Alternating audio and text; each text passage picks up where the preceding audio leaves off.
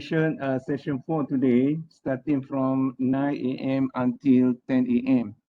First of all, on behalf of UM Press, I would like to express gratitude to all participants in the conference.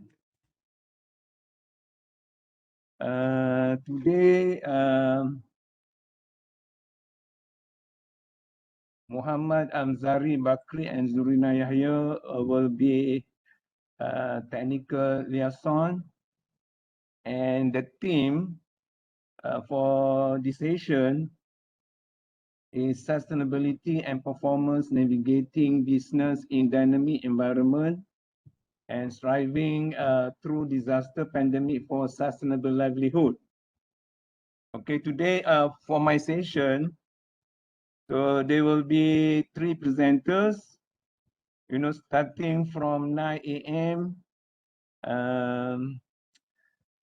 The title of the paper is The Effect of Dynamic and Organizational Capability on Integrated Supply Chain Performance in Malaysia, Wood-Based Industry, A Future Direction, will be presented by, I'm not sure whether the title doctor or not, Raina Yusuf, and followed by Dr. Lo Yu Liang at 9:15. The title of the paper is The Impact of Relationship Marketing on Channel Performance of MLM Sale Leaders in Malaysia, Soft Skill Training Program as a moderator. And then finally, the paper with the title Fiscal and Monetary Policy in Malaysia, Singapore and Indonesia during the COVID-19 crisis will be presented by Dr. Rosiana Baharim at 10 a.m. So basically every presenter will be given, so I'm not sure, maybe 15 or 20 minutes, for presenting the paper. Okay, maybe we will start with maybe Dr. Raina Yusuf. So hello, Assalamualaikum, Dr. Raina Yusuf. Salam. Can you present your paper? All right. Start right now. Okay. Thank you, Prof. With permission, may I share my slide?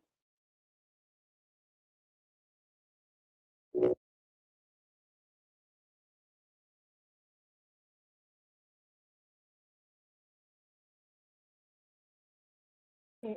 Just to confirm, if everyone can see my slide? Can you speak loudly? So I cannot hear clearly.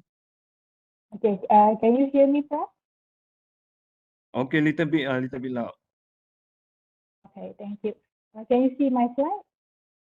Okay. All right. Okay. Thank you. Good morning to all. Today, I will be presenting my topic, which entitled The Effect of Dynamic and Organizational Capabilities on Integrated Supply Chain Performance in Malaysia Wood-Based Industry, A Future Direction.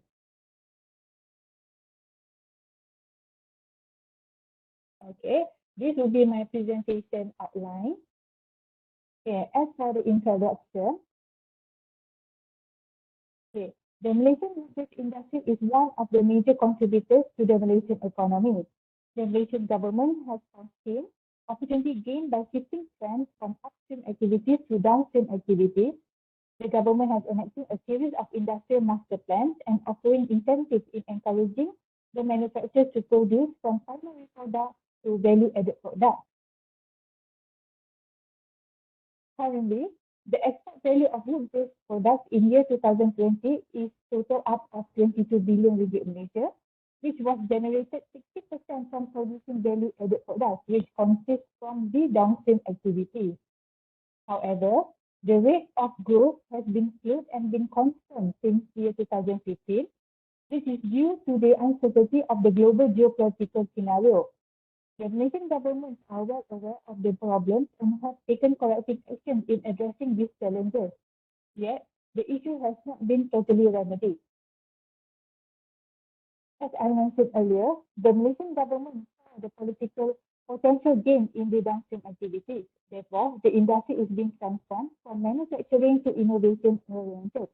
Due to this shifted trend, most of the wood-based industries are facing two challenges, which are raw material supply and labor shortage. In view of this situation, the total number of wood-based mills in operation is declining, which total up almost up to 43%.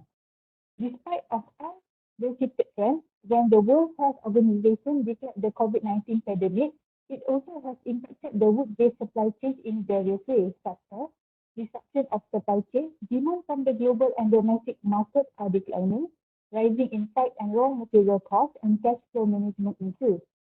Most of the wood-based manufacturers are unable to operate their businesses. However, the need to maintain Malaysian position in the global market and the need to face up the challenges for employing innovative, sustainable, and market-driven solutions.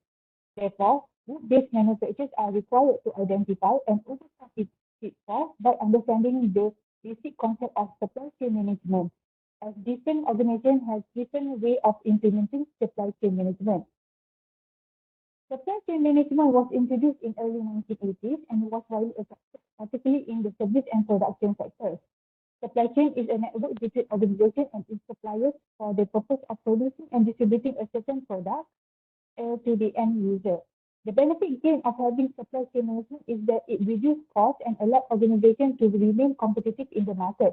The need to understand the supply chain practices is vital and it determines the performance of the organization. However, internal integration in the organization should not be overlooked. It can be element that limiting any good supply chain practices.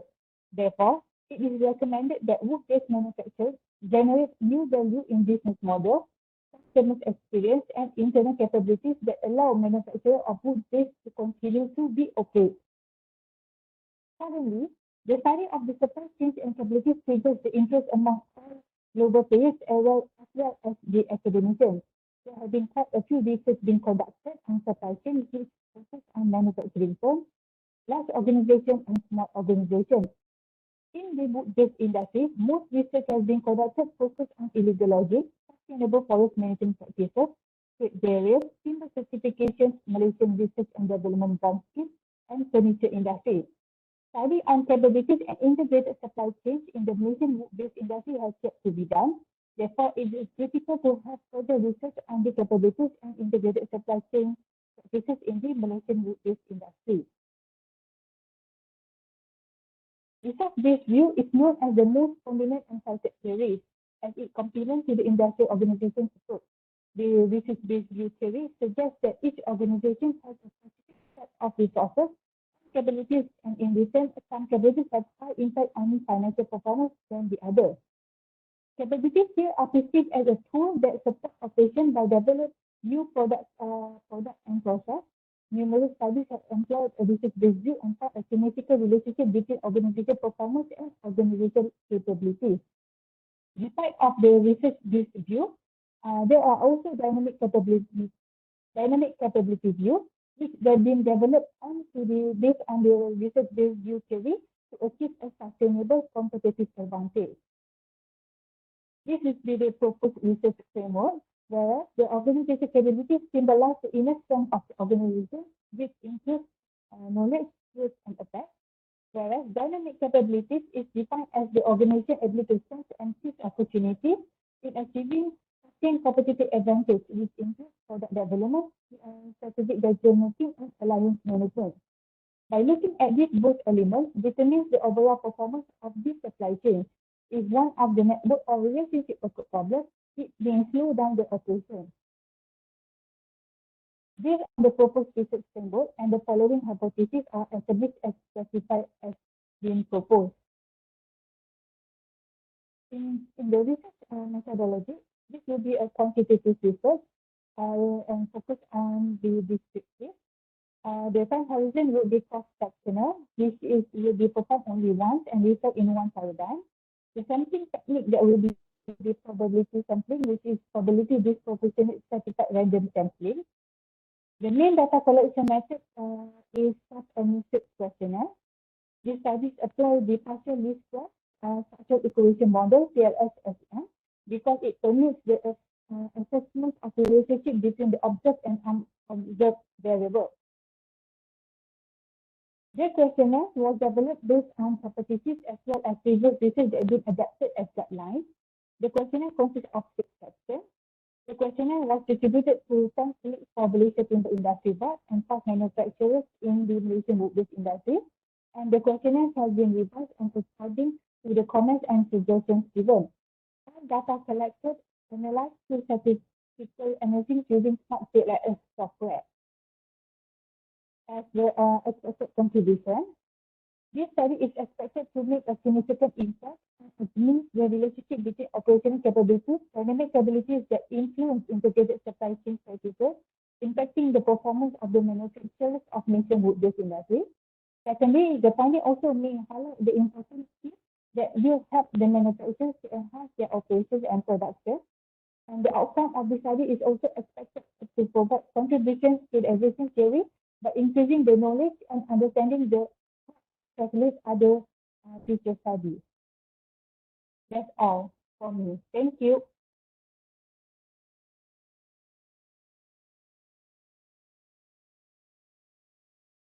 Okay, thank you very much, Dr. Raina Yusuf.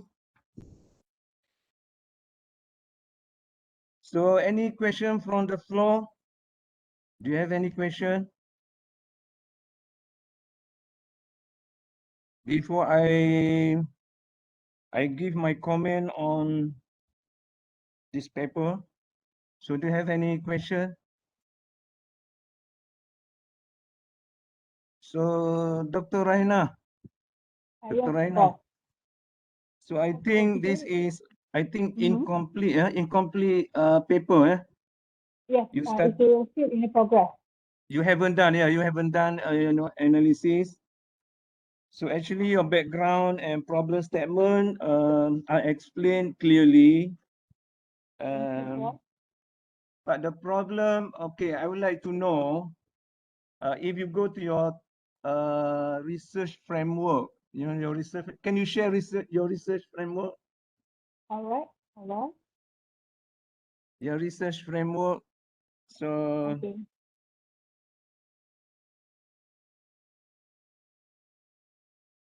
All right. I try to open that. Sorry, the line is quite unstable. your research framework.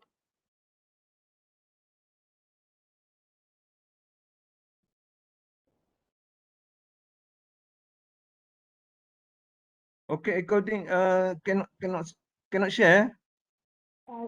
Time picture is loading. Oh, loading. Okay. Can you see? Okay. Right now I can see. Right now. Okay. So based on your framework, so I think the most important part, there are two parts right here. So the Yeah. first part is a supply chain practices, and the last part is both supply chain operational performance and supply chain financial performance. So based on your diagram, it seems that integrated supply chains maybe play as interaction or moderator for supply chain operational performance and supply chain financial performance. Can you explain this a bit? Because you are going to use PLS, PLS Smart. Yes. So because in your paper, even methodology part, you haven't provided any specific model for further analysis. So can you explain a bit, what is the role right here, integrated supply chain practices? So I'm not sure whether, supply chain practices is divided by two, or maybe integrated supply chains affect on supply chain operational performance and supply chain financial performance. Can you explain a bit about that? Okay. For the integrated supply chain matrices is more into the moderated uh, practices, which is it involves individual manufacturers and organization itself. So from the organization capability and dynamic capability, it affects the integrated supply chain practices. it will influence or give impact to the supply chain operation performance and the supply chain financial performance. As the uh, management is defined as the process of controlling the efficiency and effectiveness of action, and the supply chain performance is combined performance of every network or relationship that link together in a chain. So the relationship rate is the key in determining the overall performance of the supply chain. In one of the networks of relationship occur problem, it will slow down the operation and affect the entire chain. So that's the purpose of the integrated supply chain practice is connected the organizational capabilities and dynamic capabilities that will influence and give impact to the performance of the organization. So you are going to actually based on your diagram. Mm-hmm. So three main analyses will be done. The first one is the effect of organizational capability and dynamic capability on integrated supply chain practices. Is that correct? Yes, correct. Okay. Later on, you are going to analyze the effect of integrated supply chain practices on supply chain. Then the second one, and then third one is integrated supply chain practices on supply chain financial performance. Is that correct? Yes, And it's also then understand the impact. and then the last one, you're going to analyze the effect of supply chain operational performance on supply chain financial performance. Okay? Yes. Because based on this, you have, hypotheses, 5 hypotheses. I think that my assumption. So I think for doing this, I think you need to maybe to write, to write the specific model for each analysis to make it more clearer in the methodology. Right now, you haven't stated, any model related to your analysis. Okay. Okay. All right. And then my next comment is about can you go to methodology, diagram, you show that descriptive. Okay. So according to your theoretical framework, Mm-hmm. so I think it's not really accurate if you put right here that your research approach is descriptive. Okay. Descriptive, you study about, something, you report based on percentage and so on. But Uh-huh. so according to your research framework, it could be, cause and effect relationship. So I think this Okay. is not really accurate. You put descriptive. Descriptive is very simple analysis. You report, maybe a percentage, and then what they call that? It's not going to be, like, your research framework. I think cause and effect relationship. Okay. All Okay. right. And then the rest, I think, okay. But one more thing in your paper, you haven't stated, the period, what year you want to study, 2021, 2020, or Um, 2019. What is the specific time your study? okay. I will take note. Huh? Okay. Um, so that's all I can comment, your paper, because this one incomplete, incomplete paper. You just involve, background. Literature review, okay, literature review almost complete. And methodology, I think you need to improve, especially in terms of PLS. You haven't explanation, you just stated, the method that you want to apply, partial least square structure equation modeling, but you haven't explained in detail about, that method. So if you want to submit, your paper to journal, maybe that one you need to give more focus, explain more detail about the method and everything. Okay, Okay. I think All right. that's all my comment on your paper. Thank you very much, Dr. Raina. All right. Thank you so much Okay, for giving the comment. okay, Thank you so much. okay, welcome. So our next presenter is Dr. Low Yu Liang. Sorry, Prof. Next Eh? presenter ialah ganti Dr. Nick Halim. Oh, Dr. Nik Halim, ah? Ya. That is Dr. Nik Halim. Dr. Nik Halim. Are you ready, Prof? Ada. Okay, Dr. Nik Halim, Nik Halim. How are you? Good, Alhamdulillah. Okay, the title of the paper is The Impact of Relationship Marketing on Channel Performance of MLM Sale Leaders in Malaysia. Soft Skill Training Program as a moderator. Okay, Dr. Halim, you can start right now. Okay, terima kasih, Prof. I will start sharing my PowerPoint now.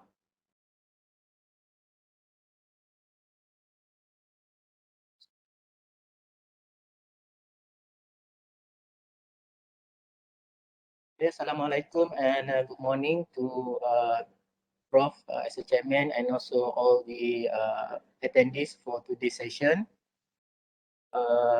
As mentioned just now, the title of my presentation is The Impact of Relationship Marketing on Channel Performance of MLM Sales Leaders in Malaysia, Soft Skills Training Program as moderator.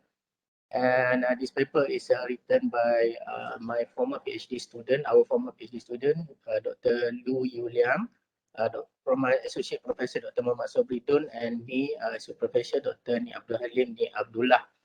So Dr. Lu couldn't make it today. He's not feeling well, so that's why I replaced him for today's presentation.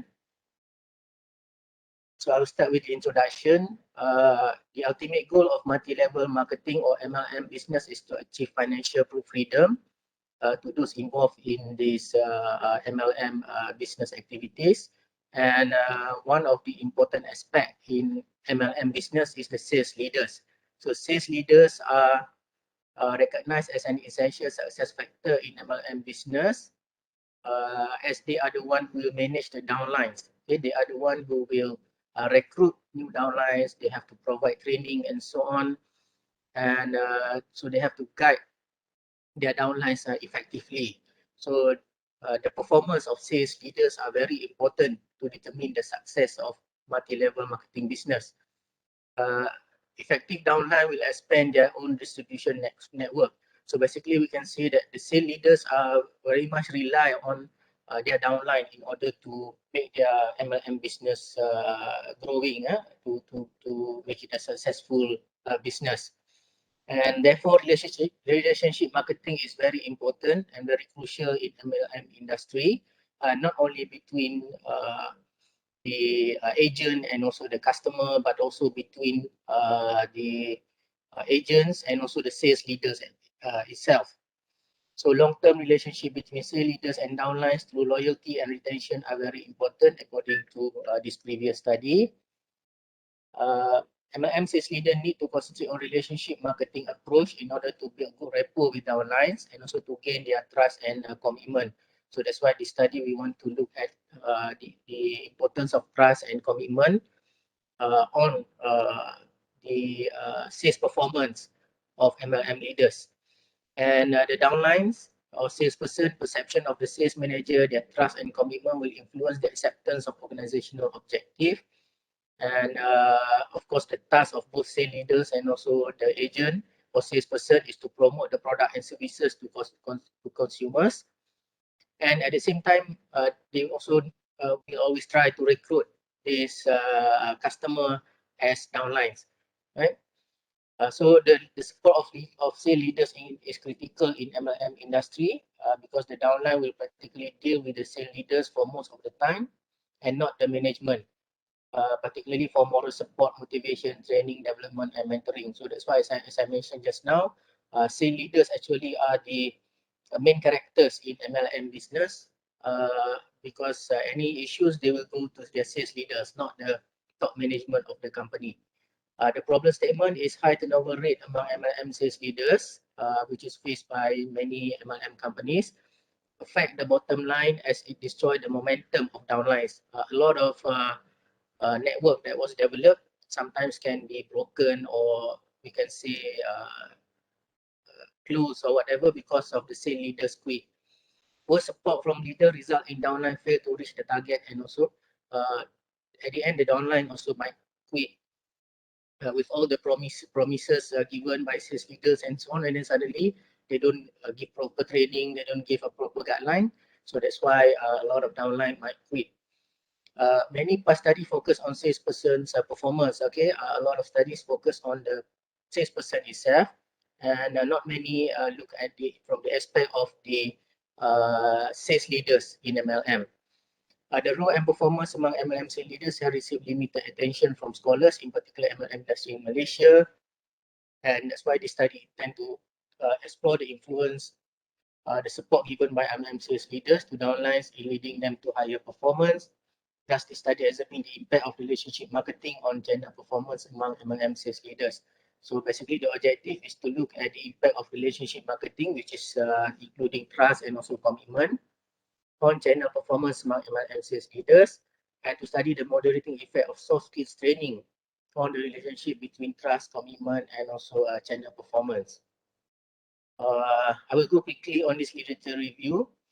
Leaders are fundamentally accountable for the articulation of goals, vision, and mission that strike a common bond with the people they lead, build solidarity, and inspire their followers. And MLM firm always encourage their sales leaders to assist their downlines to succeed through their own effort and willing to make sacrifices for long-term good. Yeah. Relationship marketing has to promote long-term relationship and incorporate corporate performance through customer loyalty and customer retention. Not as a relationship, leadership becomes a process of collaboration that occurs between leaders and also the followers. In terms of channel performance, to achieve organizational performance, human resources are the primary factor, especially in the context of MLM industries. So sales leaders, as I mentioned earlier, have more responsibilities than the management team itself to enhance the performance of the MLM company. And the performance of MLM sales leaders is measured by channel performance, which refers to the extent to which the relationship between downline and upline is productive. That means they make enough or achieve the target in terms of sales and so on, plus all the good personal relationship, profitable and also rewarding. And then for the moderators of skills training, most modern firms spend part of money on training of workers to particularly increase their job effectively and efficiently. And Delgado 2000 concluded that a higher level of success among downline is derived from higher quality of training program. So MLM firms have to develop and train their sales leaders to achieve higher level of performance and continuously provide the best learning environment to them. And MLM firms normally will contract the services of professional firms specializing in sales and training and interpersonal skills to impart knowledge on the sales leaders. Okay, this is the practice conducted by most MLM company in order to develop their sales agents soft skill. And then in terms of hypothesis, H1, there is a positive relationship between trusted MLM sales leaders and gender performance. And second hypothesis, relationship between commitment or committed MLM sales leaders and gender performance. And H3, soft skills training moderates the relationship between trusted MLM sales leaders and gender performance. And soft skill training moderate the relationship between committed MLM sales leaders and also gender performance. So this is basically the theoretical framework of the study. And the population of the study consists of downlines of MLM drawn from 1,300 direct selling companies registered with Malaysia Ministry of Domestic Trade, Cooperative and Consumerism. And out of 1,300 companies, 64 MLM firms, which are members of the Direct Selling Association of Malaysia, DSAM, were selected as they have a comprehensive list of database. The others that we didn't choose didn't have a proper list of the database of their sales agent and so on. Cluster sampling was employed as a sampling technique due to MLM downlines came from different structures and levels. We separate them into a few clusters. Of course, first those company that have a comprehensive list of agents and so on, and then we based on a few criteria now when selecting the samples. The respondents are direct downline of MLM sales leaders from 64 MLM firms whom have plenty of knowledge on behavior and performance of MLM sales leaders. So in this case, this downline will evaluate the performance of the sales leaders. We don't give the survey to the sales leaders, we give to the downline to evaluate the performance of their sales leaders. And out of 64 company that we choose, we send 5 sets of questionnaires, and altogether in total 320 questionnaires were mailed and 215 were answered and returned, which is a 67% response rate, and 210 questionnaires were usable. Okay, so we choose a direct downline of these sales leaders. And this is the result of the correlation analysis. Relationship marketing is positively and significantly correlated with the channel performance, where trust and also commitment both have a positive and significant relationship. And so it is a moderately strong positive correlation between these two. And the result from the regression analysis also indicates that both factors have a significant relationship with channel performance, and the R square is about 0.50, which explains 50% of the variance in the relationship between those two factors. And also in terms of the moderating effect, also we found that soft skill training have a significant moderating effect on both relationship and also performance and also commitment and also performance. All right, I will just skip this one. So in this case, all 4 of our hypotheses were supported. So as a discussion of based on the result that we achieved, relationship marketing, which consisted of trust and also commitment, is found to be significantly related to channel performance. It implies that once the downline trusts their MLM sales leaders and the commitment showed to each other, then there is a potential for them to achieve a good channel performance. And this is supported by previous studies by Shetzel and also Dave Wright, and also Shirazi and also Song. And soft skills training program will also moderate the relationship between relationship marketing and also channel performance. So it shows that soft skills training on the sales leaders and also even the downline also will help to enhance the soft skills, and also it will impact the channel performance. So as a conclusion, the findings show the importance of sales leaders as key persons. They must be equipped with the proper soft skills. They must be someone that the downline can trust, and they must show their commitment in order to drive the downline toward more sales, thus increase the channel performance. And the result of the study show that MLM sales leaders as an important source for channel performance. By undergoing soft skill training program, the sales leaders will increase the channel performance. So that's all from me. Thank you very much. Okay, thank you, Dr. Ni Abdul Halim. Welcome. So before I give comment, I open, the floor to any question from the participants. So any question from the participant?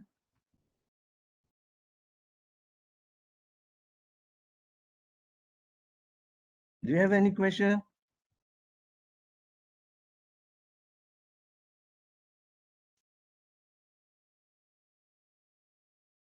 Okay, if you don't have any questions, so I would like to give, some comments Okay. on the paper. So the first one is the background. The background of the study and literature review has been explained very well, according to the paper given to me. Okay, the problem right here is I have two main, question. The first one is about methodology. So I can consider that methodology is incomplete. Okay. The methodology is incomplete. Huh? In the paper itself. Can you share to me, your framework? You have, two variable, and in the middle you have in something like, I forgot that one. The diagram, can you show to me?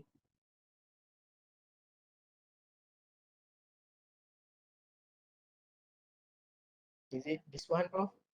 No, diagram. Okay, this one. Okay. So according to this diagram, so actually, there is direct relationship between relationship marketing and no, MLM sale leaders, yeah, especially relationship marketing in terms of trust and Trust. commitment, how trust and commitment affect on channel performance. So that is Yeah. direct relationship. And then in the middle of that, you put soft skill training program. So it seems like it become moderator, that one Yeah. disturb, the direct relationship between trust commitment on channel performance. So since you haven't provided any model, so I cannot, give, further comment about that. But it should be, so it seems like interaction, soft skill training program interact, in the direct relationship between trust commitment on channel performance. So I think that one you Okay. need to describe in your paper, to be to have a complete methodology, especially into modeling. You haven't provided any modeling right here because you mentioned in the paper you mentioned about the method multiple regression model. So you mentioned about multiple regression model, but you haven't provided any multiple regression model. So I don't know Okay. what kind of model you use in your empirical analysis. If you say that you are going to use, you have used multiple regression model, you should provide the model based on this research framework. But I cannot find that. So that one you should provide that in detail explanation. And then Okay. second things about methodology is the period of cross-section data. You haven't mentioned about the period. Sorry, When Prof. Can you you repeat that? the Tak dengar period, tadi, Prof. Can you repeat that? you going to you have used cross-section data, kan? So Okay. what is the Yeah. period? What year is that? 2020, Okay. 2019, 2018. That is very Oh, important. Data period when is that? okay. Uh, When did I you have to conduct check your again study? with the 2019, student. Yeah. 2020, I think it's around 2019 or something like that. 2019. Okay. The Yeah. period is very important. It's not hanging like that. You have to be Okay. specific. We know what is the period. Okay. Okay, Prof. Yeah. So okay, since I don't know, what method you use. You mentioned about multiple regression model, and you Mm-hmm. haven't had model in your paper. So I have problem, especially when I want to comment on your result. Okay, can you go to your result? One by one. Okay, first, okay, correlation analysis. So I think right here you combine descriptive analysis and correlation. Okay, mean and standard deviations are part of descriptive analysis. So this one need to be separated. It cannot you cannot put right here correlation analysis. This is not correlation analysis.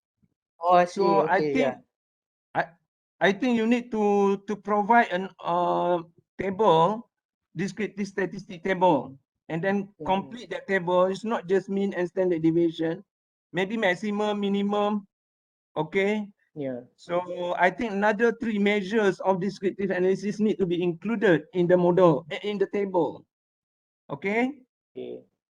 Yeah. And then about correlation analysis, you have 3 variable right here. CP, what is CP? CP is what is CP? TRT Channel is trust. performance. Huh? PP channel performance. Trust. Okay, channel Channel performance, performance, trust, and commitment. commitment. But you don't have Yeah. interaction variable.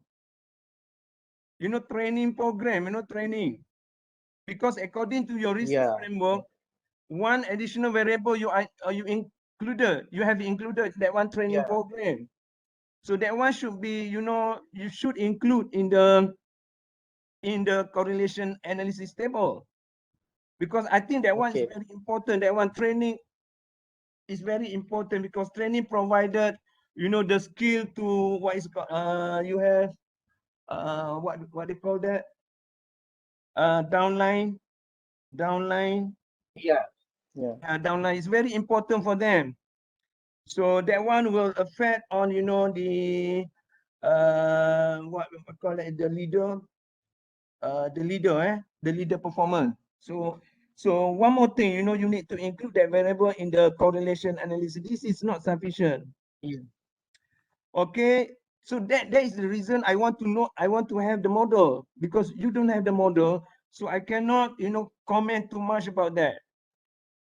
So when you present, correlation analysis, you don't have to write like this. That one, just one part of that, asymmetry. This one asymmetry.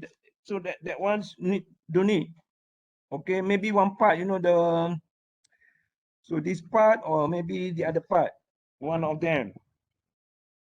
And then go to the next analysis. Net analysis. Okay, I cannot understand what is this.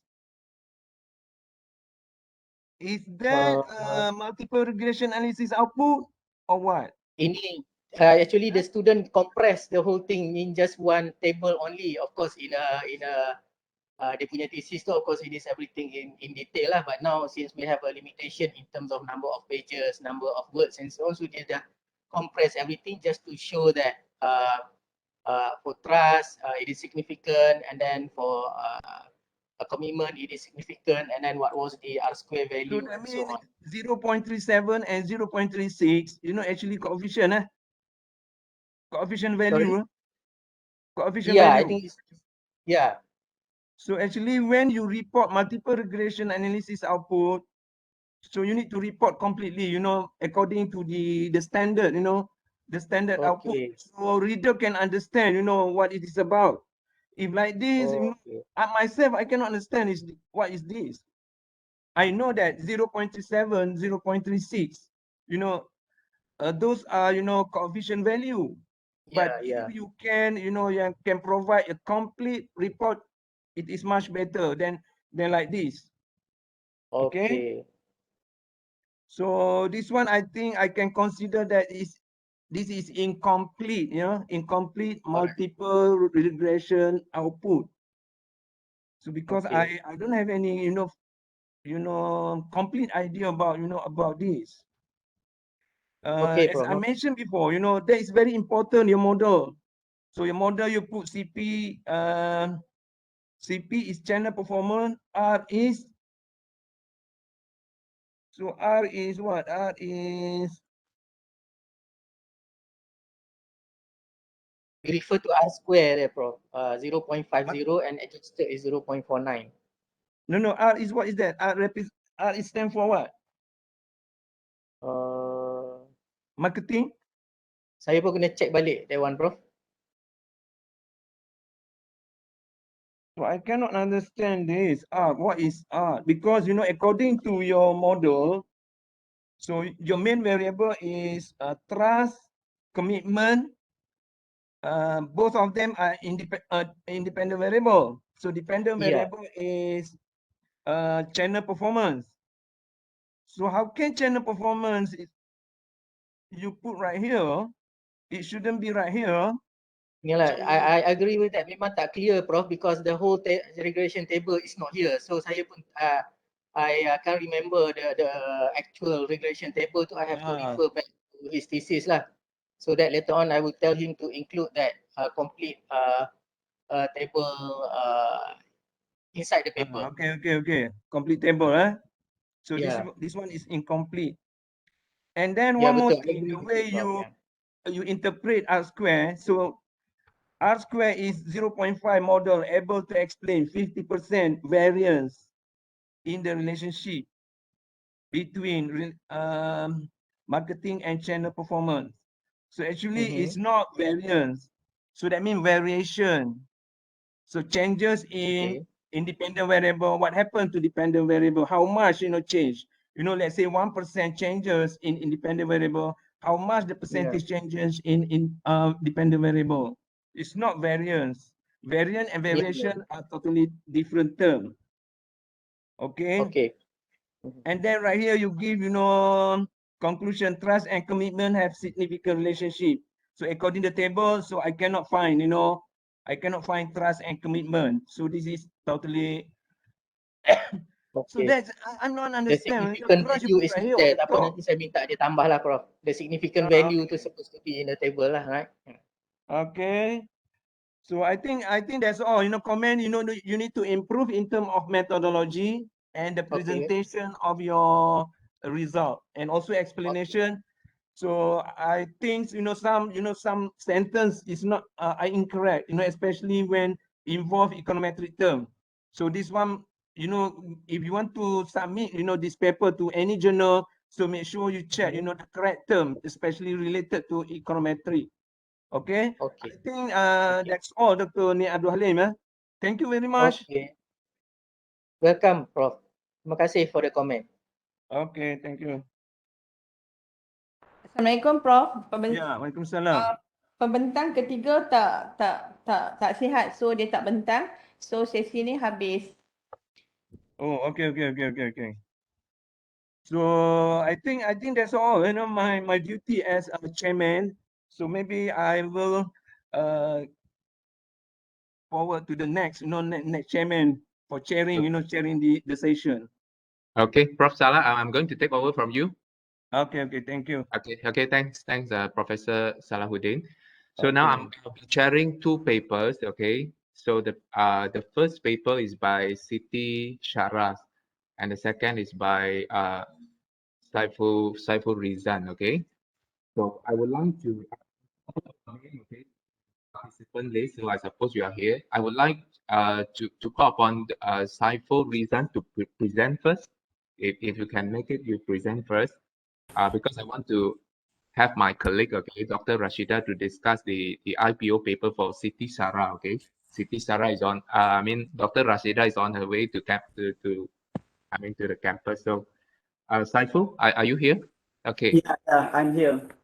So Thank you you do so us much. a 10 minute, yeah, you do us a 10-minute presentation, then we will have 5-minute Q&A.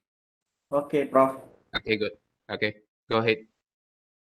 Okay, Assalamualaikum and good morning to everyone. So my name is Saiful Rizan bin Rizan. So today I would like to explain risk management in public, risk management practice in Malaysia. Public listed company, a concept paper. Okay, introduction.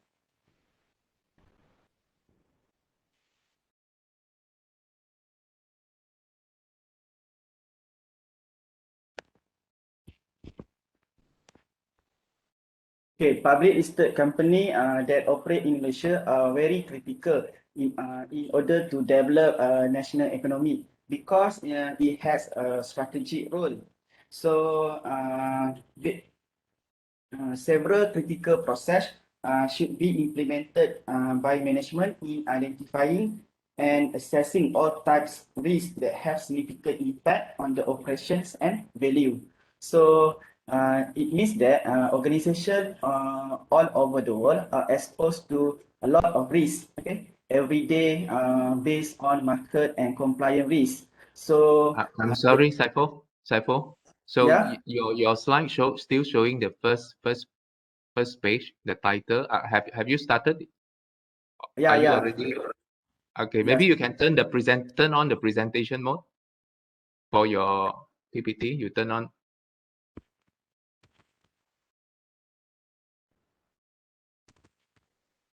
Sorry, Prof. Okay. So I just want to make sure that you are still in the first slide, is it? You're still in the first page? Introduction. Introduction. Oh no, because the one showing here is not moving. It's still in the title. Oh, okay. Hmm. Now, Prof. page introduction. Is it right? No, it's not moving. For me, it's not moving. I'm not sure about the rest. Still in the page Okay. 1. Boleh exit dulu, unshare, exit sharing dulu, tu share sekali lagi. Okay. Hmm.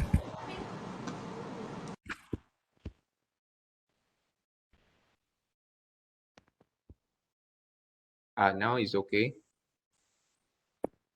Problems sikit. Okay, risk management can be defined in terms of three processes. First, identifying, assessing, and evaluating and managing risk. Okay, according the Kajiska and Roppel 2011, risk management is a systematic application including policy, process, and procedure in order to identify, analyze, assess, and communicate risk. Okay, commitment and support top management are important, significant in order to influence enterprise risk management. So actually, this is a limited topic, a study by researcher, whether Malaysia or overseas. So actually, the purpose of this current study is to identify the variables there are commitment and support from top management in influencing enterprise risk management. So next, this study aims to test relationship between effectiveness, ERM, and contributing factors. Last one is test relationship using Malaysian public listed company as a sample. Okay, literature review. So from literature review, enterprise risk management can define is a process, new risk management practice because it started to increase attention in the global market or approach in managing risk from organization wide view in order to create effective and sound management policy. So based on this paper that use upper echelon theory, so this theory actually explains the action of top management through the importance of their role to the organization performance as the whole.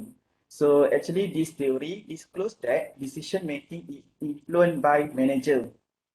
And realizing the key goals organization can be achieved through the strategic management practice and action. Top management is comprised of functional background, education, age. So this paper, this theory were used to explain how top management demographic affect the implementation ERM that give significant impact to the organization performance as the whole. Okay, what is the commitment and support from top management? Support from top management is the important best determinant that has been debated and discussed broadly by researchers, especially ERM studies. So according Pelikos 2014, top management has a significant role in shaping the organization. So in order to achieve this goal, commitment and support from top management has found to be the central aspect of risk management. So the main role, responsibility board of director to monitor the activities carried out by top management, for example, CEO, Chief Financial Officer, especially the emerging serious risk within the organization and how top management overcome that risk. So this is a conception framework, independent variable, commitment and support from top management, and dependent variable, enterprise risk management. So research method, quantitative study will undertake and few criteria has been established to ensure this study is current and relevant in providing a complete understanding how the practice risk management in Malaysia especially. So in this study, unit analysis is selected, which is a public listed company. They are listed under main market, which obtain their website from Bursa Malaysia website. So data will be collected through survey by using Likert scale, which will be distributed to the target respondent. So the target respondent actually are officer of the public listed company, especially CEO. So conclusion, actually this study focus on commitment and support from top management in connection ERM practice in order to gain new knowledge as well as broaden the knowledge. So actually this study gives some light on the public sector company in terms of performance of the Bursa Malaysia towards implementation enterprise risk management. Apart from that, this study serve as platform for academics, researcher and other interested party in terms of understanding the approach that publicly listed firm to use manage their activity and financial record effectively. So this finding could be used as a guide in developing the appropriate framework and best practice that can be used to improve and add value to the companies. So therefore, this conceptual idea brought from this review paper, we set a new direction for future research that will help understand the significance of this conceptual ideas. So future researcher can use other variable, for example, education, profile of the company that can be used, that can be potentially improve the effectiveness of the company in order implemented ERM in their business. For example, the other variable, organizational structure, application software in managing risk, technology, and many more. Okay, that's all. Thank you. Okay. Thanks, Saiful. So we are now I'm now open to question. Any question from the floor or suggestion from our audience? Right. So if no question, then maybe I can give my input. Saiful, are you a postgraduate student? Yeah. So I suppose this is your proposal. No, Or this no, your right. no proposal. Right. So, honestly speaking, risk management is not my areas of expertise. Okay, but based on to me to conduct a right to finance, okay, to verify the impact of a manager's commitments on the practice of a risk management strategy. Sorry, Prof. Not clear actually. Mm. Oh, my voice is not clear, is it? Yeah, So yeah. you need to so to me this is a proposal. So you what your presentation show to us that you intend to conduct a quantitative studies, right?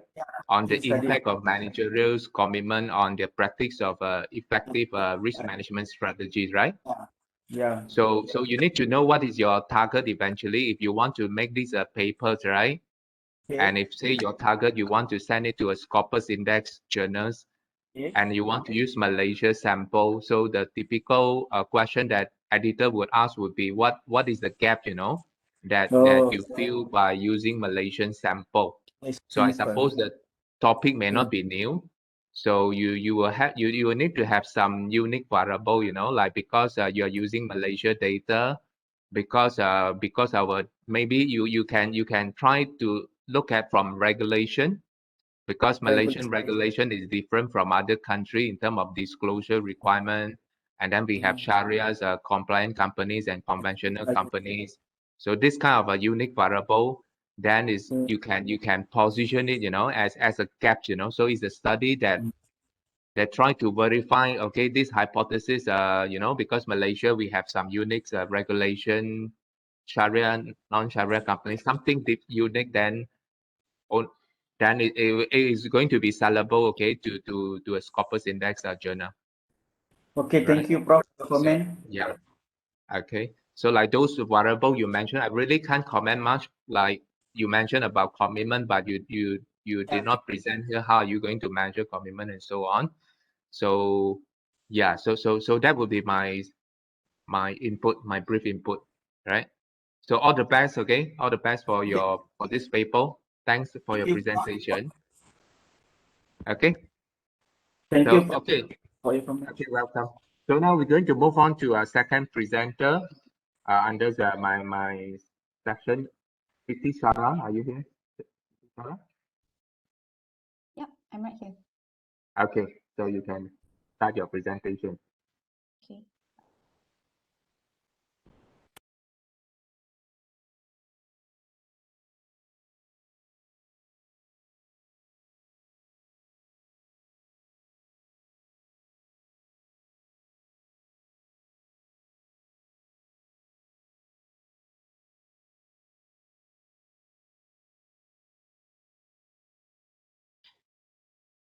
Okay, Siti, you can begin.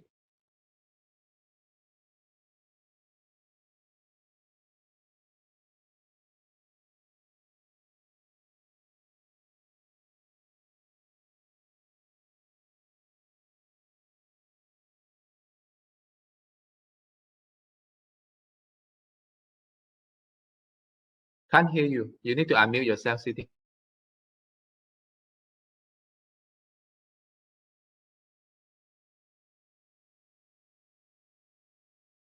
Okay, can you hear me now? Yes. Okay, 10 so minutes. sorry. So sorry. Okay, Okay. it's okay. All right, I'll start now. Yep, go ahead. Okay. Assalamualaikum and a very good morning to all. My name is Siti Sarah and I'll be presenting on the intended use of IPO proceeds and survival of public listed companies in Malaysia. So without further ado, sorry, Doctor, can you see the full slide? Yeah, I can see now. Now you are in background study. Sorry. Okay, so you can see the full slide, right? Yes, I can. Okay. Okay, so without further ado, let's kickstart with understanding what is initial public offering. So it is the first and the prominent stage of a private company going public. Basically, it's the process of company issuing shares to the general public for the first time. Now, there are several motives of company going public, and some of it is that the company would want to acquire financing and also to convince existing shareholders on the prospective survivability of the company. But what is actually the importance of company survival post-IPO is that they can signify the ultimate performance of the company and it can shape a good sentiment for potential investors of the company's future success. Relatively, investors will feel secured on their investment portfolio. And on the other hand, survival company is also crucial to policymakers as they can assess the effectiveness of the rules and the guidelines imposed in the capital market. Now, for instance, Bursa Malaysia has developed a framework called the Practice Note 17 with the provision stipulating that companies facing financial difficulties and low operating performances will be listed in this framework, attempting to elongate the survival of the companies. So since the survival of companies is seen to be significant in our market, let us take a look of what is the current state of survivability in Malaysian market. Now, it can be seen that the trend of the total listed companies with active status in the Malaysian market is to gradually decline since 2006 up to 2020, especially among the main market participants. Now, this is a concern because according to Bursa Malaysia, the performance of the main market participants is referred to as the benchmark index of the Malaysian stock market performance. So if there's a declining trend on the performance of the main market participants, it also indicates that there's a declining pattern on the performance of our general stock market. Now, the implication of such issue is that investors will start to lose confidence in companies listed in such stock market, subsequently affecting the company's ability to survive negatively. So since the implication and the issue is seen to be detrimental to the general stock market, it is not too soon for this study to forward a question of what are the driving forces to survival of Malaysian companies. In the Securities Commission Malaysia Prospectus Guideline, it has stated the mandatory information that the company intend to go public to disclose information on their IPO proceeds. And IPO proceeds is basically the information of how much company can raise from the issuance of shares during IPO. And according to Ziskowski 2020, the information on the IPO proceeds can reflect the company's future direction. So in other words, it means that companies are urged to start off with the right foot by for their listing in order to transmit signal on the company's survival post-IPO. So the information on the intended use of IPO proceeds are usually segregated into three categories, which can be growth opportunity, debt repayment, and working capital. And according to past studies, different categories of information on IPO proceeds can transmit different signal, which can either be a positive or a negative signal. And according to Omar and Cooley 2017 White 2014, the information on the IPO proceeds can explain survival of companies. So what does this study actually intend to do? This study intends to examine the influence of the intended use of IPO proceeds on the survival of companies listed in the Malaysian market post-IPO. Now, before we jump further into what are the factors affecting survival, it is crucial for this study to first define surviving companies. Now, I'd like to highlight here, it is important to understand how this study defines surviving companies, as the information will be used later when estimating the survival time in the methodology section. So referring to the past studies, overall, surviving companies can be defined as companies that hold an active status and are at their ultimate performance post-IPO. Now, these are the common determinants or factors found in past studies to be significant to survival of companies, which the ones that are bold in black are the ones that are considered to be the control variables of this study. And the ones that are bold in red are the only study found to use intended use of IPO proceeds and found significant relationship between intended use of IPO proceeds and company survival. So filling in the gap on body of knowledge, this study intends to examine the role of intended use of IPO proceeds on survival of companies, specifically in the Malaysian market. Now, to rationalize the findings in this study, the study adopts two relevant theories, which are the signaling theory and the agency theory. And the explanation on the relevance of each theory will be explained in the findings later. So hypothetically speaking, this study hypothesized the growth opportunity to have a positive influence on company survival, and debt repayment and working capital to have negative influence on survival of companies. So this study includes a total of 430 IPO companies listed in main and the ACE market from January 2000 up to August 2014. And the study measures survival time as the time to survive, which is the end time that the company has survived from the company's listing date. For example, a company's survival time can be 84 months.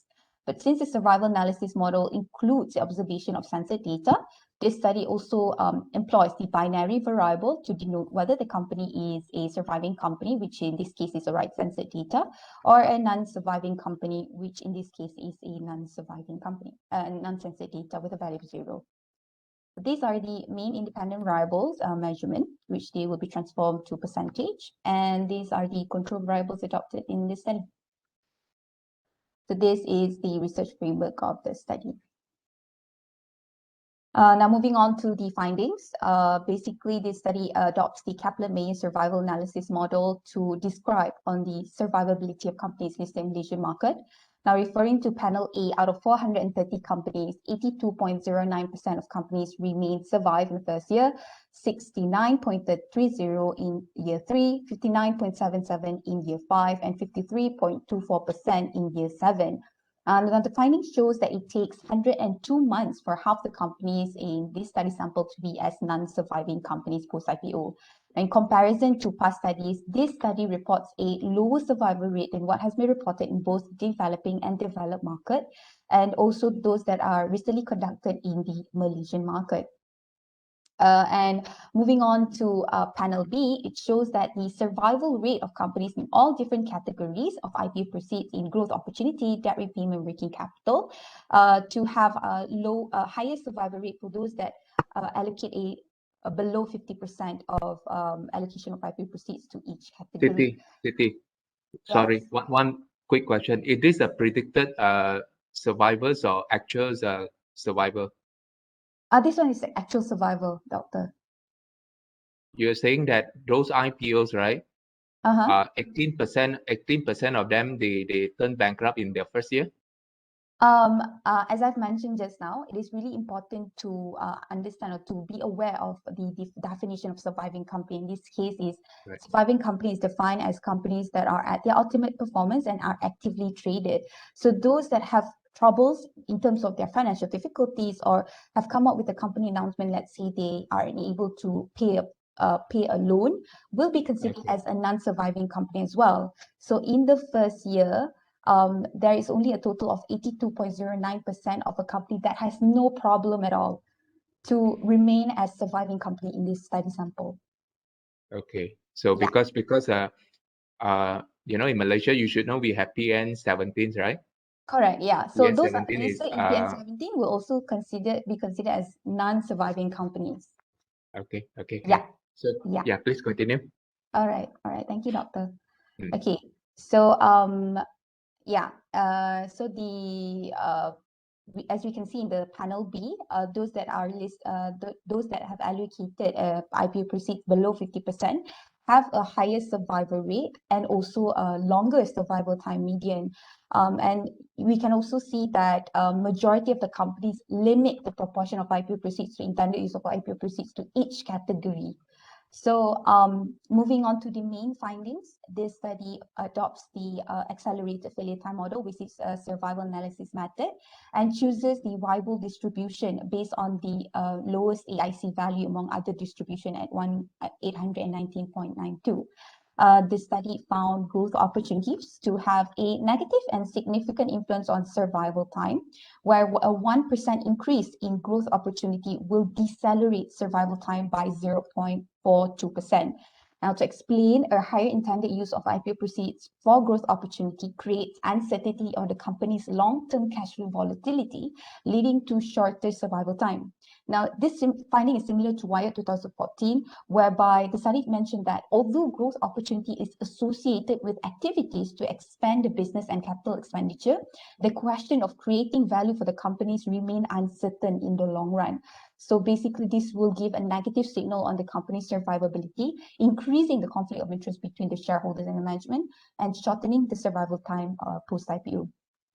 Similarly, a negative impact on the survival time if a company puts a higher intended use of IPO proceeds to debt repayment is also found in this finding, where a 1% increase in debt repayment will decelerate survival time by 0.38%.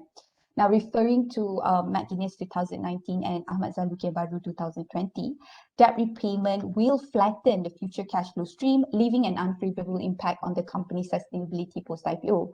In other words, companies that have high intended use of IPO proceeds for debt repayment, they are likely to signal the investors that the companies believe their current value are more favorable than as compared to their future prospect.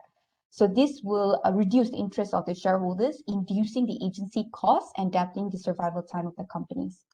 So the other independent variables that are found significant to survival time are initial performance, risk of company, shareholder retention, and market sentiment.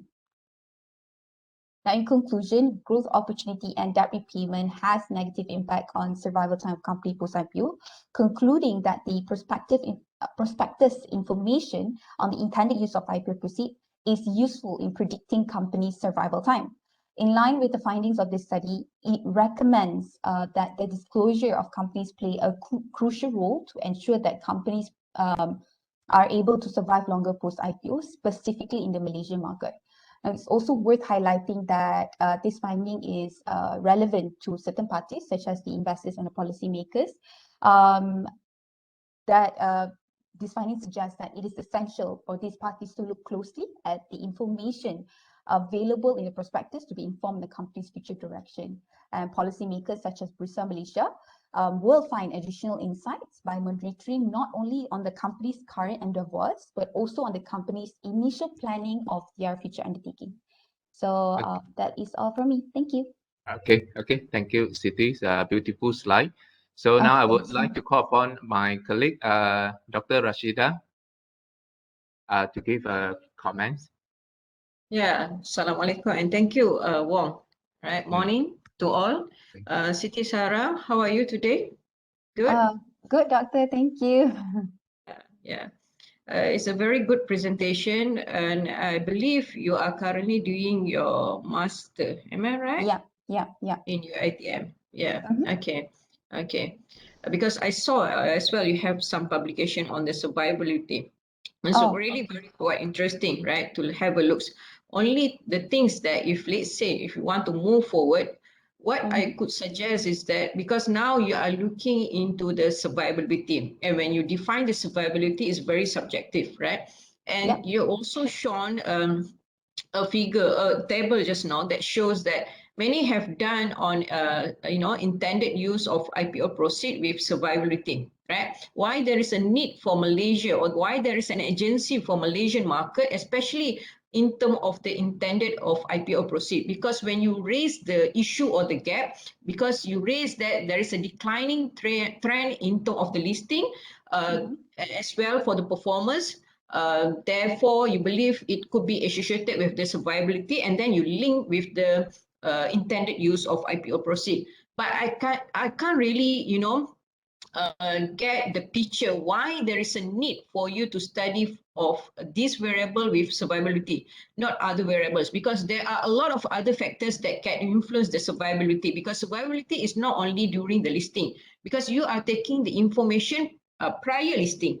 When you are talking about survivability, it could be 1 year, 2 years, 3 years. So there are many things happen along this line, which in your model is not capturing all these things.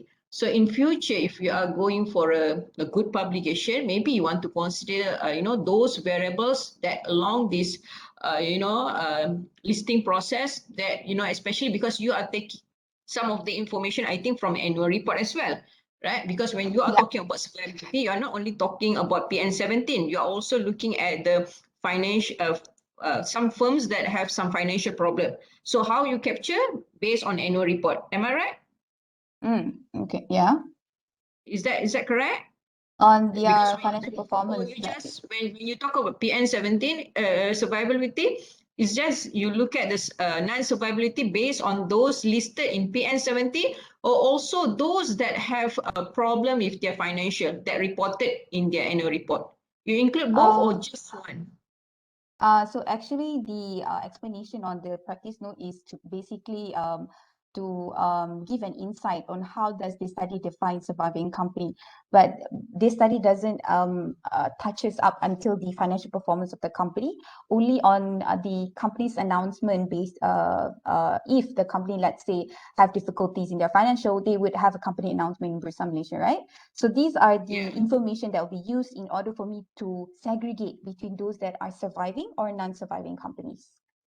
Yeah, without considering any financial ratios or such for as the individual. Not necessarily that mean survival or non-survival is not non-survival. It doesn't necessarily means that they are in PN17, meaning to say, as long they have financial problem, they are reported under Bursa also will be considered. Correct. Right. So meaning to say along this way, you are taking data from year 2000 to 2000 up until 2014. So if let's say the company is listed in 2000, the survivability you will look at in 2014. I will look it up until 2021 because that's you, yeah. Doctor? Okay, so Dr. Rashida, yeah. I think we are running out of time, okay, for this section. So probably, Siti, you can contact Dr. Rashida privately after ending this section, because Dr. Rashida, his areas of expertise is in IPO as well. He has published quite a number of IPO paper. Yeah, right? I'm aware of that. Okay. So now I'm going to pass Rashida, Dr. Rashida. Yeah. This total Siti, we are running out of time, so I'll ask her to contact you privately. No worries. Yeah, okay, no worries. we make time for the next session. I'll pass the section to Dr. Zona Johani. Thank you, doctor. Okay, thank you, Sarah. Thank you so much Okay, for the just I'll contact you. Okay, if I can, thanks. Thank you. Bye. Bye-bye. Okay, bye. Okay. Thank you, Dr. Wong. Thank you, Dr. Rashida. Thank you. Okay, Dr. Johani, I pass to you. Thank you very much, Dr. Wong. Okay. So I'll be taking over the session. We are going to have another session, okay, right now, which is under the theme of sustainability and performance, navigating business in dynamic environment, and striving through disaster for sustainable livelihood. Okay, and for this session, we'll be having 4 presenters: Dr. Jing Fu Yi, Dr. Yih Kiat Poon, Dr. Saadi Ahmad Kamaruddin, and Associate Professor Dr. Lee Carling. So without further ado, I would like to invite the first presenter, Dr. Jing Fu Yi. Okay, thank you, Dr. Joanne. Actually, I'm still not doctor yet. I'm just a postgraduate student on the way to do the PhD. Inshallah, you are on the way there. Yeah, okay. We'll get there. All right. The title of the article is Strategic Planning of Reverse Logistics System Among Omnichannel Companies, a Qualitative Study. Okay, so you may proceed with your presentation. You are, by the way, you are given 10 minutes for presentation and 5 minutes for question and answer session. Okay. Yes, So, I will share a recording about my the floor is presentation. yours.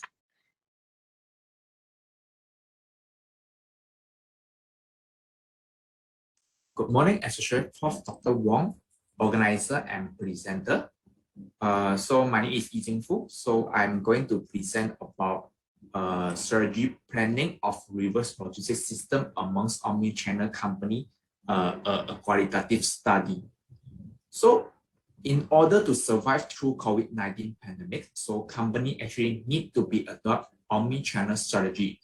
Accordingly, so traditional retailer have gained entry into the digital channel, while at the same time, e-commerce retailer has starting to operating a new brick and mortar store. So SME in Malaysia, so small and medium enterprise has been encouraged by the government to be participate in the omni-channel business environment, but they are actually maybe facing obstacle as the trend may be still unfamiliar to them. So in an effort to increase their competitive edge, omni-channel company need to be adopt a strategy that facilitates smooth and efficient reverse logistic process as the growing amounts of the attention from customer on after sales service such as returns, complaint, and warranty. Appropriate reverse logistics strategy can help company to improve their business performance.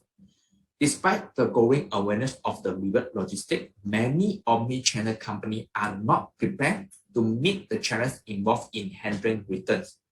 So the significant increase in the returns product often exceeds the ability of the company to effectively manage the reverse flow of the reject product originating from the market as well. So as the reverse logistic management is not always well understood in many companies, so there is a need for the study to be done in order to further investigate the reverse logistics system in the omni-channel business environment. So according to Sankri and others 2017, omni-channel company referring to the entity that manage different types of channel, either digital and physical in various stages of the distribution and return process. So the reverse logistics system is important in return process because it gives omni-channel company an advantage from the aspect of customer satisfaction and cost optimization according to Benham and others and Hubnum and others in 2016.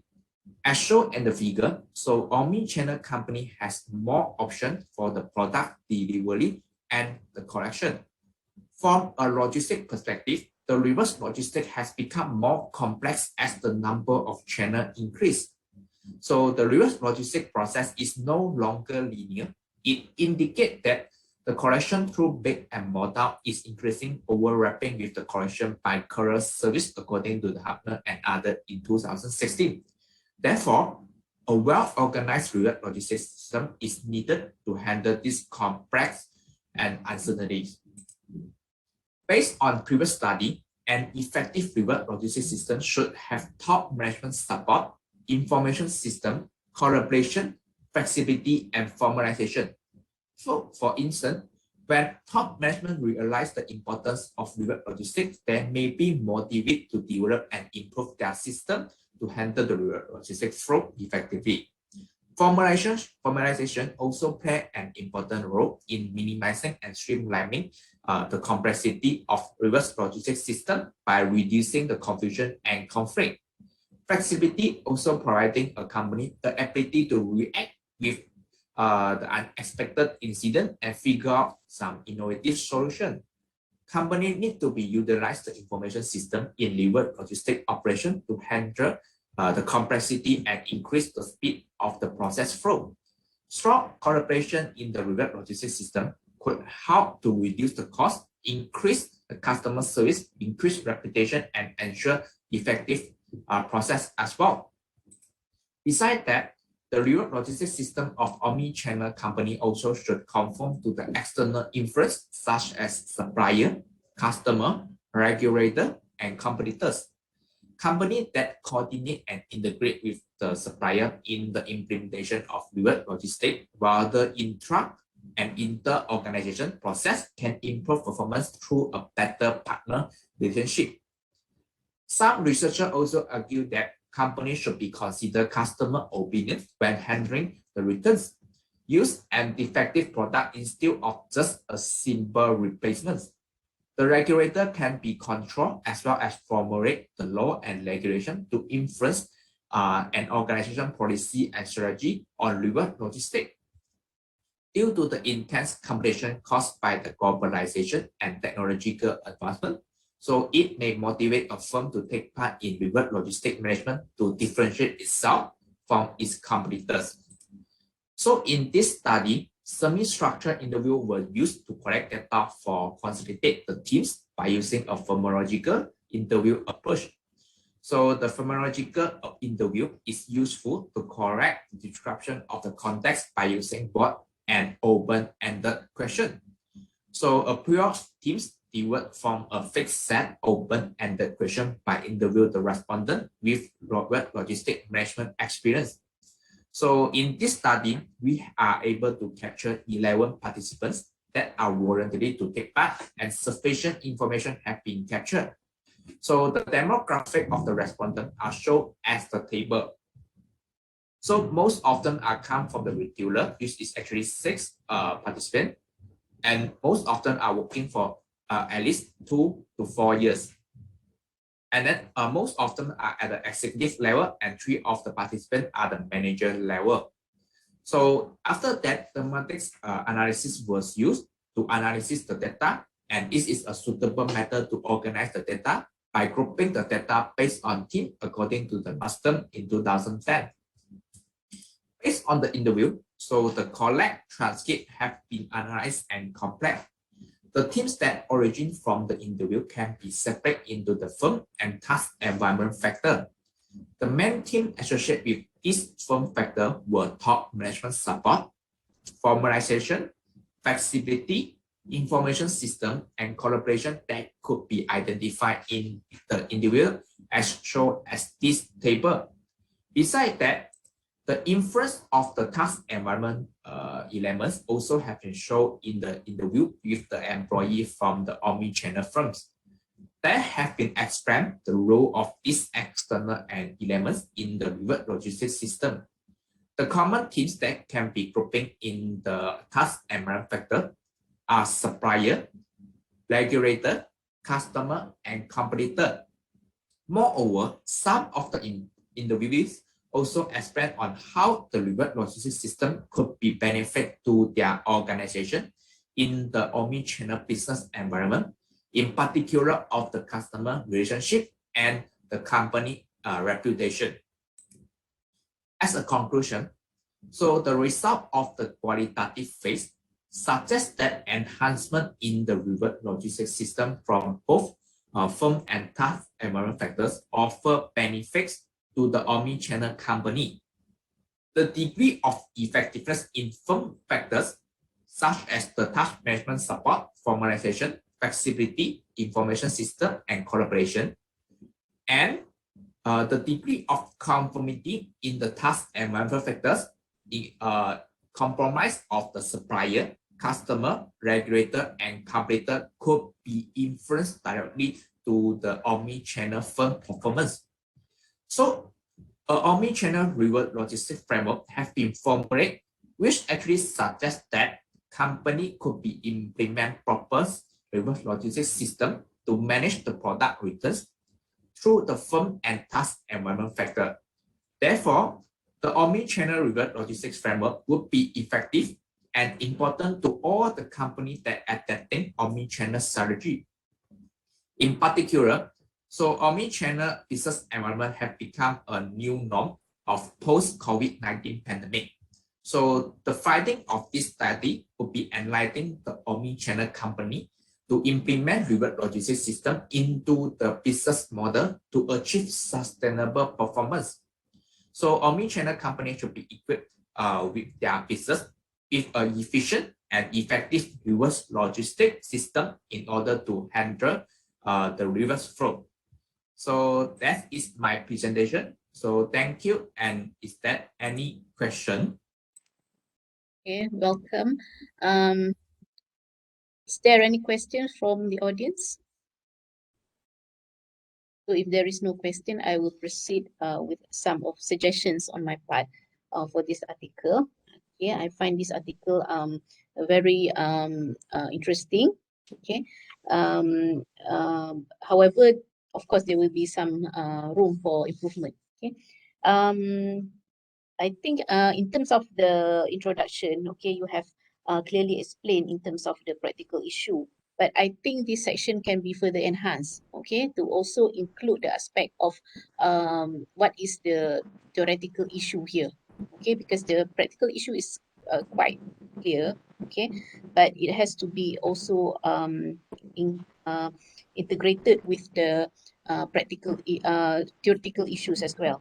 And then for the literature review, okay, I think you should have separate, okay, for each concept, it has to be discussed in detail, okay, what is the concept of strategic planning, okay, and then the reverse logistics system, because we need to understand how all these concepts originate, okay, so the conceptual foundation of all these aspect need to be explained further, okay. And then in terms of methodology, basically you use phenomenological interview, right? Yes. So is there any software that you use to analyze the data? No, No. just I'm based just on using based manual. on the work, yeah, based on Teams. Okay, all right, the teams. Okay. I think based on the you highlighted here discussions, okay, findings and discussion of the discussion section. I think this one can be further enhanced, okay, before you come up with the table 2, okay, on all the themes that you finally highlighted in page 15. Okay, and I think in the conclusion section, actually you also include theoretical and practical implication, right, in this. Yes. But so the heading should be theoretical and practical implications, okay, and conclusion, okay. And I would also suggest that maybe you can explain more, okay, in terms of the theoretical implications, because this model is basically is very important theoretical implications. Okay, the model that you come up, okay, figure 2 ni, is the model that you come up here is the main highlight of the article, okay, of the study. So therefore it has to be explained more to show that this is your main contribution, okay. And also in terms of the practical implications also need to be highlighted further.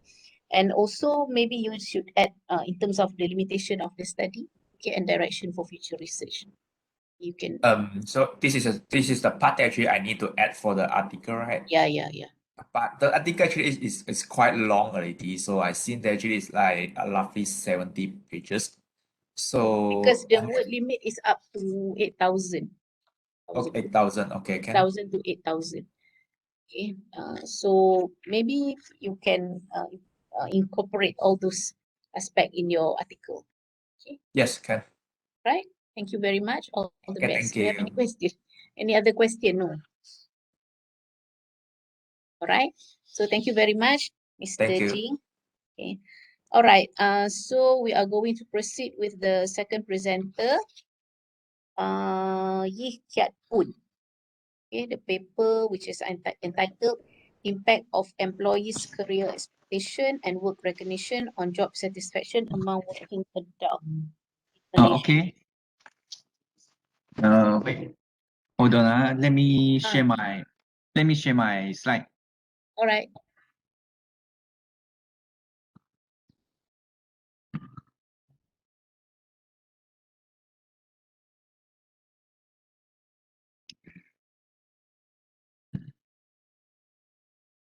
Sorry, can everybody see my slide? Yeah. Okay. Okay. Good morning. My name is Poon Yee Kiat. I'm a fresh MBA graduate this year. So today I would like to present thank you for providing me the opportunity to present in the SICONSEM. Today, I would like to present my project of title Impact of Employees' Career Expectation and Work Recognition on Job Satisfaction Among Working Adults in Malaysia. Okay, the statement of the problem for my research is examining how career expectation and work recognition impact on the job satisfaction. Also, I want to examine the relationship between the two factors, career expectation and work recognition, moderate by the employee model, is need to be identified. Also, past research has stated that the career expectation and work recognition will improve the employee job satisfaction and increase the employee performance. Also, in my paper, I also examine the variables such as age, gender, and working culture impact on the dependent variables of job satisfaction. The objectives of the study is to get a better understanding of how a company can improve its employee job satisfaction, which improve the overall employees' productivity and efficiency to reduce employee turnover rate. In my study, I'm sampling about of the working adult age between 20 years old to 60 years old in Malaysia, and there is total of 197 respondents in this study. Okay, now we talk about the literature review. In my paper, there is one dependent variable, which is job satisfaction, and two independent variables, which are career expectation and work recognition. And the moderator in the study is the employee moral.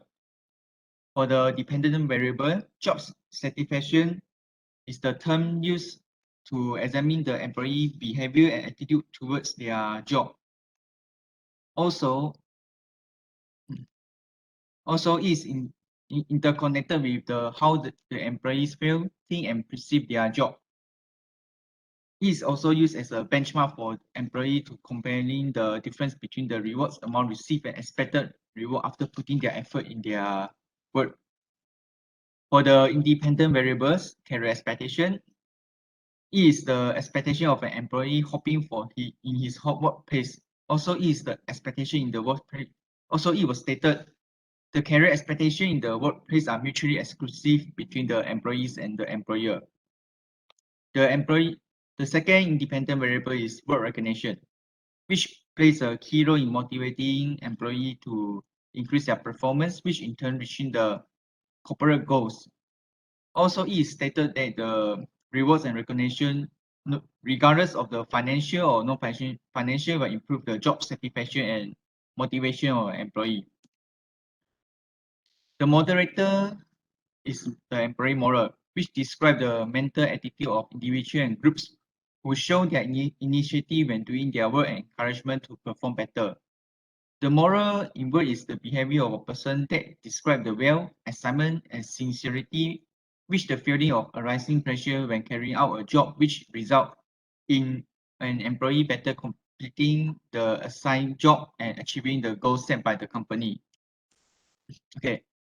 By using all the variables, this is my research framework, which form the four hypotheses. The first hypothesis is career expectation is associated with the employee job satisfaction. The second hypothesis is employee recognition is associated with the job satisfaction. The third hypothesis is employee moral moderates career expectation with job satisfaction.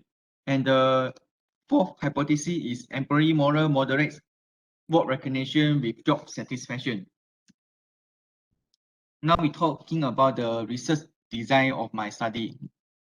This is a primary data collection from 197 valid respondents.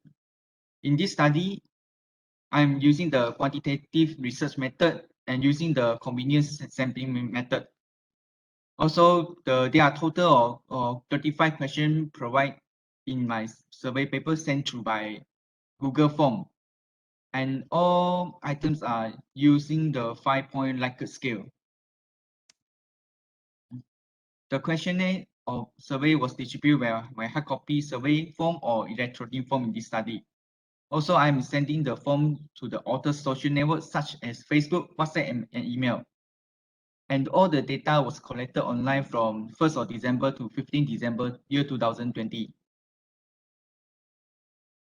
For all these data are analyzed using the IBM SPSS software.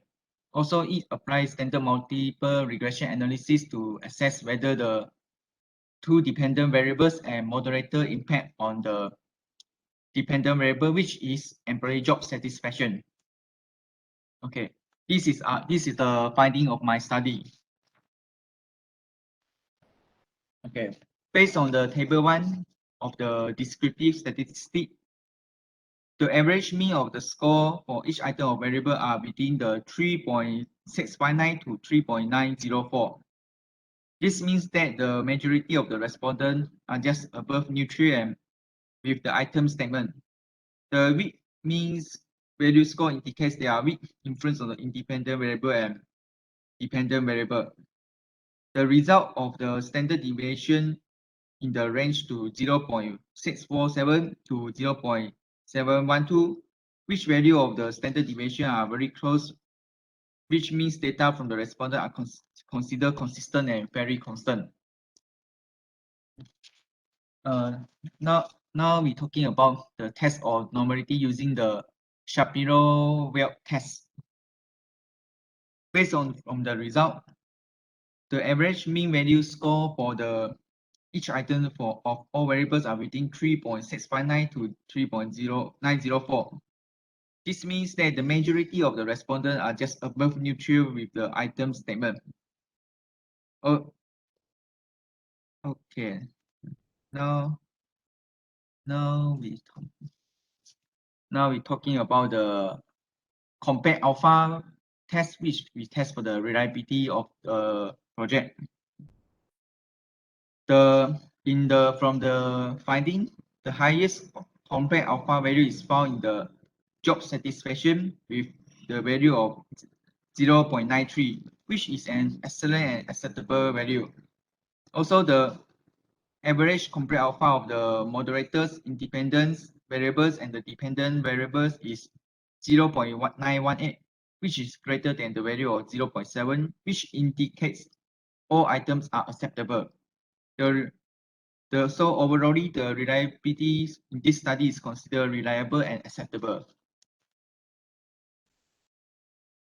Okay, now we're talking about the KMO and Barrett test. Based from the result, all variables in KMO value is higher than 0.814, which is interpreted as marvelous, and thus is strongly suited for the factor analysis. Also, all the significant level of p-value are less than 0.01, which means the data is acceptable and supporting the factorability of the correlation matrix. Now we see about the bivariate analysis.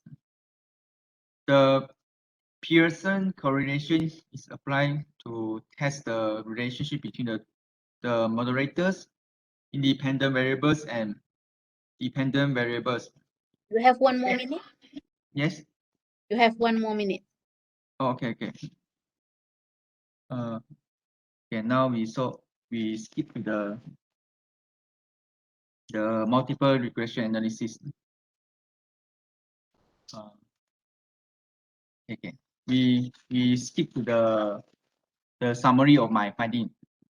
Based on my finding, as stated from the first hypothesis, career expectation are associated with the job satisfaction. From the finding, we can conclude that the career expectation is associated with the employee job satisfaction, which the first hypothesis is valid. And the second hypothesis, employee recognition, is associated with the employee job satisfaction. From the finding, we can get the Pearson value of R equal to 0.67 and regression value of beta 0.13 and P less than 0.01, which means the employee recognition are associated with employee job satisfaction as well. The second hypothesis are valid also. And for the moderator factors, we use the two-way linear interaction effects. And based on the result, the line are not parallel, so there is a slight interaction, which means that the employee moderates career expectation with employees job satisfaction, and the third hypothesis is accepted. And for the fourth hypothesis, from the result of the two-way linear interaction effects, the lines are not intersect, which means the employee model have no moderating impact on job satisfaction and work recognition, which means the fourth hypothesis, employee model moderate work recognition with employee job satisfaction are rejected. Okay, the conclusion of the study. The main goal of the study is to identify the factor affecting job satisfaction among working adults in Malaysia.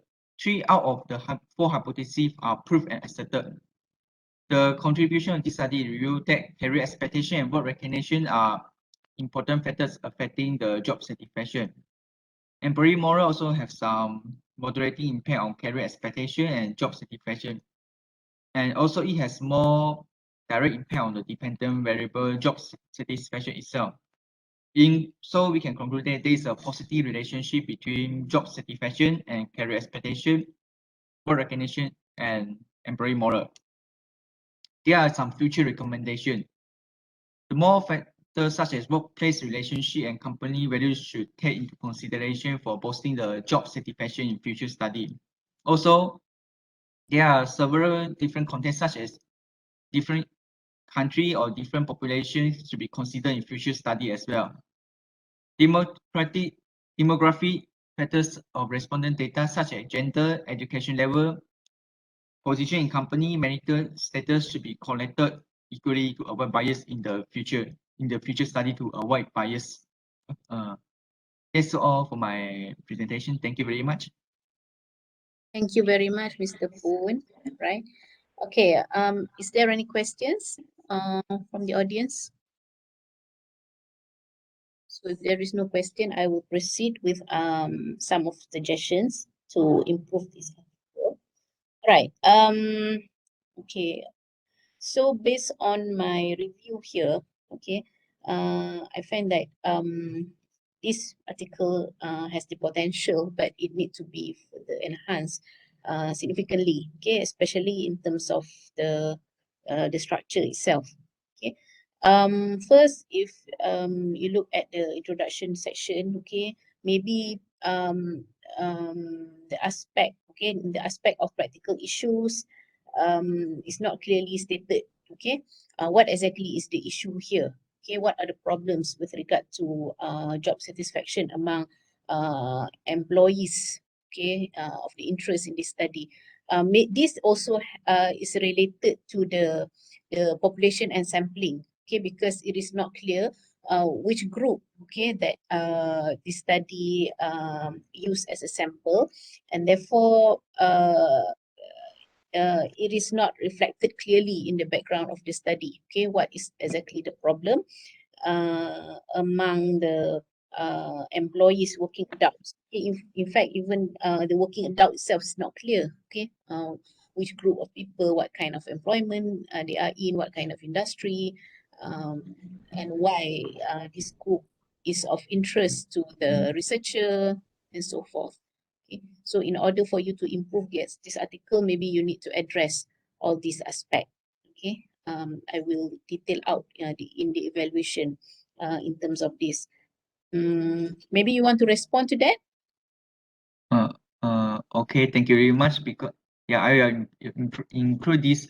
I will think because I miss out some of the factors. I will include this in the future. My planning. Same goes for the theoretical issues. It has to be clearly explained. Okay, what exactly is the theoretical issues? Because job satisfaction is one of the most widely studied concept. Okay, variable that has been widely studied. So in order for you to look into this issue, it has to be the argument has to be very strong. Okay, why is it important to look at the aspect of job satisfaction from the theoretical perspective? Okay, first from the practical perspective, then from the theoretical perspective, what is still lacking in the literature on this job satisfaction among the working adults? Okay, and how career expectation and work recognition is also relevant for this group of people. Why is it important to examine these factors? Okay, I also suggest that maybe you can refer to articles in IJMS or maybe other articles in established journal on the structure of the article. Okay, before you proceed with this with the submission or correction for submission to the article, to the journal article, because from there you can get some idea how articles supposed to look, what are the content should be in. Okay, in terms of literature review, okay, job satisfaction, like I mentioned just now, it is has been studied, I mean, for quite some time. Okay, so you have to also include literature, from the earliest, okay, from the earliest scholar, okay, who are the prominent scholar in this field. You need to include that on top of the most recent studies being done on job satisfaction. Okay, same goes for the other variables. Okay, career expectation, work recognition, employee morale, and so forth. Okay. And in terms of the model, I think you need to highlight only one model. Okay, because you have like 3 models here, so you can just merge, okay, all, and then focus on one model, because all the variables have been tested simultaneously, so you shouldn't have it separate, okay, in 3 models here. Okay. And then provide also in the same goes for the research methodology, okay, the explanation on who are the samples, why these people are chosen, and so forth. Same goes for the measurement. You have to provide some explanation on the sources of items, sample items, okay, and so forth. And in terms of because I cannot find the discussion section in your article. So I don't think you have the discussion section. Is there discussion section? So you have to include that, because that's the important, okay, the most important aspect, okay, on top of other parts of the article of the study. Okay, discussion is just is one of the the main highlight, okay, of any research article, because we want to see how you discuss it, okay, how you discuss it to show the maturity of the research. All right. Okay. Thank you very much. Okay, and then another aspect is in terms of theoretical and practical implications. Also need to add that in your before you conclude the research. Okay, right? So thank you very much, Mr. Poon. All the best. Thank you. Welcome. We will move on to the next presenter, Dr. Saadi. Okay. Title of the article is A Preliminary Study on Understanding the Consumption of Therapeutic Essential Oils During COVID-19 Pandemic Among Adults Using ANN. Yes, thank you very much, Professor. Hi, everybody. Okay, my name is Adi Ahmad Kamaruddin from SQS, and the title, as mentioned by Doctor just now, by the professor just now. Okay, so before I start, I would like to ask a question. Okay, who love to use essential oils in your daily routine? Okay, please raise up your hand. Okay, can you raise your hand? So there's an icon down there. You just have to click that. And I firmly believe that many of you do use essential oils in your daily lives. Okay, let us take a look. Okay, that's great. Okay, why do you love to use these essential oils? Please write in the chat box. So this is like a class, right? So please write in the chat box, why do you like to use essential oils in your daily lives? Maybe because of the smell, for external use, you can use it in your cooking, or what? Please share some of your response. What do you think? Okay, based on your experience. Amazing. Okay, let's move on to the introduction. All right. So I would like to relate this to COVID-19, okay, the pandemic, because we released this questionnaire during pandemic. And we have something to share with the audience today, okay, upon the findings of our research. So let us take a look. All right, the COVID-19 pandemic has emphasized the significance of utilizing essential oils, EO, as one of the holistic ways of supporting and enhancing health. So EO has been used as a natural approach. As a consequence of growing knowledge of connected health concerns, people all over the world are looking for natural ways to avoid different ailments. It has been proven that excellent health and psychological awareness increase the human's body immune response, therefore boosting disease resistance. Essential oils are derived in a number of ways from valued plants and include active chemicals with medicinal qualities. So let us take a look upon the problem. All right. COVID-19 frequently affects the upper respiratory tract, and the majority of patients are treated at home with mild to moderate form of the virus. Antiviral properties of essential oils have been demonstrated against a variety of harmful viruses. Essential oils components may interact with other proteins targets of the 2019 severe acute respiratory syndrome coronavirus 2, SARS-CoV-2. So as you can take a look over here on the left-hand side, okay, from this article that I took from the agemarkets.com.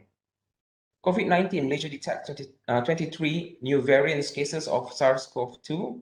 All 23 cases have been classified under the variant of concern VOC category of SARS-CoV-2 according to Health Director General Tan Sri Dr. Noor Hisham Abdullah in a Facebook post that day, okay, on 10th of June 2021. Besides the VOC category, the variant of interest VOI of SARS-CoV-2 is also permanent in the country, according to Noor Hisham. All right, so that will be the source. Current research by Panika et al. 2021, which tests on molecular docking of 7 components: essential oil, citronellol, alpha terpineol, eucalyptol, D-limonen, tricaren-ocymen, and alpha-pinene. Okay, showed that binding energy hydroponic contacts and hydrogen bond interactions of 6-LUV-M-Pro with eucalyptus and corimbia volatile secondary compounds indicate its potential as a COVID-19 treatment. So how frequent do Malaysians use this essential oil? Do they know upon the good benefit of using essential oil in their daily lives?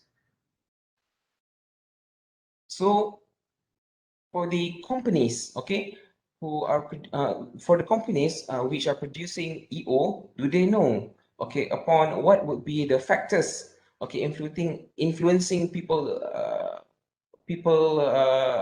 preference of using EO in their daily lives, their frequency of using EO, okay, in this sense. So the main objective is to identify the hierarchy of importance among factors which contribute towards the usage frequency of essential oil in Malaysia using artificial neural network. So in this particular study, I'm using artificial neural network on this essential oil dataset.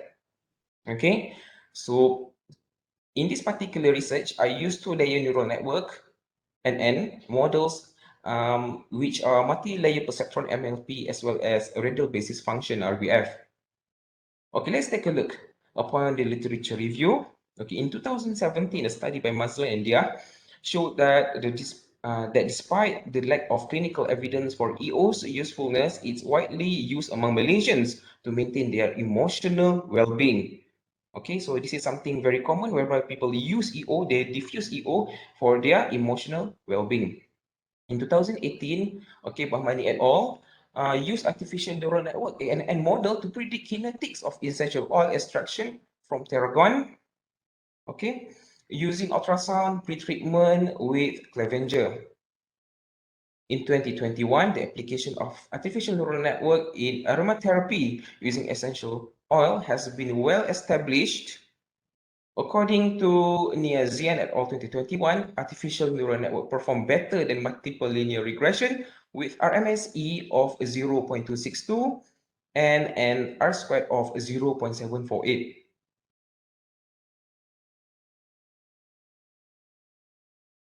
Okay, as you can take a look in table 1, okay, these are different several essential oils and their therapeutic effects. So we have bergamot, lavender, citronella, cinnamon, lemon, liang-liang, cedarwood, thyme, and geranium. So all of these different essential oils give different effects, okay, to the human. Okay, you can take a look at the benefits. It is in column 3. And these findings already published by these authors, as you can take a look in column 4.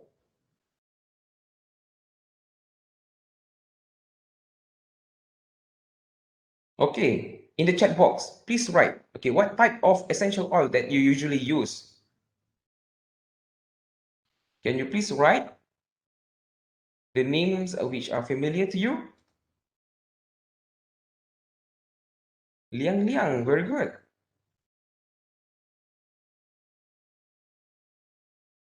Lavender. Of course, there are many companies, okay, which are producing EOs, okay, around the world. But of course, you need to find the authentic ones. All right, the methodology. Let's take a look. A random sample of N50 was chosen among the EO users in Malaysia, and a questionnaire has been constructed and distributed to the respondents. Here, I cannot reveal to the audience today upon the name of the brand of EOs because it is confidential.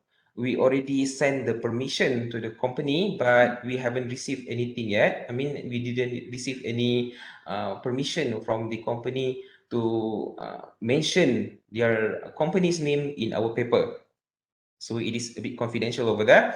So since this is a preliminary study, the sample size that we took was n equals to 50. These EO dataset have been analyzed using artificial neural network methods, specifically multi-layer perceptron neural network, MLP-NN, and radial basis function neural network, RBF-NN.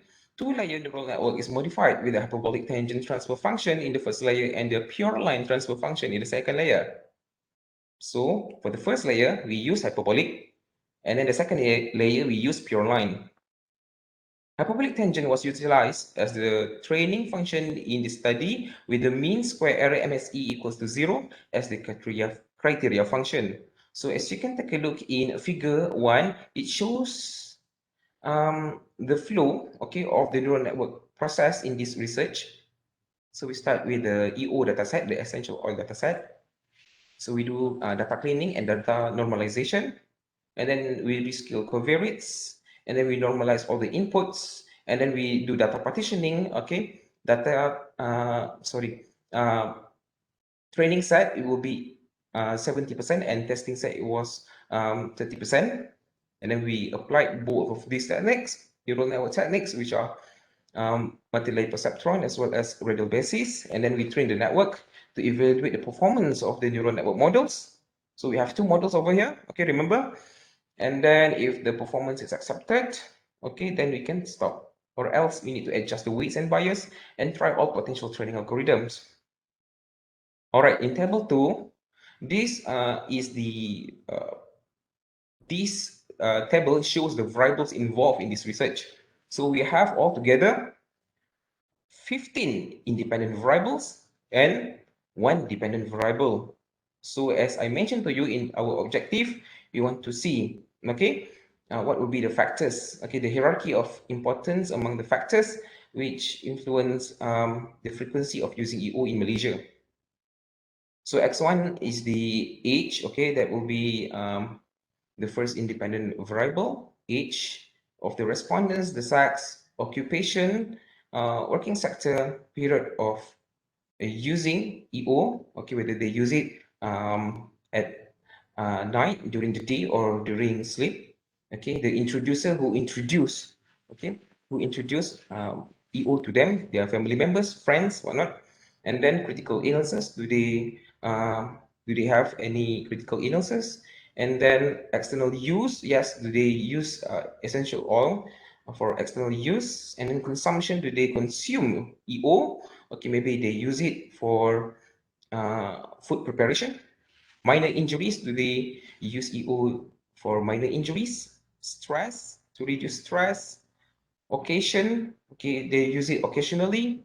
And then anxiety, clinic visit, yes, they want to see the frequency of clinic visit after the use of EO in their daily lives. Last but not least, changes to self and family. So they want to see the changes, okay, to themselves and family in terms of their emotion, physical, whatnot. All right. So this will be the results in discussion. We have 2 models. Just now I mentioned multi-layer perceptron neural network. Okay, it is in figure 2 on the left-hand side. Okay, on the right-hand side, okay, figure 4, it is the artificial neural network architecture for radial basis function neural network model. Okay, let us take a look upon the model summary, okay, for both of these models. For multi-layer perceptual neural network model on the left-hand side, in table 3, we could see that in the testing set, okay, the sum of square errors, it was 5.901, and the relative error, it was 0.928. And if you can take a look in table 6 on the right-hand side, for the model summary for RBF neural network model, the testing set, the sum of square error, it was 4.436, and the relative error, it was 0.548. So which one is better? So take a look at that, okay, for the testing set.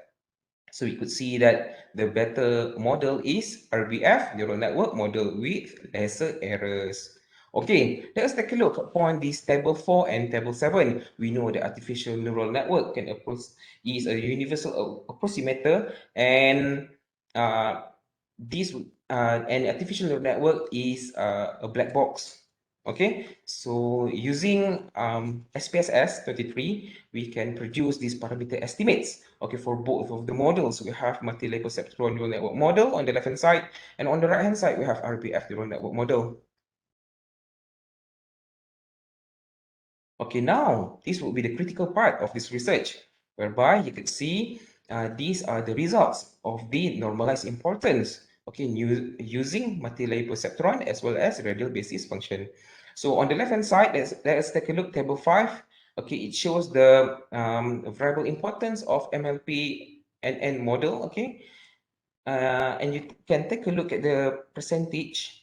Okay, the normalized importance. So the most important variable, okay, according to the hierarchy, the first one is X9. So this is using MLPNN, okay, followed by X12, 87.6%. And then we have 68.1% X2. So that would be best top 3, okay, for MLP and N. And for RBF and N, okay, the best or the highest hierarchy, okay, of importance, it was X9 as well.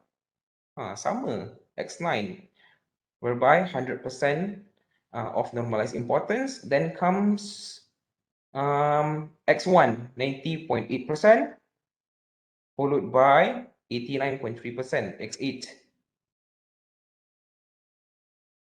Okay.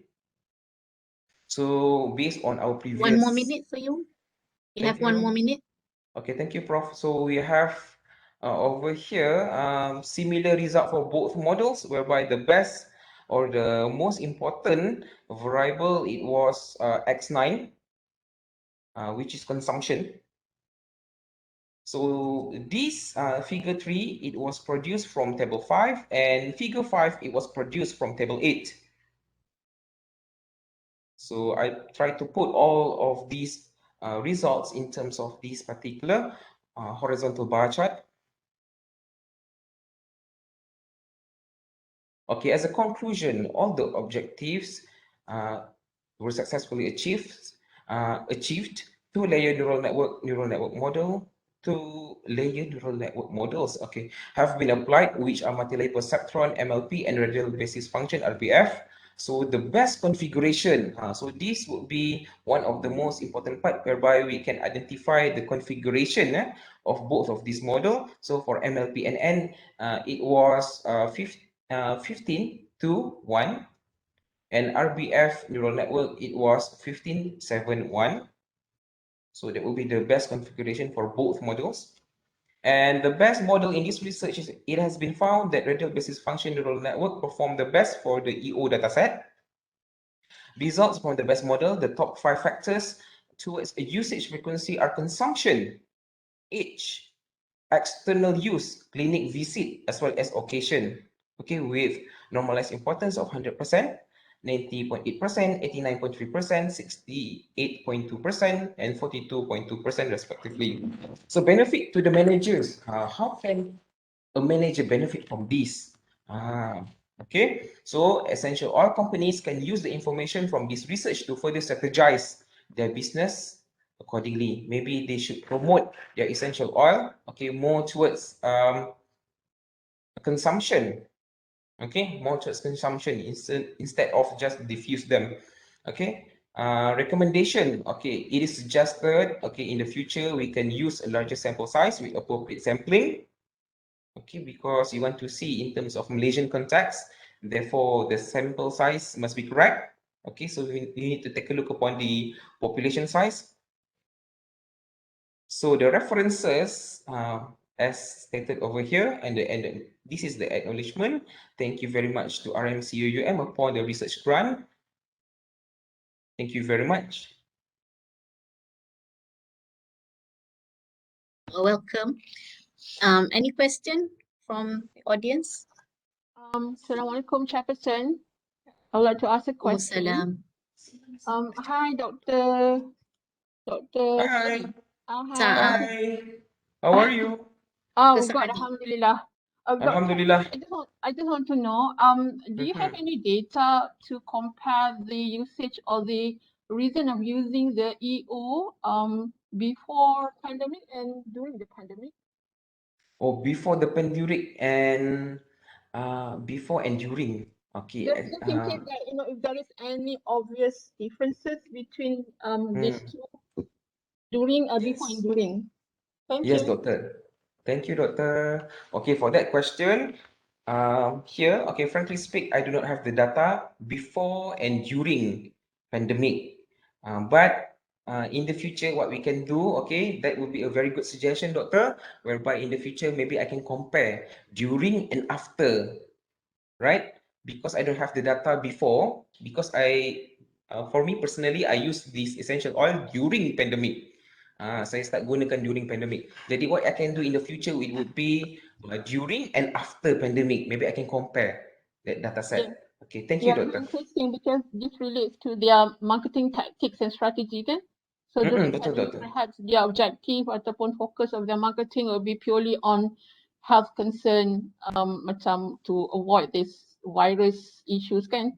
So it could be that there will be other reasons besides the virus COVID-19. Okay, doctor, thank you. Thank you, doctor.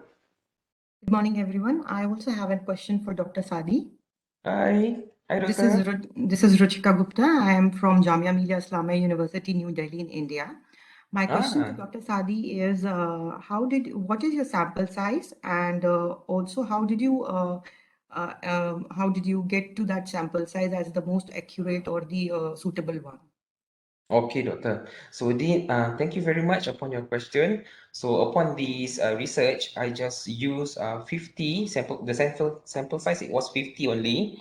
I put in the methodology part, and okay, I just choose one group. Okay, I just what we call distribute the questionnaire to a group of what we call the users of essential oil, the type of essential oil in Malaysia. So this is just a preliminary study, and in the future, I hope that I can do proper sampling on the population of Malaysia. So based on the question that you asked just now, I would say these 50 respondents, they were taken from a group of users who are using only a type of essential oil, but I cannot reveal that company's name because it is confidential. Thank you, Doctor. Okay, any other question? All right. So as for the potential for publication, okay, of this, maybe you can refer to Dr. Amy Azura, okay, who is the chief editor of JTOM, Journal of Technology and Operation Management. Okay. JTOM, insyaAllah. Yeah. I think the article is relevant and suitable to the field of studies in this particular journal. Right. Okay. So Thank you, thank you Prof. very much, Dr. Saadi. Thank you, Prof. Thank you. Welcome. Okay. All right. So that will be the end of this parallel session. Now I would like to hand over to this session to Associate Professor Dr. Siti Aznor for the next parallel session. Thank you very much. Assalamualaikum. Waalaikumsalam warahmatullahi wabarakatuh. Thank you, Dr. Jahanim. Assalamualaikum warahmatullahi wabarakatuh.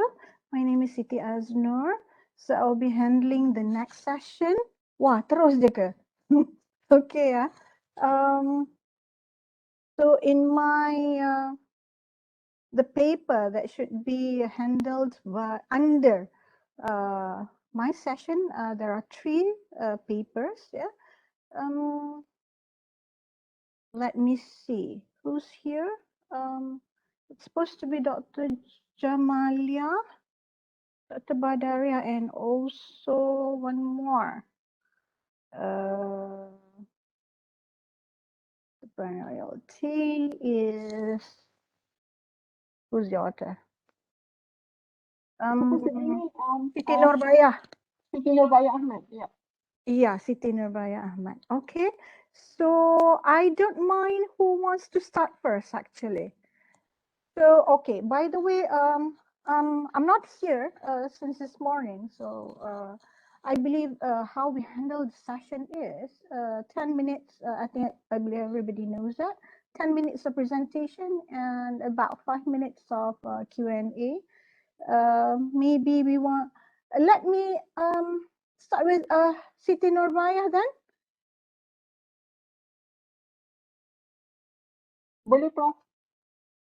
Okay, go ahead. The floor is yours. Before that, maybe you want to introduce yourself. Oh, by the way, how come I didn't introduce myself? Ha ha. Now, let me introduce myself. My name is Siti Aznor. I'm the editor-in-chief for Journal of Economics and Sustainability. And even though your papers are actually under my session, but we'll talk about the possibility of publications later, maybe. So never mind. Siti Nurbaya, introduce yourself a little bit, and then you can start. The floor is yours. Okay, Assalamualaikum. Thank you, Prof, for the opportunity to be the first presenter. I am Dr. Siti Nurbaya binti Ahmad from University Malaysia Sabah.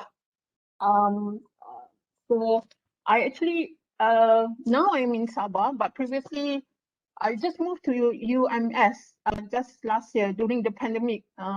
So it's coming to my first and a half year lah here in Sabah. Okay, Prof, can you see?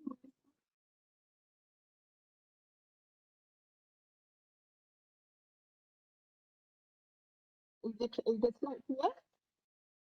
The slide is very, very clear. Thank you. It's just that your voice maybe, you know, sometimes it's like slow down and then. I tried to not to open the camera to reduce the bandwidth. Okay, but actually I do prefer if I can see your faces, but it's all right. Okay, I turn on the camera. Get here.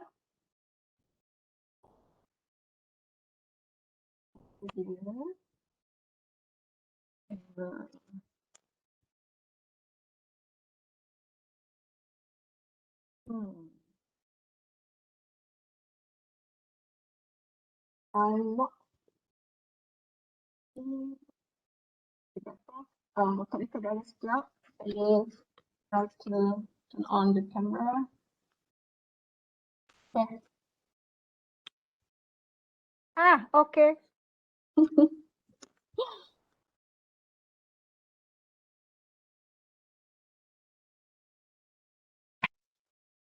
Okay, Assalamualaikum, a very good morning to everyone, and thank you, Prof, for this opportunity.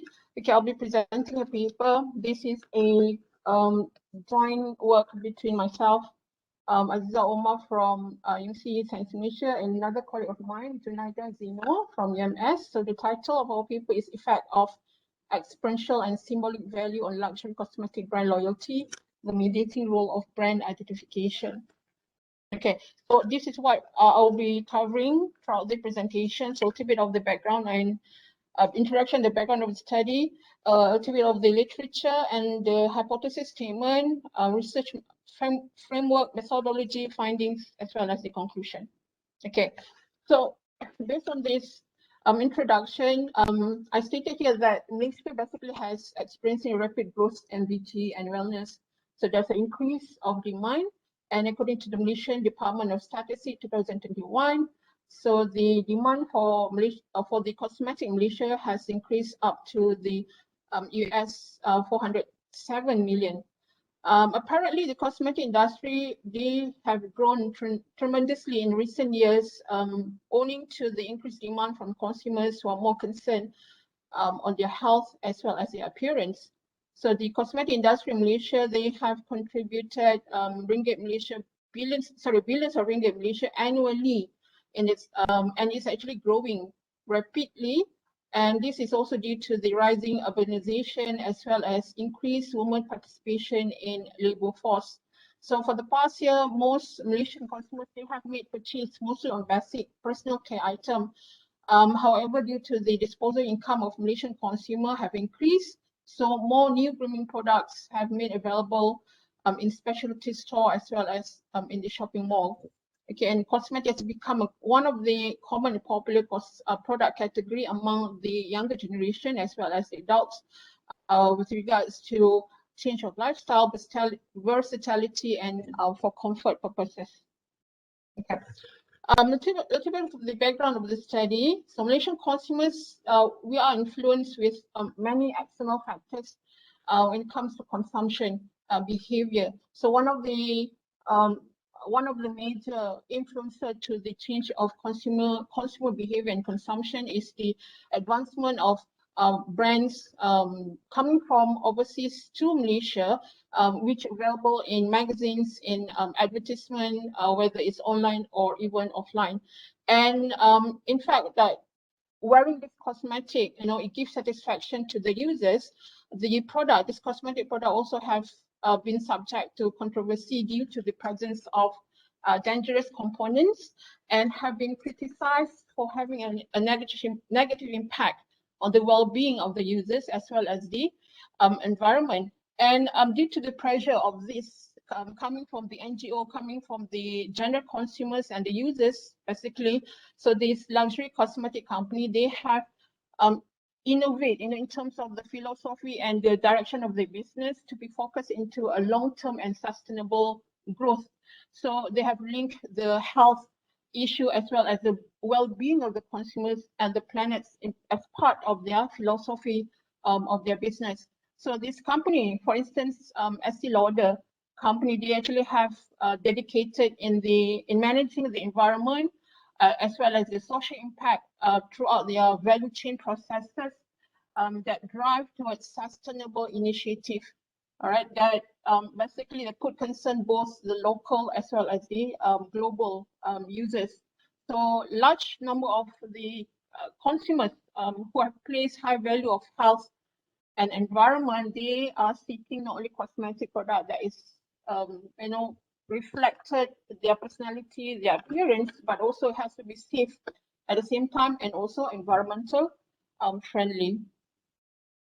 Okay, the research gap that we focus into this study is past studies on consumer purchase intention has revealed that consumers, they buy product due to the benefit they will receive from the product. Okay, so or the consumer perceive value. It could also based on the brand function and other reasons. Hence, to have a comprehensive understanding on consumer preferences for cosmetic, so it is important to investigate the role of experiential and symbolic value of the brand to be added into this study. In influencing consumer identification to the brand. So we like to see whether the experience that the customers have gone through in using the product, as well as the symbol that the brand brings to the consumer, is there any relationship or any impact towards the brand identification, and thus leads towards loyalty of the customers toward the brand. So the objective, we actually break them up into 5 objectives. We would like to see whether the consumer experiential value and the consumer symbolic value, do they have an implication towards the consumer brand identification. We also like to see whether the consumer brand identification has a link towards the brand loyalty. And we also would like to see if the consumer brand identification mediates the function of experiential value and symbolic value on brand towards this loyalty of luxury cosmetic. Okay, a little bit of the literature review here. The background of the study is actually looking into the luxury cosmetic brand. So, but basically, in general, understanding luxury can be very subjective to the users. So some people perceive that some brand or some product considered luxury for its function, for its purpose, and the assumption of that luxury could also reflect it differently to other consumers. So we use the understanding of luxury model from Whitman et al. 2009, in which that it can be deduced that luxury brand are categorized into 3 components, which is either material, individual, or even social. So by general definition of cosmetic, it actually refers to the substance or mixture intended to be placed in contact with the various external parts of human body. So it could be colored cosmetic or non-colored cosmetic. So the present study actually focused into skincare cosmetic product, which the brand have brought value to the users in the context of perceived functional value, specifically on experiential and symbolic. So by the past studies on the definition and the understanding of experiential values here, it refers to the degree to which that the product generates suitable experience, emotion, and feelings for the customers. So it's also mirrored through the hedonic dimension, okay, the feeling that consumers have towards the brand, and the experiential brand, experiential either brand is conceptualized as sensation, feeling, perceptions, behavior, and response that is basically formulated and designed as part of the attributes that created from the brand that marketers would love to be associated with. And symbolic values here, it corresponds to non-product related attributes or needs, and needs for social approval, personal expression, and outer-directed self-esteem. So consumer may value the exclusivity or fashionability of a brand because of how it relates to the consumer's self-concept.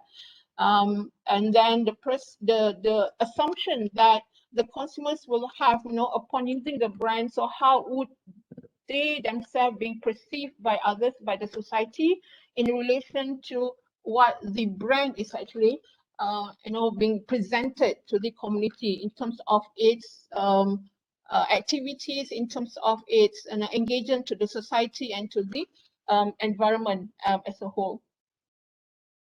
And the consumer brand identification here refers to the identification which convey implication that the consumers have, insignificant to the brand as well as towards the consumers. So we want to see whether what the value carries by the brand itself, does that reflect also part of the identity that the consumers carry? For instance, that if the brand is known for its green consumerism or green symbol, so even if the customers are not purely engaging and actively engaged into sustainability activities, but at least we want to know whether the engagement that the brand has would also reflected to the customers, by showing that they use the brand, they are loyal to the brand. So this kind of engagement basically will lead towards the different style or method of how the brand can be presented and can be advertised up to the public.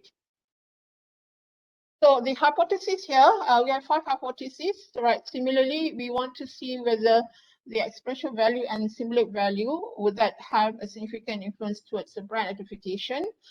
We want to see if the consumer brand identification has significant relationship to brand loyalty, and to see whether this CBI, consumer brand identification, mediates the relationship between expression value and symbolic value towards the brand loyalty.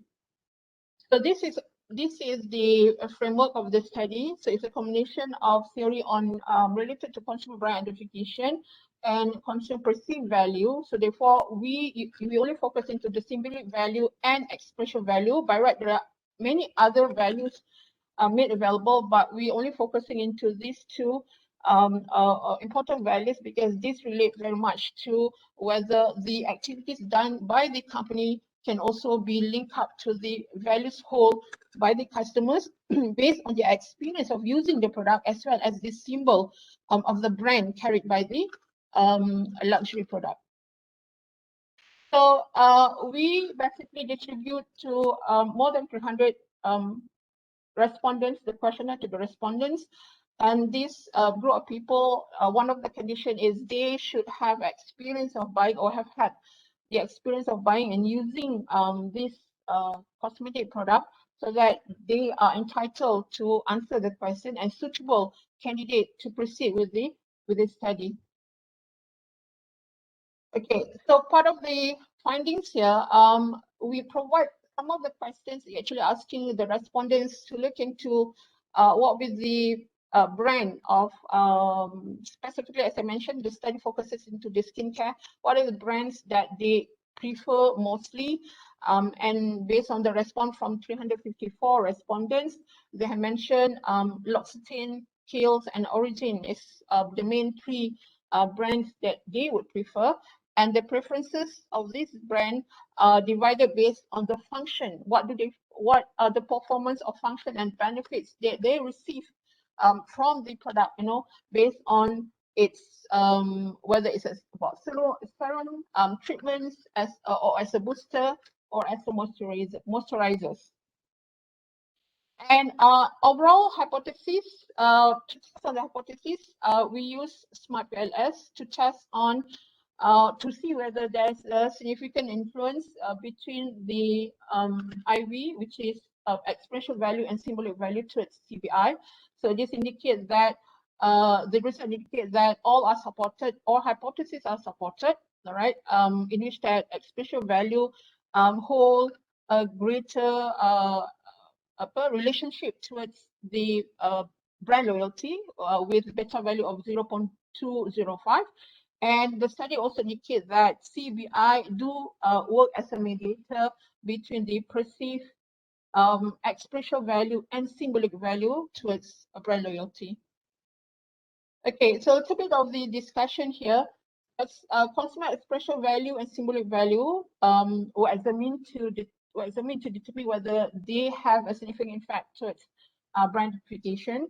So this is consistent with past studies regarding the function of experiential value, which contribute to consumer identification. However, in the study on luxury cosmetic products, so it indicates that consumers do put priority when they make choices of the product of the brand of cosmetic. They put that experiential value and symbolic value do reflected their similarity towards the brand identification, and hence this relates towards them to be loyal and keep on buying the same product over and over again. Okay, and this study basically we are looking into how it actually contributes to the practitioner, to the marketers.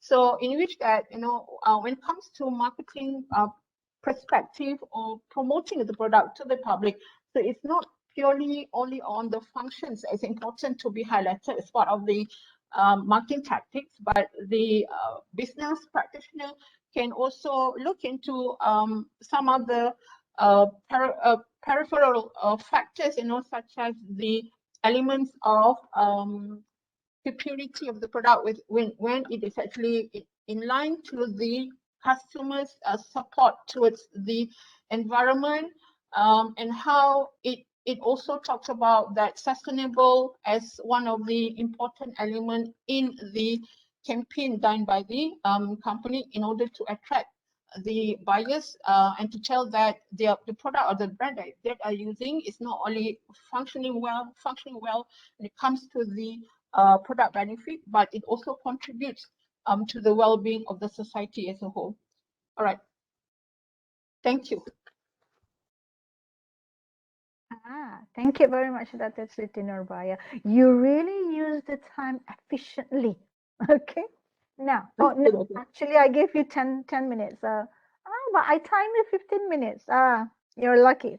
Anyway, all right. Of course, I also, because I read your paper beforehand, I have a few questions, but I believe I want to let the floor ask you questions first. Please, anybody? Do you have any questions?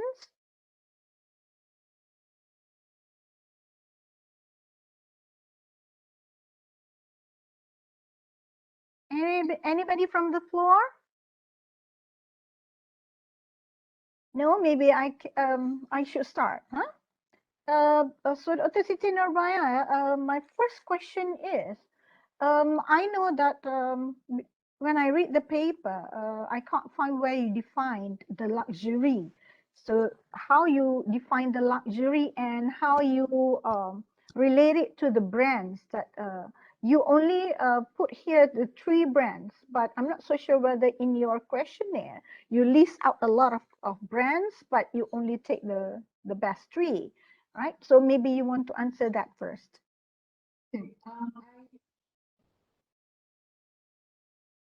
Siti Nurbaya, we can't hear you. I admit, Prof, that I did not put further detailed explanation about the luxury in my literature. So I admit my mistake on that. In which that I know that should be rectified by giving the right detail on how we define luxury. And with regards to the questionnaire, yes, we did put up the list of brand basically, and it's actually also open-ended questions where they can actually fill in their own preferred brand. However, when the result come in, it seems that these are the 3 preferred brand among many brands that we have listed down. So there are number 4, 5, and so on, but we actually, for the purpose of running the test, we only pick the first 3 brands.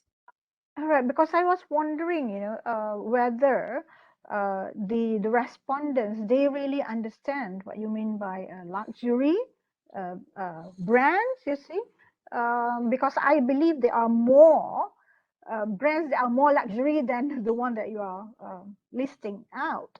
And from the 3, for example, me myself, I did not use any of those. And another one is, because for me, the definition is very, very important, so that people can really see whether, you know, your finding is really reflected, what it's supposed to mean. For example, like you mentioned cosmetic, but those brands are actually, most of their products are only skincare. Yeah. Yes, so I'm not so sure whether they really know that cosmetic means more than the skincare, you know, like So the all the type- lipsticks and everything. The title I use is very general. It's on cosmetic, but you know, in the detail of the explanation, I believe that I put that we are actually focusing into skincare product, not just general cosmetic or the colored cosmetic. This is the non-colored or the skincare. So in the questionnaire itself, yes, we do put a brief definition, and in fact that we actually highlighted, you know, what are the a little bit of, you know, definition, functions, some of the so-called apa tu, the association of that brand have towards the environment. Because honestly, probably this actually we focus into a brand that holds the element of sustainability or more natural rather than just a luxury brand per se. Right, right. So that's why I said when reading your paper, I think the definition should be very, very clear. You should really put there what you covers and what you did not covers. For example, I'm pretty shocked that like Body Shop, you know, it's not listed, because I think they are among the pioneer of brands that really stress on the environmentally friendly or non animals, you know, not tested on animals, and I'm pretty shocked that it's not there. But anyway, because I think it's also depends on because you only had like the 300 plus respondents, and it might be also depending on who's answering the questionnaire. Any other Body Shop, Prof? I think Body Shop is one of the brand, but it actually falls among the, you know, the lowest demand or the Right. lowest, yeah. Do you also consider the famous, you know, whether people know the brands and also plus the pricing? Yeah, because the choice part of the question, we also ask how many do they spend on range of the product itself. So that also indicates whether they go for, you know, more moderate price or higher price. Okay, because I believe also maybe some of the products, like I mentioned, how we define luxury, is it like a certain range of prices, above some prices, then we can consider them luxury. Maybe it's clearer, you know, in terms of the definition. So I think maybe like I mentioned, if you really clearly put the definition, so it will reduce all those questions, you know, raised by the readers. Any other questions, please? And I think also in the paper, you did not really also list down the variables that are included in those two, what you call them, item, or you call them what? Those two big variables, you know, you call them apa? Oh, okay, the construct. You call them what? The construct or what? For example, I think I just read only one line of what the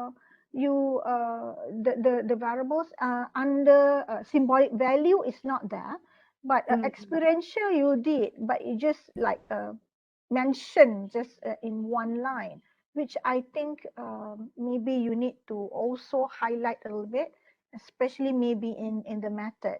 And the definition, it should be in the introduction rather than in the literature review. You see, okay. What else? Anybody else who wants to ask any question? Any further questions? No, no. And if Dr. Siti Nobaya, if you're interested to submit your paper to our journals in UUM, I believe because my journal is the name of my journal is Economics and Sustainability, so I think it's not really suitable for my journal. The best journal is I think is International Journal of Management Studies or IJMS. I think Dr. Johanim is the one that become the chair just now. I think Dr. Johanim is not here anymore. Is the editor in chief. So you might want to submit your paper to IJMS.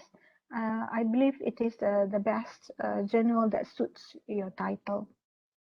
Okay, but that- I will ask further to the secretariat on this matter. All right, but I think the paper needs to be refined a little bit more. Maybe the time that you take for writing the paper is too short. So maybe you want to look at it more thoroughly. Like I mentioned, I just give you some few things that you should highlight on it. Yeah. So thank you very much, Dr. Siti Nurba.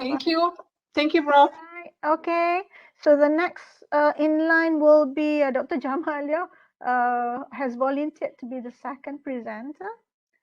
Dr. Jamalia, are you here? Yes, yes, I am here. Okay, thank you. Excellent. If possible, if you can on your video, that will be excellent. Okay, the floor is yours, Dr. Jamalia. All right. Bismillahirrahmanirrahim. Assalamualaikum everyone and good morning.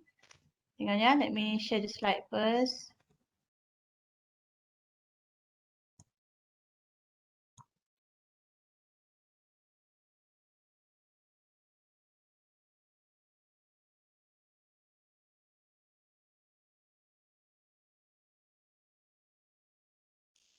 Right.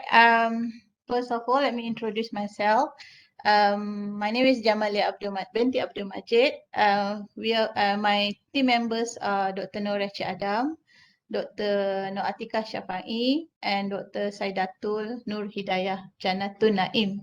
We are actually from TISA, which is accounting school at UUM. This is actually our research project under the FRGS grant. So today what I'm going to do is I'm going to present. Actually, this is a preliminary stage, right? But because our plan initially is we actually want to conduct interview first, and then we will explore the company's annual report. But because of this movement control orders, and we cannot interview those in KL, and they are a bit reluctant to participate. So we start with the disclosure first, and then inshallah we will continue with the interviews. Okay, so what I'm going to do today is to present a title, a research paper which is entitled "Mitigating Climate Change: Evidence from Companies Participating in My Carbon Program." So basically in this research, we're actually interested to explore what are the climate actions that company in Malaysia adopted to mitigate the climate change or to address the climate change. And because in Malaysia, the company did not take that much action, we decided to focus on those companies that participated in My Carbon program. My Carbon program is actually initiative initiated by the government back in 2013, whereby this is a joint venture between the Malaysian government and the United Nations, where they actually their aim is they want to produce a reporting on the GHG emission. But since 2013 until today, there's no news at all. So I focus on all these companies that had participated in the My Carbon program. But then before we look at the research design and the analysis, let me just give a little bit of background of climate change. So what is climate change? The Australian Academy of Science in 2018 defined climate change as the pattern of weather and related changes in oceans, land surfaces, and ice sheets occurring over timescales of decade or longer. And then if we refer to the National Geographic Society in 2019, they define the climate change as long-term alteration of temperature and normal weather patterns in a place.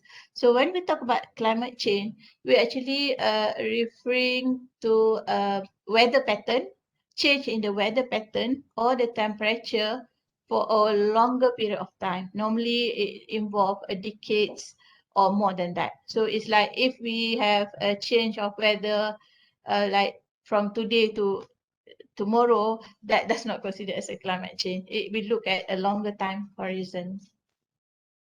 And then the prior studies, when they discuss about the climate change, they normally group the causes into two main causes.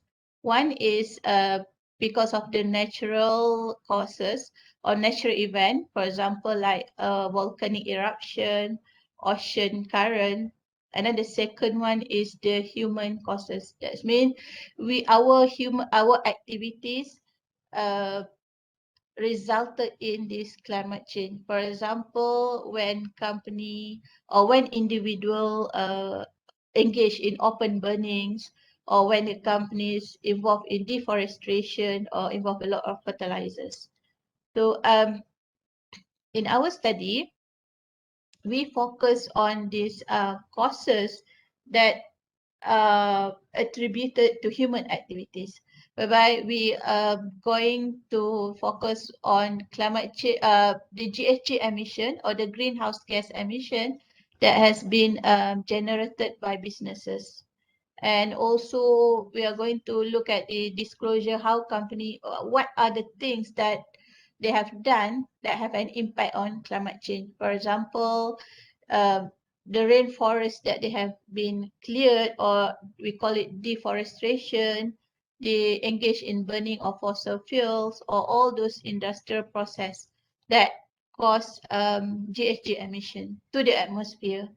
Now, when we talk about GHG emission, the main component of the GHG emission, or we call it greenhouse gas emission, is carbon dioxide.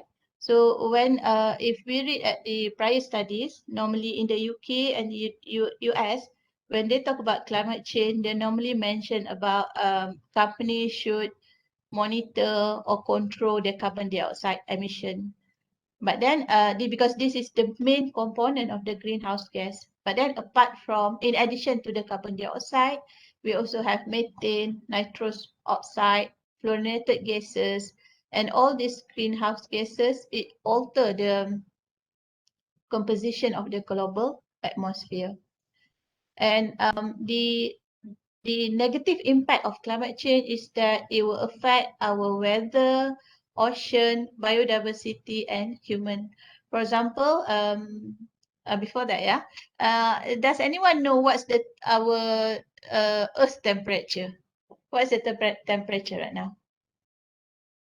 Because under one of the initiative in the Paris Agreement is that we want to try to keep the temperature below 2 degrees Celsius. Ideally, it will be 1.5. But at this moment, according to NASA, it is 1.02 degrees Celsius, right? And with this increasing temperature, then we have in the context of weather, we will have extreme weather in the form of drought, heat wave, and then from this extreme weather, we have natural disasters, for example, like flooding, which happen quite frequently in Malaysia. And then we also have in other countries, for example, like hurricane, storms, and wildfire. And then once we have this extreme weather, it will cause global warming, which will increase the sea level because of this melting of the ice. And then, of course, once the ocean are impacted because due to the climate change, it will affect the biodiversity, whereby all those inhabitants in the sea will, the prior study says they are going to migrate. But when they migrate to other places, normally they will become extinct, right? Disappear.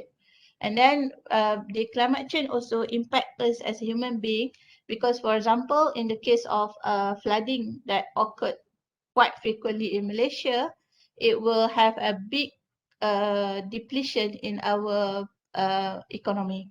It have impact on our global economy as well as the social and health.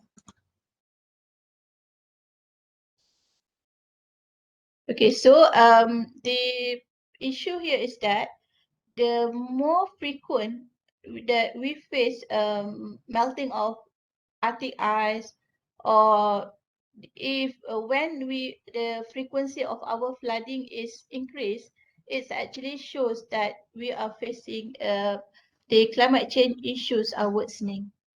So what we are doing here in the present studies, we are going to explore what are the climate actions that businesses have implemented or have adopted in order for them to address this climate change. Because all this while in Malaysia, what we have seen is that the government have put forward so many initiatives. But from the businesses, we heard about Nestle, we heard about Telecom, etc. These are big companies, but for the small company, they are not that, they are very quiet in terms of what are the action that they have undertaken. So to conduct this research, we carry out content analysis. And of course, when we do content analysis, we have our own disclosure checklists. And we followed the method wise, we follow Amran et al. 2014 and Damon and Baumgartner 2018. And then we focus on all the companies that listed company that participated in my carbon program back in 2013. But because we want to see what are the recent initiatives taken by this corporation, we focus on the most 3 recent years from 2017 to 2019. For some of the company, they haven't released their 2021 annual report when we did this study. Okay, so these are the results. Basically, if we look at this statistic or descriptive analysis, we observe that the best disclosure come from Tenaga Nasional Berhad, which is over here, where they scored on average 27, and then it follows by Nestle and Telecom and Petronas. And the worst the worst disclosure score, or the company that seems not to do much action or initiative on climate change, is Media Prima, which is over here. On average, they only disclose 8 information about their climate initiative. And then what this meant is that at a preliminary stage, it shows that we have a couple of companies from various industries that could become a potential leaders that to mitigate this climate change or to address the climate change.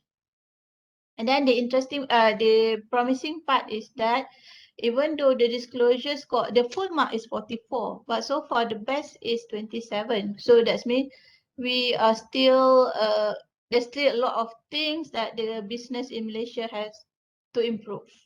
But the best part is that there is a gradual improvement. When we look at from 2017 until 2019, the company did improve bits by bits.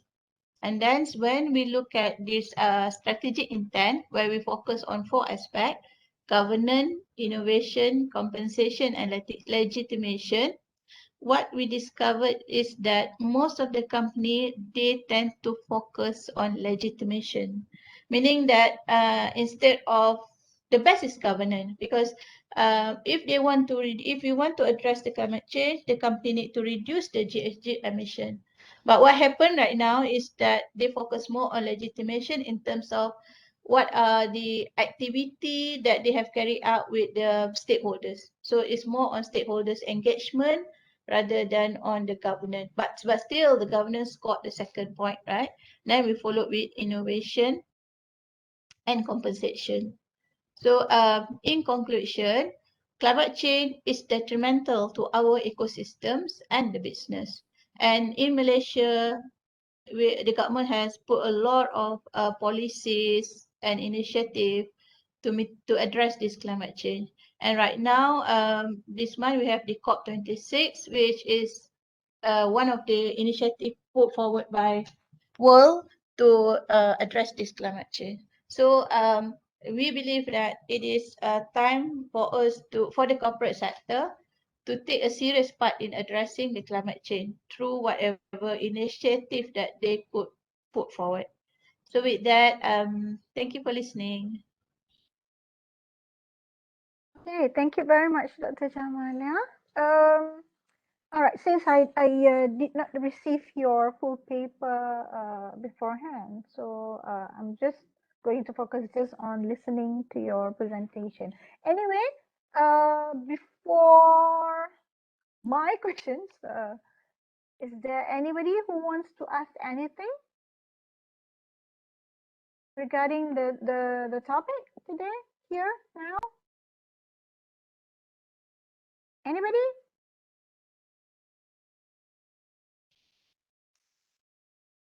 Or none of you is interested in the climate change? You should be, see? It impacted on all of us. Anybody who has any question? No? No? It seems like it has to be me again. Who's asking questions, huh? Hey, Dr. Jamalia, I think I'm not so sure whether maybe you haven't really finished your paper yet, or okay. My first question is: do you intend to submit this article to any of the journals? Not yet, because we haven't finished. Just like what you say, we haven't finished. So Yeah, this is but do you really have the intention of submitting it? Yes, we do, but we need some time to like write. No problem at all. No problem at all. Okay, because if you are, then maybe I would like to give some suggestions, Yes. on how to write the paper. Because from your presentation, I can see that you give too much weight on what climate change is and what it does.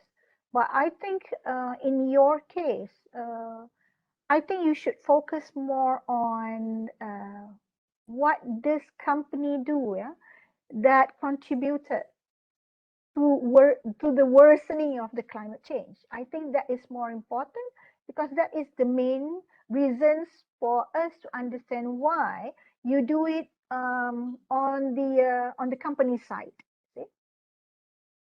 Maybe you want to mention that who is the contributor to the climate change, is industries, for example, and I believe it's actually the manufacturing factors are the biggest one.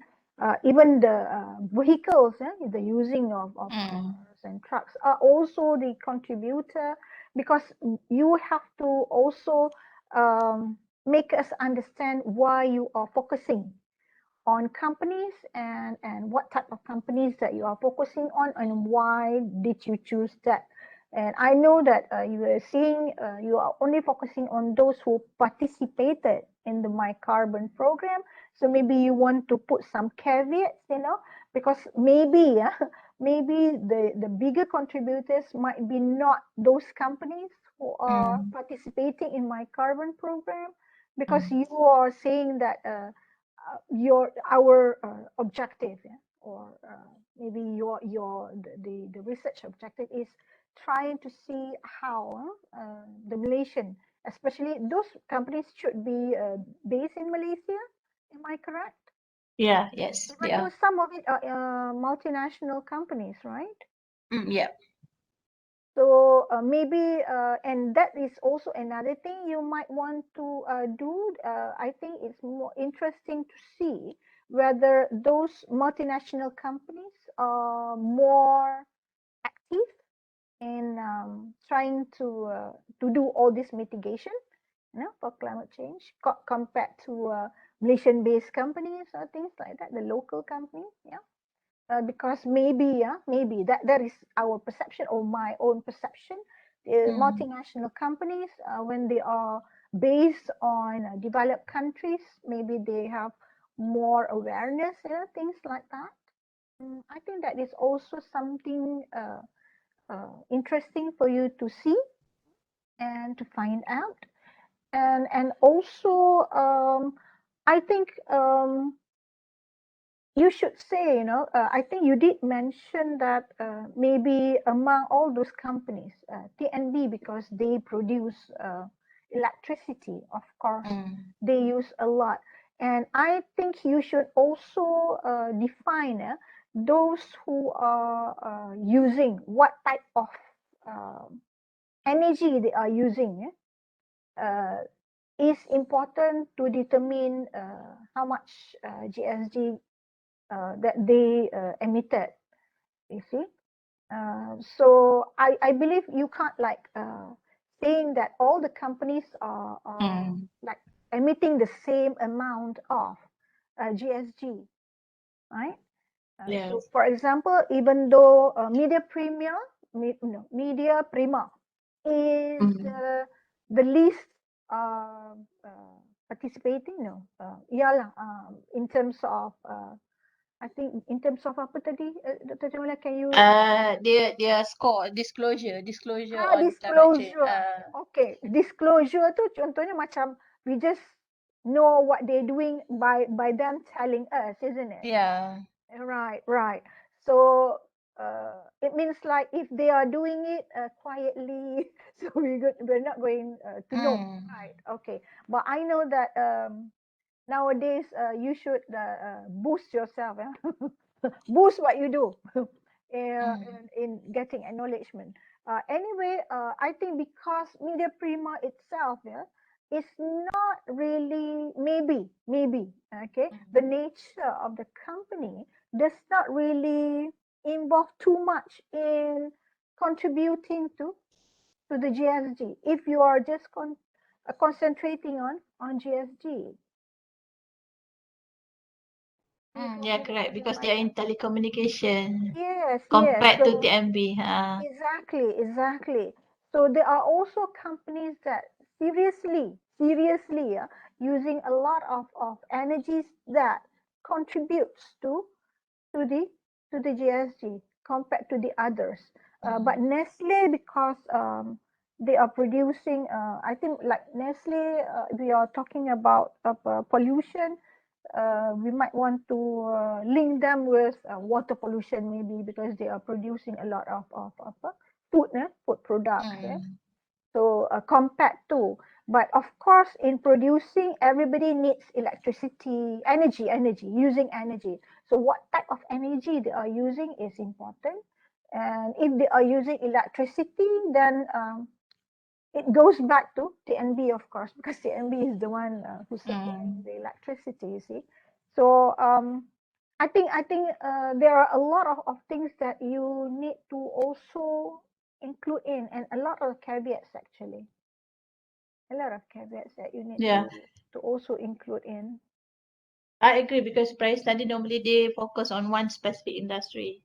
So that Exactly. yeah. Like I mentioned, because it's not the same. You can't treat them as homogeneous. The companies itself, by especially by how much energy and what type of energy that they are using.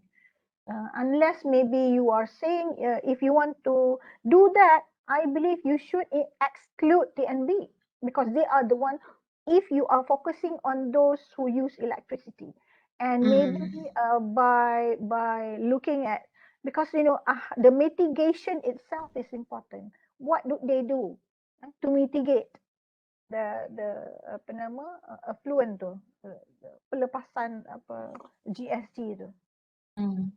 I think it's more important for you to categorize the companies more. I agree. Prof, when you said that I need to put all these like the companies that contribute to this climate change, I should put it in the introduction, is it? Yes, yes. The definition of, for example, because or else we said, okay, if you want to compare those companies, we are saying you are not doing a fairness to the companies, and it might not be your findings. It is not going to be too quite accurate. You see. Okay. Okay. Anybody else who wants to give any comments or ask any questions? No? No? No? Anybody? No? Okay, anyway, thank you very much, Dr. Jamal. Yeah? Good Thanks a luck lot, Prof, in for the writing your comment. paper. All right. Okay. Oh, by the way, as I mentioned, I think if you want to send your paper to my journal, it's also fine. But if you want to try in some like Scopus journals is also fine with me. I mean, I'm not going to ask you guys to really send it to our journals. I understand that our journal is, especially my journal, is still in an early stage. This is only the fourth year that we established our journal. But we are doing very our best to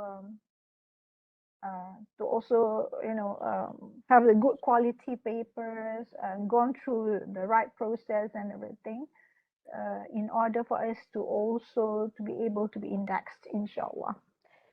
Thank you very much, Dr. Jamalia. So the next one should be Dr. Badaria. Thank you, Prof. All right. Assalamualaikum. Waalaikumsalam. Right now I have concurrent meeting, so I will present slightly very simple presentation. Then might be if there is any question, could you leave it on the chat room or I will answer later. Can I, Prof? Yeah, Proceed? sure. Okay. Sure. So I would like to share my content.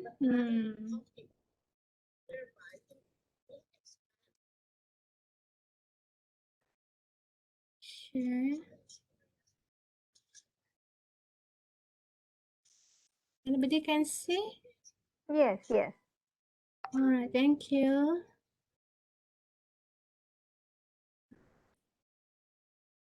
Is it in the display mode? Okay. It is. All right. Bismillahirrahmanirrahim. Assalamualaikum warahmatullahi taala wabarakatuh. Waalaikumsalam. So our paper titled "Does Higher Income and Education Bring Us More Happiness? Worldwide Evidence." So my co-author together with Prof. Ratnesh and Prof. Muzaffar Shah. And actually this is only a very simple study and this paper already published. And our presentation outline start with the introduction, background, literature reviews, research methodology, data sources, the empirical result, and further analysis using quantile, and finally follows with conclusions. So what motivates us to do this study? We will measure thus a higher income and higher education, which is we categorize into 3 categories. Primary, secondary, and tertiary will bring joy and happiness.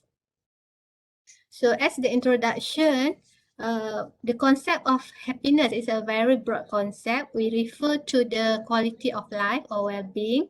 According to Van Hoven, 1984, he defined overall happiness as the degree to which an individual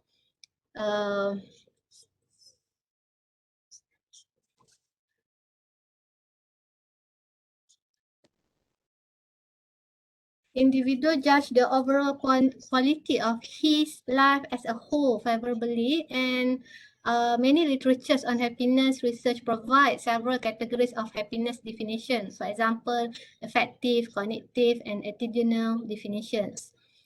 And happiness or subjective well-being, actually the various cognitive life evaluation and emotional reports are often called and it also can be measured by numbers of instruments. For example, single and multi-item survey question on satisfaction with one's life capture the more evaluative aspect of the individual well-being. So prior to the use of happiness, the income, we use a proxy of GDP per capita, had always been the key measure of well-being or quality of life in most nations. So income as an indicator of well-being is riddled with many limitations. Okay,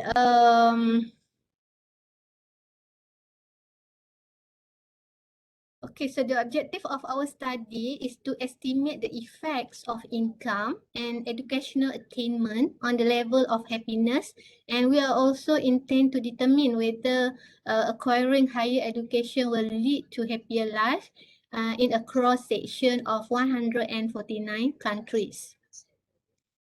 So some related literatures for the relationship between income and happiness, we use the Estelin 1794, where he did some research on the income and happiness relationship.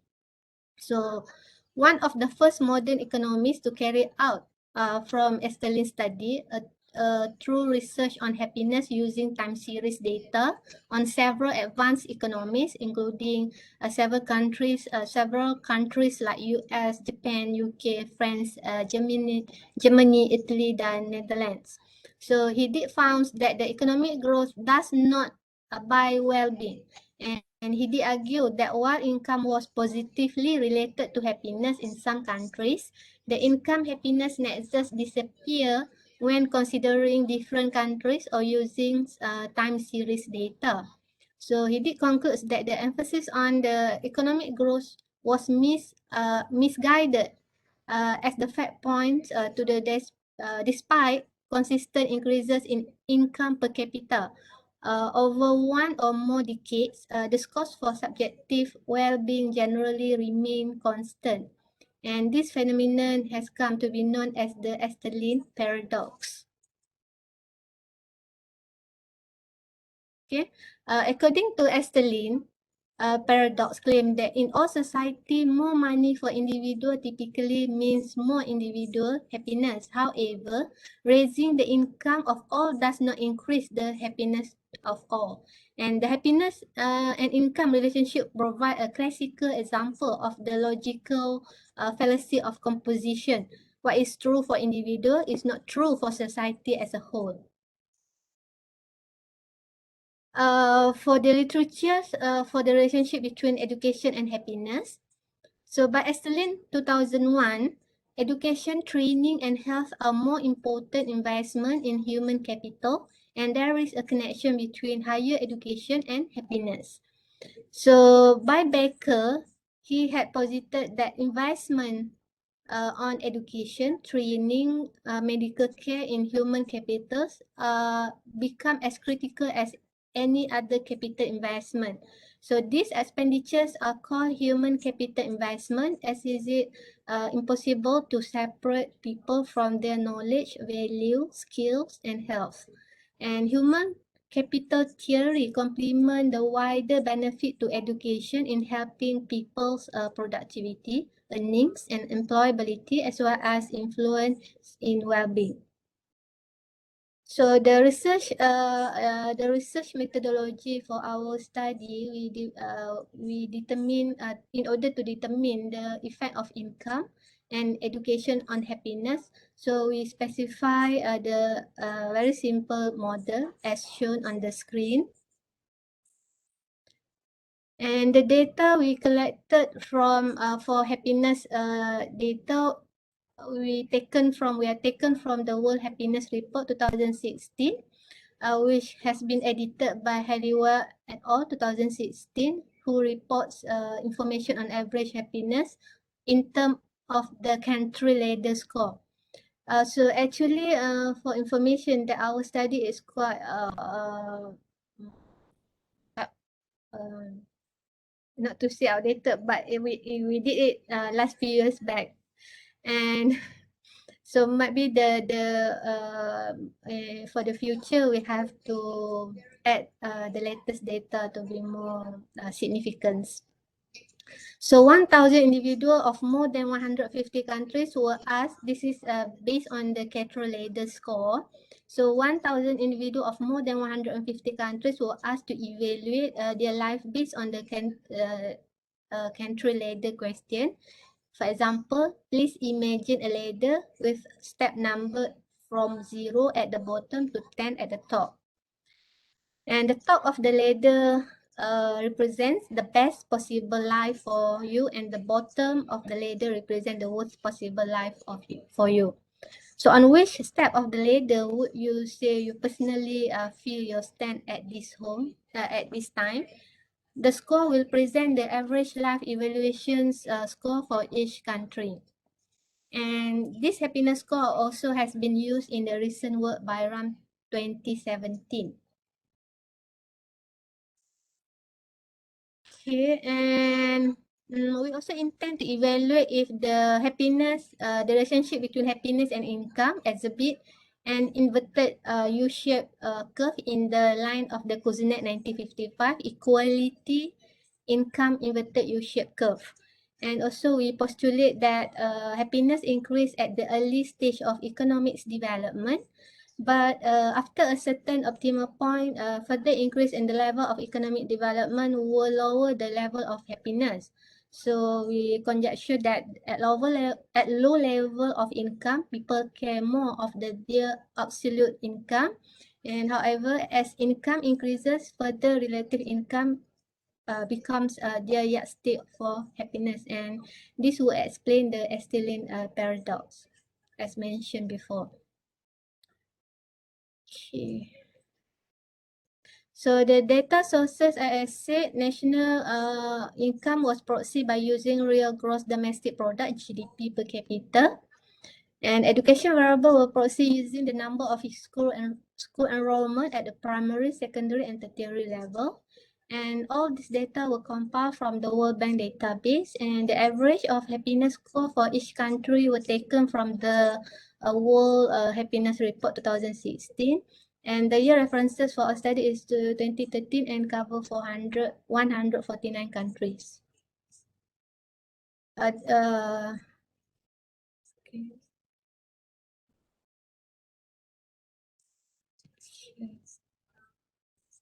Okay, this is the finding of our research. Based on the panel B of the table 1, we present that the estimated result of the quanta regression for the equation 1 that I shown in the earlier slide, that we reported that the pseudo R-square, a quanta measure of goodness of fit, and generally the pseudo R-square is increases from the 10th quanta to the 40th quanta or to the 70th quanta, and then it start to decrease until the 90th quanta. So this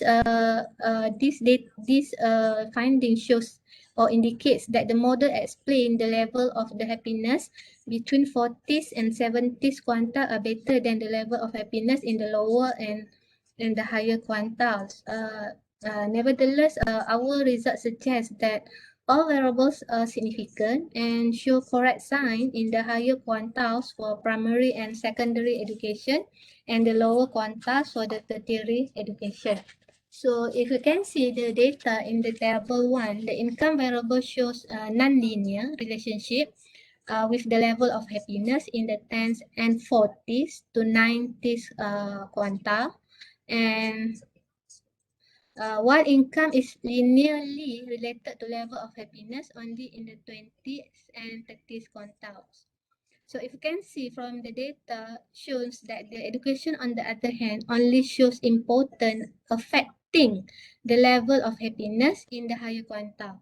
That is 60s to 90s quantile. If the higher education can command good life, then the lower level education can cause regret and therefore a decrease in the level of happiness, as cited by Ferranti 2009. Nevertheless, the low level of education does not have any impact on the level of happiness in the lower quantile within the 10s to 15s quantile. So in the table 2, in the panel B, suggested that the inverted U-shaped curve exists between the level of happiness and income for all quantile except for the 60s quantile in the model with secondary education and for the 10 quantile in model with the tertiary within tertiary education. And for the secondary education variable in our estimation or LS equation, secondary education is only significant at 10% level. However, if we can see in our quantile regression also, we can observe that the secondary education variable is statistically significant at 5% level in the higher quantile in the 70s and 80s quantile and significant at 10% for the 50s and 60s quantile. So in table 3, suggests that that tertiary education from the data shows that the tertiary education does not matter for people with lower level of happiness, particularly the level of happiness at the 10s to 40s quantile. As it seems the tertiary education is not important for people with higher level of happiness at the 50s to 90s quantile. So as a conclusion, by using OLS and quantile regression estimation, our results suggest that there is a non-linear relation between income and the level of happiness. In fact, exhibiting the inverted U-shaped Kuznets curve. And on the other hand, the primary education reduces the level of happiness, while secondary and tertiary education increases the level of happiness. And the level of happiness increases at the early stage of economic development, but after to certain optimal turning point, the level of happiness declines as economic development progresses further. And we could put forward this argument to that at lower level of income, current income does not matter to the people, but as income increases further, relative income dominates people behavior and happiness. So if their income increase but not in relative to their neighbor, then their level of happiness also decline. Okay, I think that's all for our presentation. Thank you very much. Thank you very much, Dr. Badaria. It's just that can you answer some of my questions before you go away? Okay. I think if I heard it correctly, you have already published this paper. Yeah. Yeah. Is it exactly the same paper that is sent to us, or? Actually, I did send this paper to. It did publish after I sent this paper to the committee of conference. Yeah, the exact paper. The exact paper? Wow, because I'm so sorry. It's okay. It's okay. Congratulations anyway, because it's already been published. Is this? I believe, even though in your title is actually between education and happiness, but a conclusion is actually between income and happiness. You see, if you go back to your conclusion. Actually, we cover both. This one on the education. Right. Because because your title or this Okay. Okay. This is the conclusion on the education and okay we can see we can see it again. Okay, from this we can see that a different finding between tertiary, primary, secondary and tertiary. Okay, so you can see for the education variable increase in primary education. Okay, this is the lower level of the education, primary education attainment is associated with declining level of happiness. But the primary education only matters for the people at the higher quantiles, not at the lower quantiles. So this finding is similar for secondary education attainment. Kalau based on the finding just now that I shared in the table, where secondary education does not matter for people at the higher quantiles. So nevertheless, the impact of secondary education on the level of happiness is positive. Contrary to the effect of primary education, thus the attaining secondary education facilitates higher level of happiness. So on the other hand, about the on the tertiary education also brings more happiness. However, unlike to the secondary education, tertiary education is important for people at the lower quantiles. So those people that are less happy in life can uplift their level of happiness to higher level by engaging in tertiary education. So finally, our research clearly suggests that for all level of happiness, there is no difference between the developed and the developing countries, except this is based on the income growth. Okay, so we can generalize that the developed and the developing countries except for peoples at most high level of happiness. So as you asked just now, so our concern on our finding is on both income and also the education. Right. All right. It's just that because that's one maybe uh, sentence that I think I'm a little bit curious is in your abstract, for example, you are mentioning Okay. primary education reduces the level of happiness. So I'm not so sure whether the primary education reduce the level of happiness, or another way of putting it is not that the primary education reduce the level of happiness. It's supposed to be like people with primary education is less happy if compared to the other level of education, rather than it reduce the level of happiness. Suggestion, Prof. I think. I mean, I mean, the way you put it is because we can't really like when you say, okay, we want to increase our happiness, you have to reduce the education level. So I think you are right. You are right. I think that that is the way of putting the sentences is important, because this is not something that you can deduct or deduct or plus the level of education. Income, yes, maybe if you want to say, but it doesn't really mean that if the more income you have, the less happy you are. Are you suggesting that you should reduce the income? So that's not supposed to be what it means, isn't it? So the executive secretary for the AIMS Malaysia. At the moment for AIMS Malaysia. So okay. So thank you. All right. So if there is no thank you, other, Prof.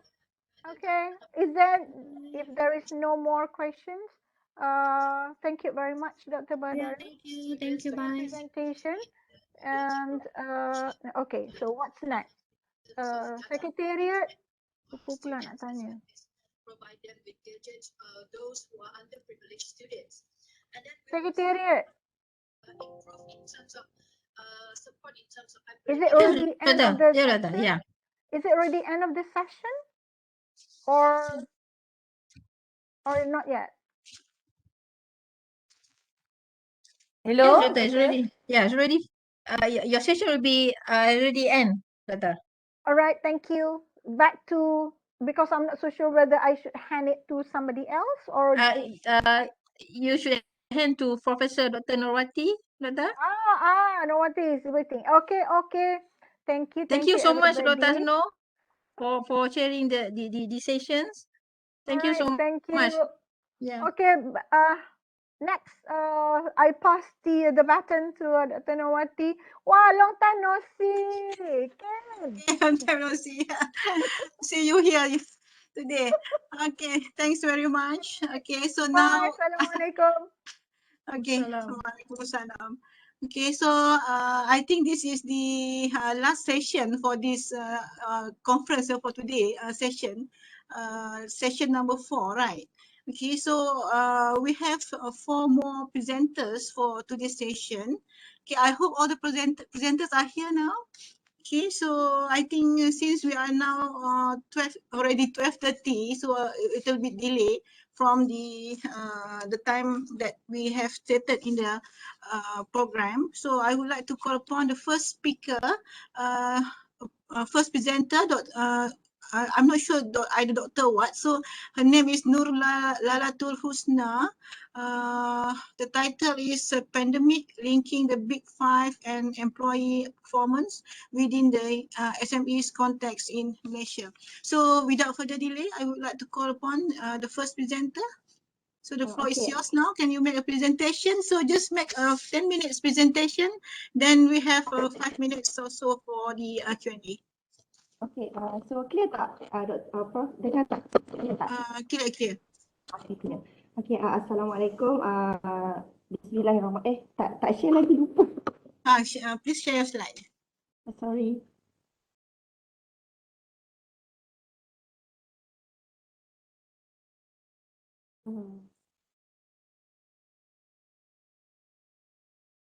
Okay, so this is my slide. Is it clear? Oh yeah, very clear. Okay, so Bismillahirrahmanirrahim. Assalamualaikum warahmatullahi wabarakatuh, and a pleasant afternoon to our chairperson, Professor Dr. Nurwati Ashikin, Ahmad Zaluki, and everyone here. So my name is Husna. I'm a postgraduate student. So I'm going to present a conceptual paper on the topic of pandemic linking the Big Five and employee performance within the SME in Malaysia. Inshallah, I will try my best to present it well today, and your recommendation are most welcome. Okay, so every business needs employees that be able to get the job, done, because employee performance is very critical to the overall success of the company, and this is by ALOC 2020. And thus, organizations with high-performing employees will be able to compete locally and globally, and decide, according to Johari et al. 2019, by improving the individual performance, it will lead to the increasing of the organizational performance. But however, challenges about during crisis situation like pandemic, COVID-19 has led the employers within SME in Malaysia to refocus attention on the employee performance as said by the Ahmad et al. 2020. But before that, let me introduce you on the data that I obtained that SME represent almost 95% to 97% of all the business establishment in the whole wide world. And in the Southeast Asia, we are representing almost 60 to 70% of job creation, as well as becoming the large contributor on the GDP. And therefore, for Malaysia also showed that an overwhelming 98.5% of establishment with 48.4% in job creations and 38.9% in the contribution to Malaysian GDP. Therefore, it's very clear that the SME therefore do not just significantly contribute to the economy, but they are the economy. And then we move to the second slide is the issues. So crisis like pandemic has created the decreasing in labor productivity. And then employees of SMEs are suffering from some adequacy problem that lead to the declining of their performance at the workplace. So the first one is that they are slow in SME business activity, where they imply significant changes in organizations, affecting the employees' routine and activity. The second one, pandemic has made the working from homes that when people are working from home, they are dealing with the frustrating work-family conflict, digital inequality, stress, etc. That soon will affect the employee performance. And these are based on Wen et al. 2020. And also, employees are also suffering from pay reductions in order to survive. And according to the Department of Statistics Malaysia 2020, 46.6% reported decrease in earning, while 35.5% lost 90% of their income. And also, beside that, employees are also suffering from conflict between earning and safety, and because they are the fear of contracting the pandemic at the workplace, and this will affect their performance at the workplace. And also, this employee performance basically during pandemic declined compared to before pandemic, and this is supported by INCH 2020. And the increasing of the employee performance is very critical in dealing with the economic problems brought on the pandemic. And this is supported by Mutakin 2020. And then we go for the next one is on the labor productivity. Here are the data that I obtained from domestic of Department of Statistics Malaysia, Department 2020, regarding the labor productivity among the SME. From the data, it is very clear that labor productivity fell to negative 5.4% in 2020, and this is the first contraction since the 29 global financial crisis. And then according to Malaysian Productivity Corporation MPC, the COVID-19 pandemic severely impacted economic activities locally and globally, and this contraction is also the worst in nearly 10 years. Right? So for the problems, employee performance of SME during crisis like pandemic. So as I stated before, if you have a low labor productivity, fell by negative 5.4%, and one of the factors that contribute to the employee performance is about the percentage rates. All right. So this is supported by the Mangku Negara 2013, where he stated that where they stated that the factors that contribute to employee performance can be in terms of individual factors and also the situational factors. But in this conceptual paper, I'm concentrating on the individual factors, that is personality traits. So this is supported by the several problems, which is based on Griboicha et al. And Altengirl 2015, where personality traits always have a negative impact to employee performance. And De Lima also said that there is inadequate empirical research. And for the latest one, based on Medeiros and Young 2020, it said that different individuals respond differently to the crisis. And for as we know before, as we have known before, percentage traits are stable over time. This is based on Soto 2018 and Costam and also McCray 1985. However, according to Sutin et al. 2020, this percentage trait might change during the crisis.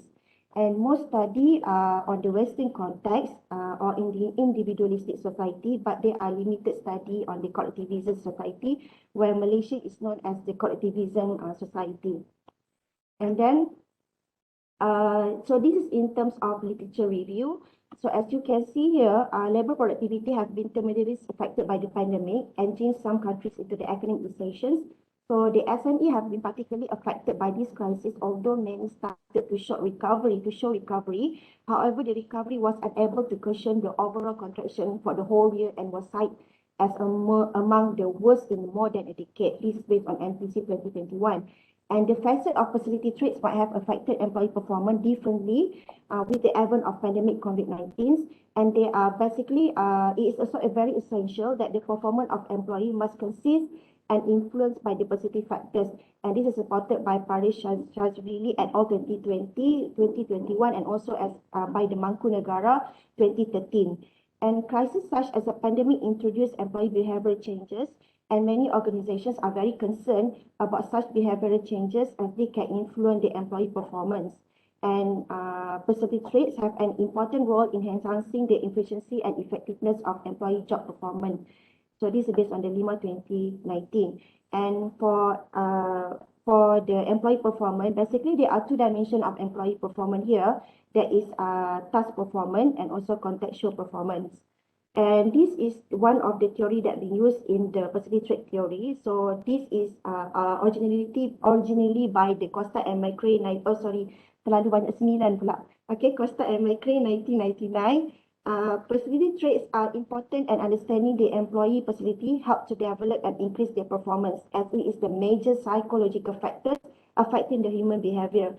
And there are 5 dimensions that will be studied in this conceptual paper, which is openness to experience, which mean they are receptive to ideas and values from employees.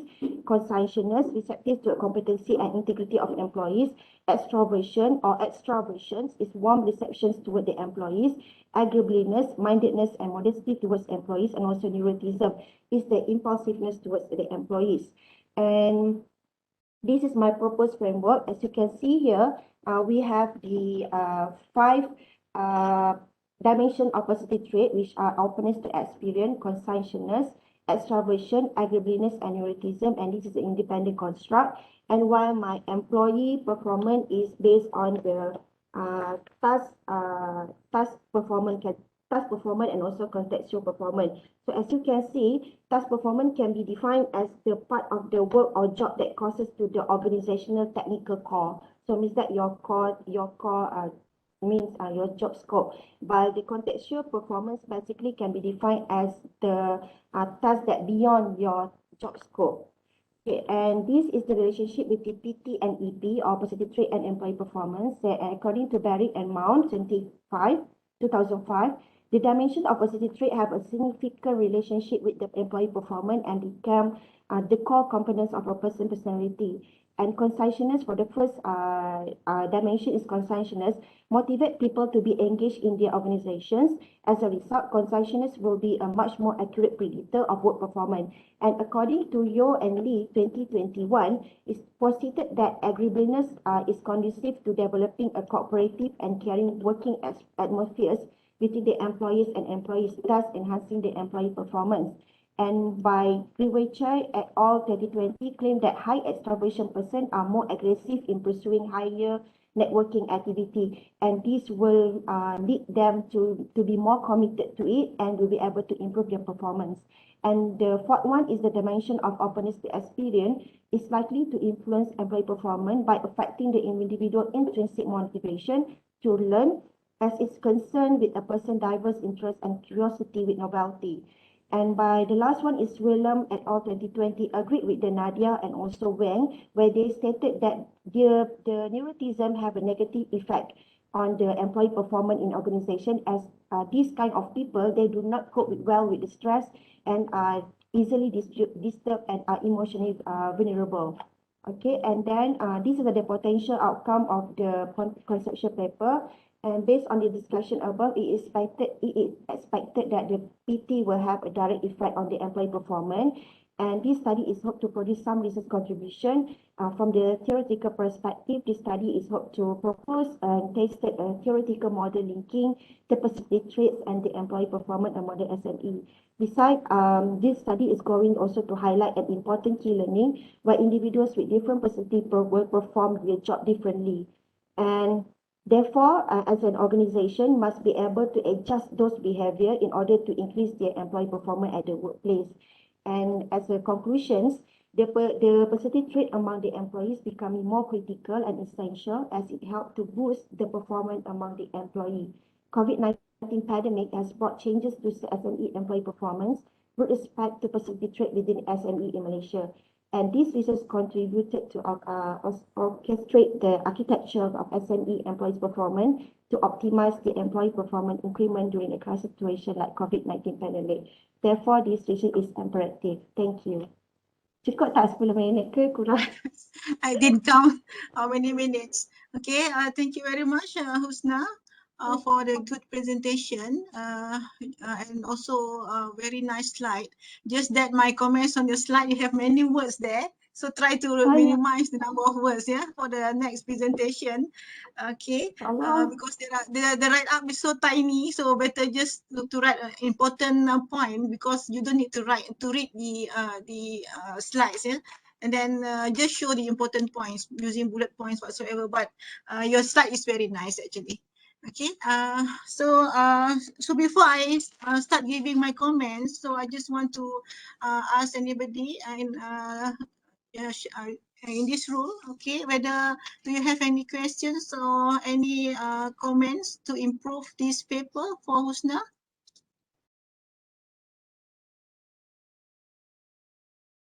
Okay, so no comments, no questions. Okay, so it's okay because I'm the one who has read your article. So I have a few comments. Just that I'm not familiar with this subject area, because my research area is actually on accounting and finance. So this is more on business management and also human resource. Yeah. Yes, So yes. my comments may be not on your substance, but I just will comments on the form of your article. Right?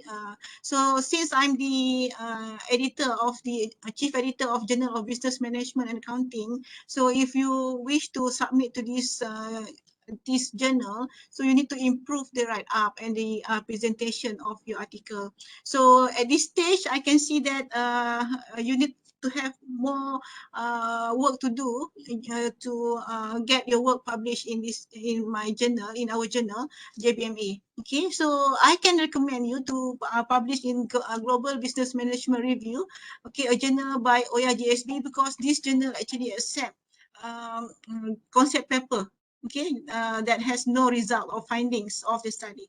Okay, whatever it is, if you want to submit to our journal, you can improve more. Okay, so let's look at the first thing is on. I'm not sure whether I should spend a lot of time. Just for the sake of improving your work. Okay, the title there, the Big Five. Okay, linking the Big Five and employer performance within the SME context. So I think this title is not really accurate. Not really, accurate, because I'm not sure when I read the Big Five, I just imagine the Big Five auditor whatsoever. So I think maybe you can add, okay, the Big Five personality traits instead of just Big Five, because this is not clear to me. Okay, so this one need to be improved. Okay, and then in terms of your abstract, so your abstract, you've got too much background in the abstract. So just background, and then of course you don't have results. So the method results and summary of the findings are not presented. But even though you don't have analysis whatsoever, you need to provide what method that you use to describe the paper, and also you can provide some findings, not findings, some conclusion from the write up. Okay, so this is like in your abstract.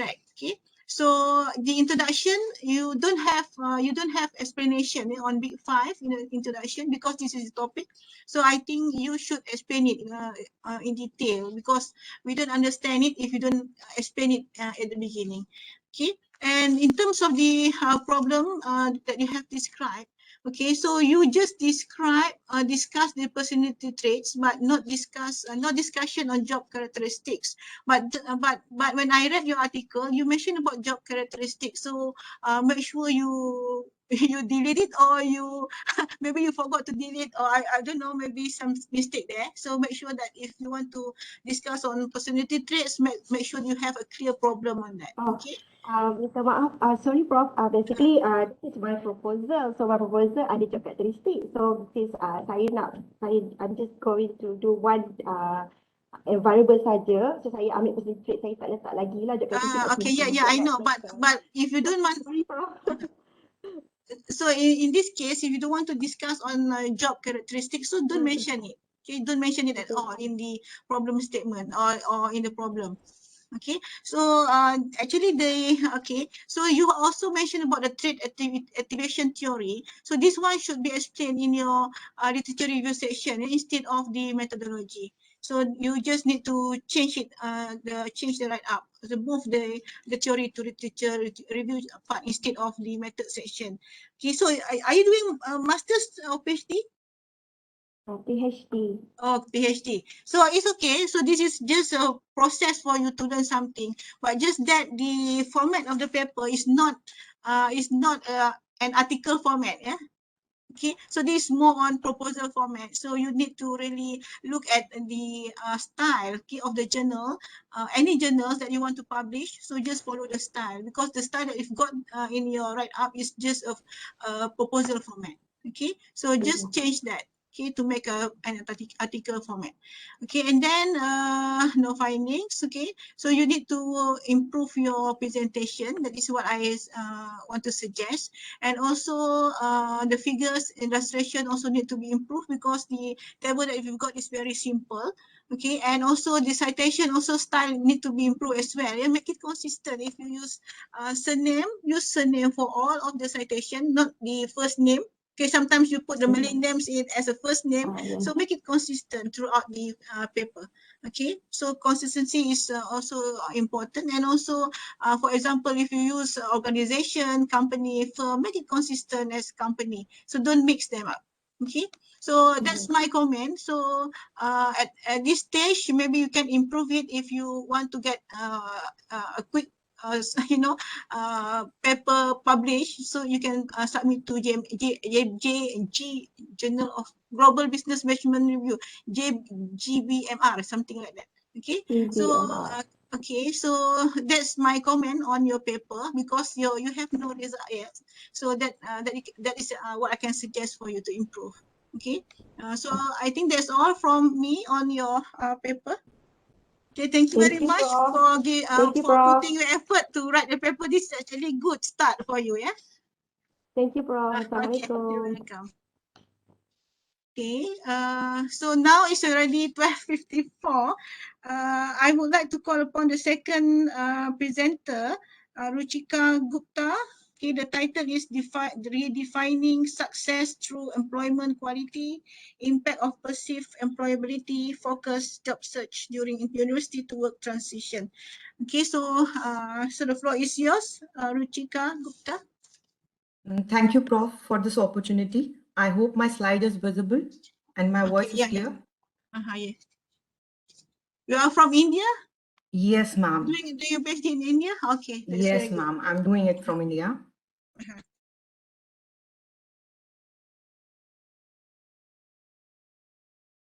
So you can start your presentation Yes, within 10 minutes. Sure, ma'am. Good afternoon, everyone. I welcome you all to my presentation. Myself, Ruchika Gupta, PhD research scholar, with my supervisor, Dr. Amirul Hassan Ansari, who is a director and professor at Center of Management Studies, Jamia Millia Islamia University, New Delhi. Would like to present this paper titled as Redefining Success Through Employment Quality, Impact of Perceived Employability and Focused Job Search During University to Work Transition. As we all know, our 21st century has created a maelstrom of challenges for business graduates to gain admittance in the job market.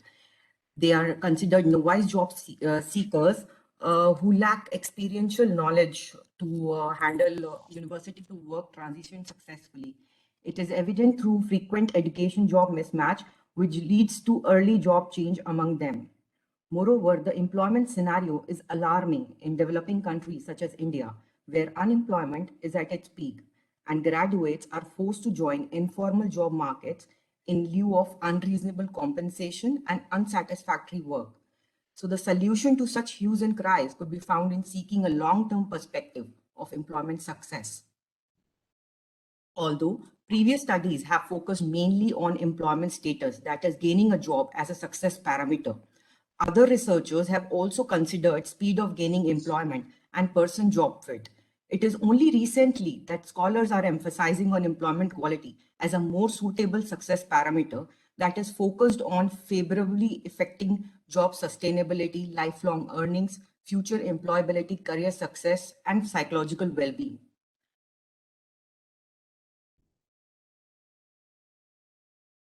While multiple factors have been found to affect employment success, such as biographical variables, individual different variables, and situational variables, but none has clarified as to what would predict employment quality during university to work transition. So, hence we aim to provide insights on factors that would foster recent management graduates to achieve long-term employment success through employment quality. For this purpose, we have outlined a conceptual framework which has been derived from the most notable job search studies such as Sachs 2005, Canfor 2001 meta-analysis, Lord et al. 2010, and social cognitive career theory given by Lent and Brown in 2006.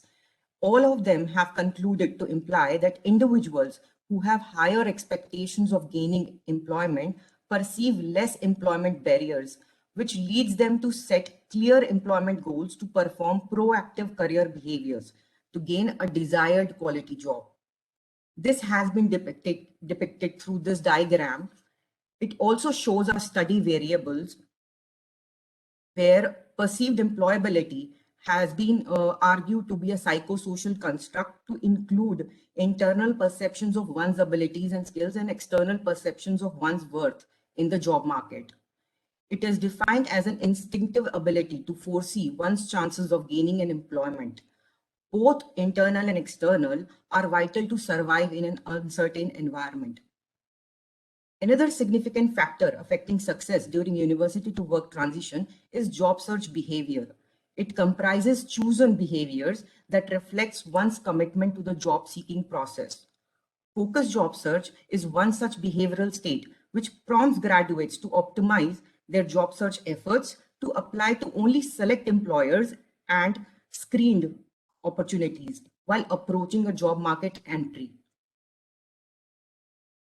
Moreover, we adopted starting salary and job satisfaction as measures of employment quality, given the fact that in India, collective beliefs and competitiveness drive management graduates toward gaining extrinsic rewards, such as starting salary, while individualistic behaviors have eventually persuaded them to achieve intrinsic job satisfaction. Also, starting salary is a critical indicator of job acceptance, and job satisfaction evaluates post-job attitude, which influences job performance, commitment, and intention to quit. Further, based on our conceptual model and past review of literature, we have framed two objectives that are to assess the impact of perceived employability on employment quality of management graduates, to investigate the mediating role of focused job search between perceived employability and employment quality. From objectives and review of literature, we framed our hypothesis. The first hypothesis is perceived employability would affect starting salary and job satisfaction. The second hypothesis is focused job search would affect starting salary and job satisfaction. The third hypothesis is perceived employability would affect focused job search. And the fourth one would assume focused job search as a mediator between the relationship of perceived employability and employment quality measures such as starting salary and job satisfaction. Going forward, we have used correlational research design and random sampling to obtain a data of 250 recently employed management graduates in India. The average age of the participants was 26 years, with majority being males. Majority of them didn't had any prior experience and were from the area of specialization of marketing, followed by finance, human resources, and operations. For the measures, we have adopted established scales for our latent variables, that is perceived employability, focused job search, and job satisfaction. For starting salary, we have taken orally annual cost to company, which was expressed in lakhs per annum as the currency of India. And it includes three principal components of fixed pay, variable pay, and benefits. All the latent variables were rated on a 5-point Likert scale from strongly agree to strongly disagree. For the procedure, we collected our data in two phases. In the first phase, which was July 2019 onwards, we contacted 376 MBA students randomly from employment websites and requested for their voluntary participation and assured them of their anonymity. We collected their demographic data and shared the questionnaire for perceived employability and focused job search with 326 contesting participants. The missing data was recollected. And then in the phase 2, which was January 2020 onwards, we contacted the same respondents by telephone. And this time, because we wanted to collect data on job satisfaction, we had an exclusion criteria for those participants who had less than 6 months of work experience. We orally collected data on starting salary and shared the questionnaire for job satisfaction. Post data cleaning for any irregularities and missing data, we finally obtained a data set of 250 respondents that was included in our data analysis. For the statistical analysis, based on our objectives, we have done path analysis technique and mediation analysis using PLS-SEM, and specifically we used Smart PLS 3.0 version. We chose this technique because of its flexibility in handling complex models. We could easily assess indirect effects, and this was non-parametric in nature because the salary data is skewed on the left-hand side. As a first step, we have done the measurement model assessments, which was given by Hare et al. 2019. Herein, we showed all the values for item reliability, construct validity, conversion validity, discriminant validity within the recommended values or ranges. For our results and interpretation, this was the second part wherein we have done the structural model assessments and we did path analysis and mediation analysis. We obtained a structural model, which is a causal illustration of standardized regression coefficients or path coefficients beta, as shown in the ovals. And the predictability of this PLS model was ascertained with parameters, namely coefficient of determination R square, which showed 20.3% variance, this model was able to explain 20.3% variance of starting salary and 9.6% variance in job satisfaction. We also did the blindfolding based stone visa criterion, wherein we found all the both the values for starting salary and job satisfaction as more than 0. It indicated model's predictive accuracy as acceptable. And later on, we also did bootstrapping at 5,000 resamples, wherein we found significant beta values for the paths highlighted as asterisks. In the results, we found the highlighted paths as significant, where internal perceived employability significantly predicted starting salary, job satisfaction, and focused job search, where external perceived employability was found to affect only starting salary. Moreover, focused job search had a negative significant effect on starting salary. Through these results, we can infer that graduates who have high self-confidence and self-awareness are more inclined to gain better starting salary and a satisfying job, whereas the probability of gaining high satisfying salary was dependent more on the external perception of abundant job opportunities, because the beta value shows the strength of the relationship, and it is found very high in the relationship between external perceived employability and starting salary.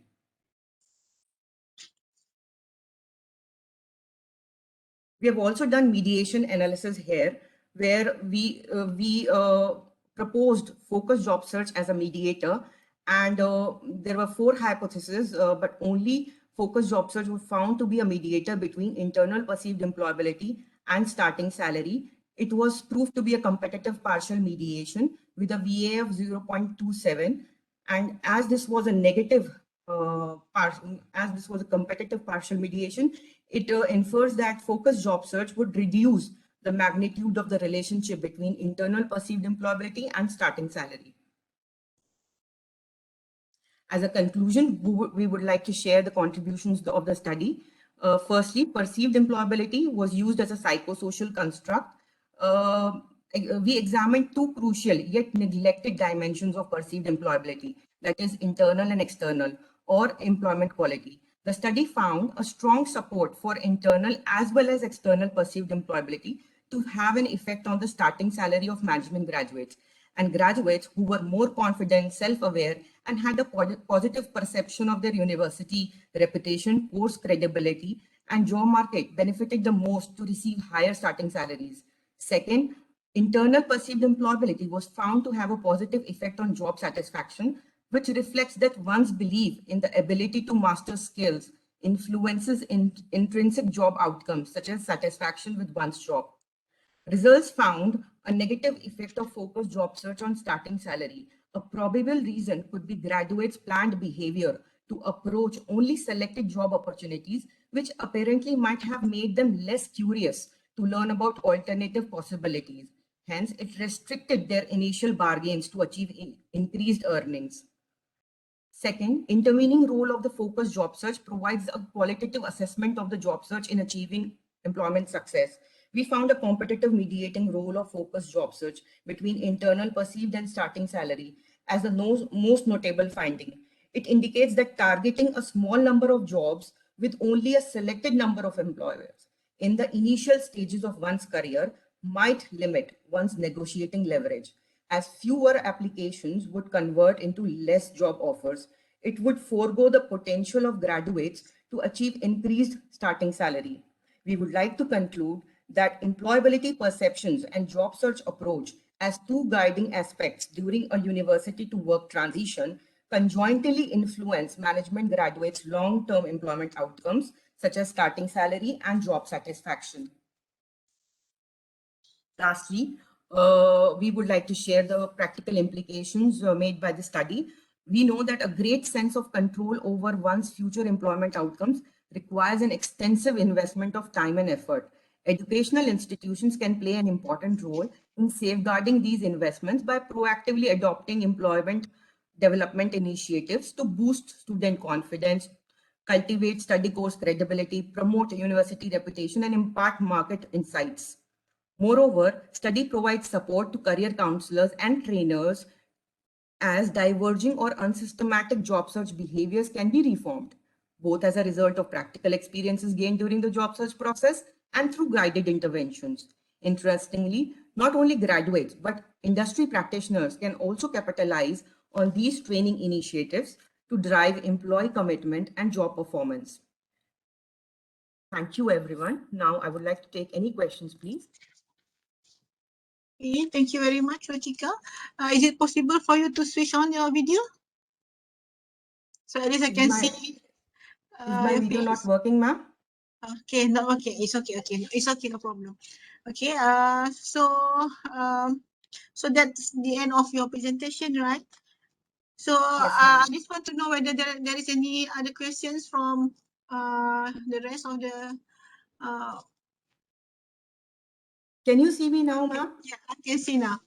Okay, I'm so sorry. Okay, any question? Okay, any questions from the rest?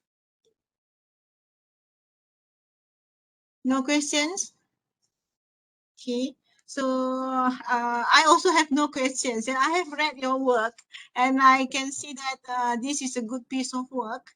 Just need to improve the, maybe you can simplify the title because the title is quite long there. Redefining success through employment quality. Maybe this one you can remove it because it is the same like the second sentence. Impact of perceived employability whatsoever. So just delete the first part of the title, okay, because it's quite lengthy. Yeah. And then the rest of it is okay. I can see you have the potential to get your paper published in our journal JPMA. So you can submit to our journal. Just get we will get somebody to review the content of your work, because now the formatting, the story behind your work is very clear to me. And also just that you need to improve the abstract part, because I think maybe the first sentence there that you mentioned, I think first or second sentence, the sentence is quite long, 4 lines of word. So maybe you can reduce it, shorten it, or split the sentence into 2. So the rest of it, the table, the format, the explanation, and whatever is, they are all good. Okay, so I have no comments. I have no comments, but just that I cannot comment on the content because I'm not familiar with this topic. Okay, so it's okay, but I think you can improve if we send your work for review, then you can get some comments from the reviewer, then you can improve your work. But at this stage, I think your paper is very good. Okay, Professor, I just wanted to ask one thing. Would we be given the opportunity to select our journal? Yeah, you can also submit to other journal as well.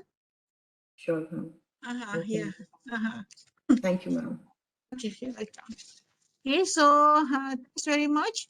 And so we have another two more presenter for today session. So I will call upon Dr. William to present his work. The title is Importance Performance Analysis on Malaysian Shopping Mall Facilities. Hello, good afternoon. Good afternoon, yeah.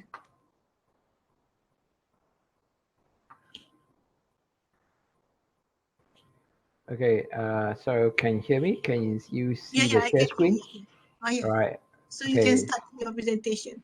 Yes, all right. So, very good afternoon to all of you. All right, my name is William Eng. All right, I'm actually from the Sunway College, Kuala Lumpur. All right, today so I'm going to present this topic, importance performance analysis on the Malaysian shopping mall facility.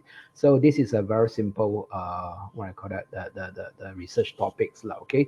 All right, so of course it's regarding this Malaysian shopping mall facilities. Okay, so as you can see from the first slide, right, for the Malaysians, right, particularly people who stay at the Klang Valley, right, this is this is a very popular shopping mall in Malaysia. Right, the first one is Sunway Pyramid Pavilions and also the RI City Mall. All right, these three is considered they are not the so-called the biggest in Malaysia, but they are so-called the biggest in the world as well. All right, so and Malaysian people they like shopping, right? We have a lot of the big shopping mall, right? Particularly in Klang Valley, right? So by looking at this introduction, we have more than 550 shopping mall in the country, and it's cover about 136.4 million square feet, right? From the among this 550 shopping mall. So this is considered quite scary numbers, lah. Okay. Right. So yeah. So we have so many shopping mall, and all these shopping mall they are actually they are competing between each other. All right. And so particularly for the consumer side, all right. So we have many what I call that, many options we may able to choose, all right, where to shop. All right. So so on this shopping mall, what do they try to do? Right. They try to provide the various what I call that facility in order to attract the shopper, all right, to visit or to visit to shop over there this shopping mall.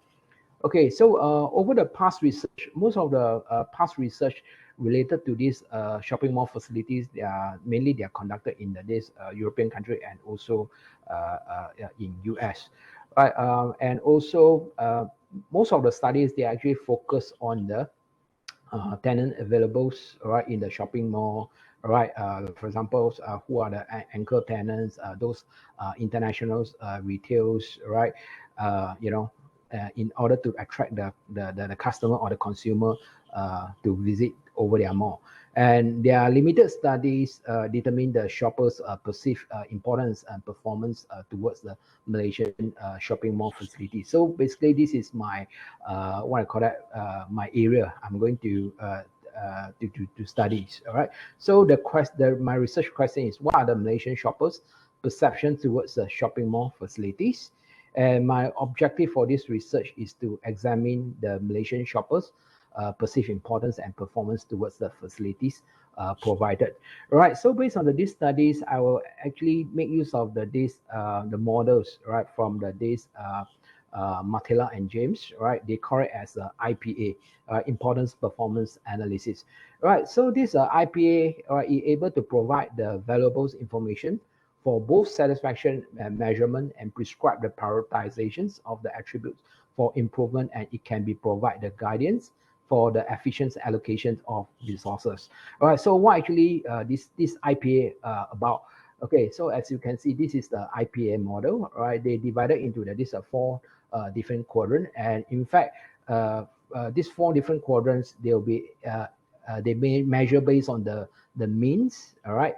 Okay, so let's look at the first one, which is the quadrant number one. All right, so the quadrant number one, the attribute fall over to these parts. All right, they are perceived to be very important to the respondents. Okay, but the performance are relatively low. Okay, so their importance, as you can see, the importance is on the top, and the performance is so-called over to this part. So they'll be considered as what I call that the improvement effort. It should be concentrate here. So they call it as a concentrate here. When it comes to a second quadrant, they have this high performance as well as a high importance. So the organization, they should keep up the good work. And when come to this quadrant 3, they have the perceptions of the respondent if is not important, and also they have a low performance, right, from the attributes. So they'll be considered as low priorities. And possibly the company, they do not require to make any so-called make any resources towards this attributes. And when it comes to this quadrant 4, right, quadrant 4, right, this particular cell, it contains of the attribute with the low performance and low importance, sorry, and the high performance. And the respondents, they are satisfied with the performance, but organizations should consider to present efforts on the attribute on this cell for being overutilized. So later on, based on the result of this study, you may able to see the clear picture of this IPM model. Okay, so what is my methodology? All right, of course, there's based on this quantitative survey, all right, conducted in the 2019, right, towards the shoppers, right, at this popular shopping mall. And I distributed 250 sets of the questionnaire, and the return is 185, right? And the questionnaire contains of this demographic questions, and also the question related to this 22 different types of the facility we can be found from this shopping mall. All right. Okay. So the result and also the outcome, as you can see, this is they are divided into the four portions. Right. One is on this demography of the respondent genders over their age, and also the time spent in the mall per trip on the average. All right, so you may able to see, all right, most of the people will spend about 1 to 2 hours in the shopping mall, and also there are many spend the time over the visit the mall over this weekend now. Okay, right. So this is a basic demographic result. All right. The next slide. This is what are Malaysian perceptions towards the shopping mall facilities. All right. So as you can see, this is the 22 facilities. All right. I'm conducted over these research questions, and first of all, I calculated the grand mean. All right. So the grand mean for this important is 3.48. Right. Based on the 1 to 5. Right, so the grand mean, this is a 3.48, and the grand mean for this performance is a 3.26.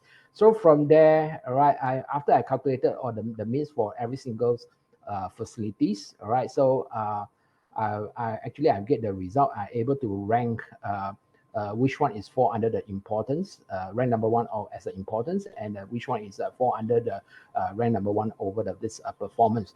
Right. So from here, you might have a difficulty to see the so-called the result. All right. So based on this IPA, all right, I plug into the result into this so-called the scatter chart.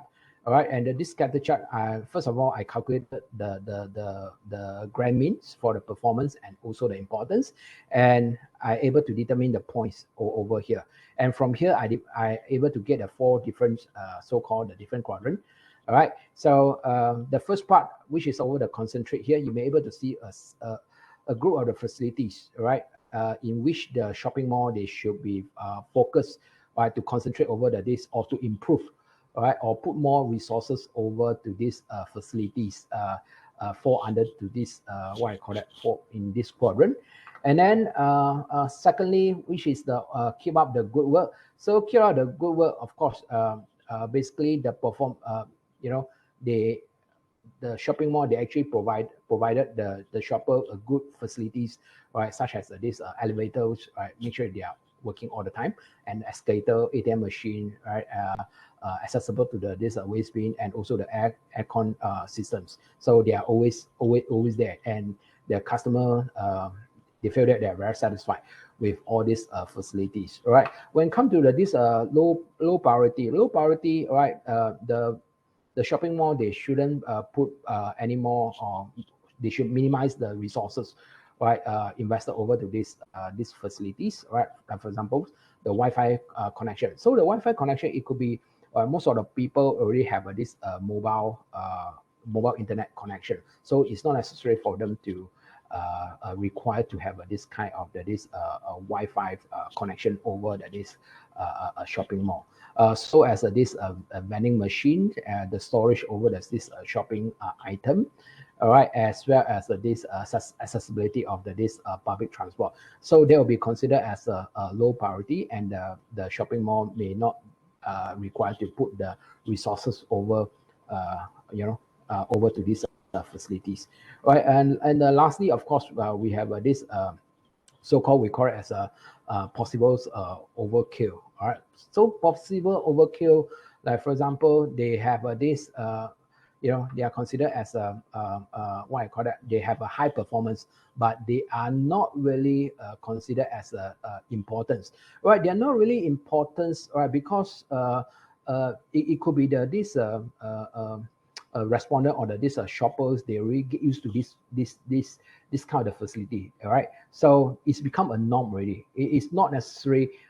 Okay, maybe they need to be maintained, but it is not necessary for this what I call that, the shopping mall operators to what I call that, to invest or to put more resources over to this facility. So this is a so-called output from the studies now. Okay, and yeah, so from here, all right, this, because it's plugged into us, but this showing the smaller, right?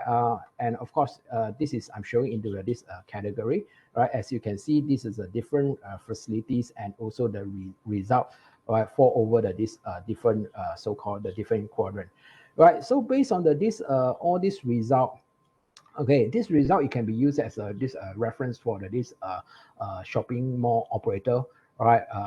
How they're going to invest, and also how they able to allocate the different the resources, right, towards this facility in order to attract the shopper, right? So, and also as a guideline for them to formulate a business strategy in order to increase the customers' loyalty. Okay, so basically this is my so-called very short presentation. Thank you very much.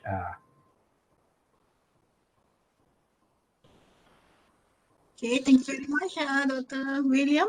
Yes. Okay, so this Thank you. paper is written based on your PhD research? Not really. This is what I'm replicate from my very old days, my PhD research, my DBA research. My DBA research is also from UUM. Okay. And my supervisor is Dr. T. Lik Song. Okay, okay. So when did you finish your DBA? I think 8 years ago. I think 8 years ago. Okay, so that's why. So this is my comments. Yeah, when I read your work, when I yes, yes, your work, your paper, I noticed that yes, the one that you mentioned, okay, the literature, the thing that you highlighted here is like old literature and outdated information, okay, yes, on yes, KL population. So you yes, use Chan 2011, yeah, 2011. yes. So this is like 10 years ago. Yes, Okay, yes, so correct. so that's why I asked you whether this is based on your PhD research or your new research. Okay, No, so no. this is the thing that you need to improve if you want to submit to a journal. Try to update these references or literature, because you Yes, establish your research based on old literature and also old information. Okay, outdated information. So try to find the latest information and also literature. Okay, in the introduction part. Okay, so the title is appropriate for me. So this is like marketing research, right? And also yep, the abstract is also adequate, but just that I suggest you to remove the research questions. You can choose either research questions or research objective, because these two actually they are the same. So just remove okay, the first one, research objective or research questions, the first sentence, yes, and just straight away mention about the objective of the research is what. Don't need to say that it twice in terms of in the form of research questions. Okay, so this is the thing that you need to change in the abstract. And also, I'm not really, happy if people mention this word, attempt to hopefully is hopefully whatsoever attempt to, so this is not a good word to be mentioned in an article, because Yep.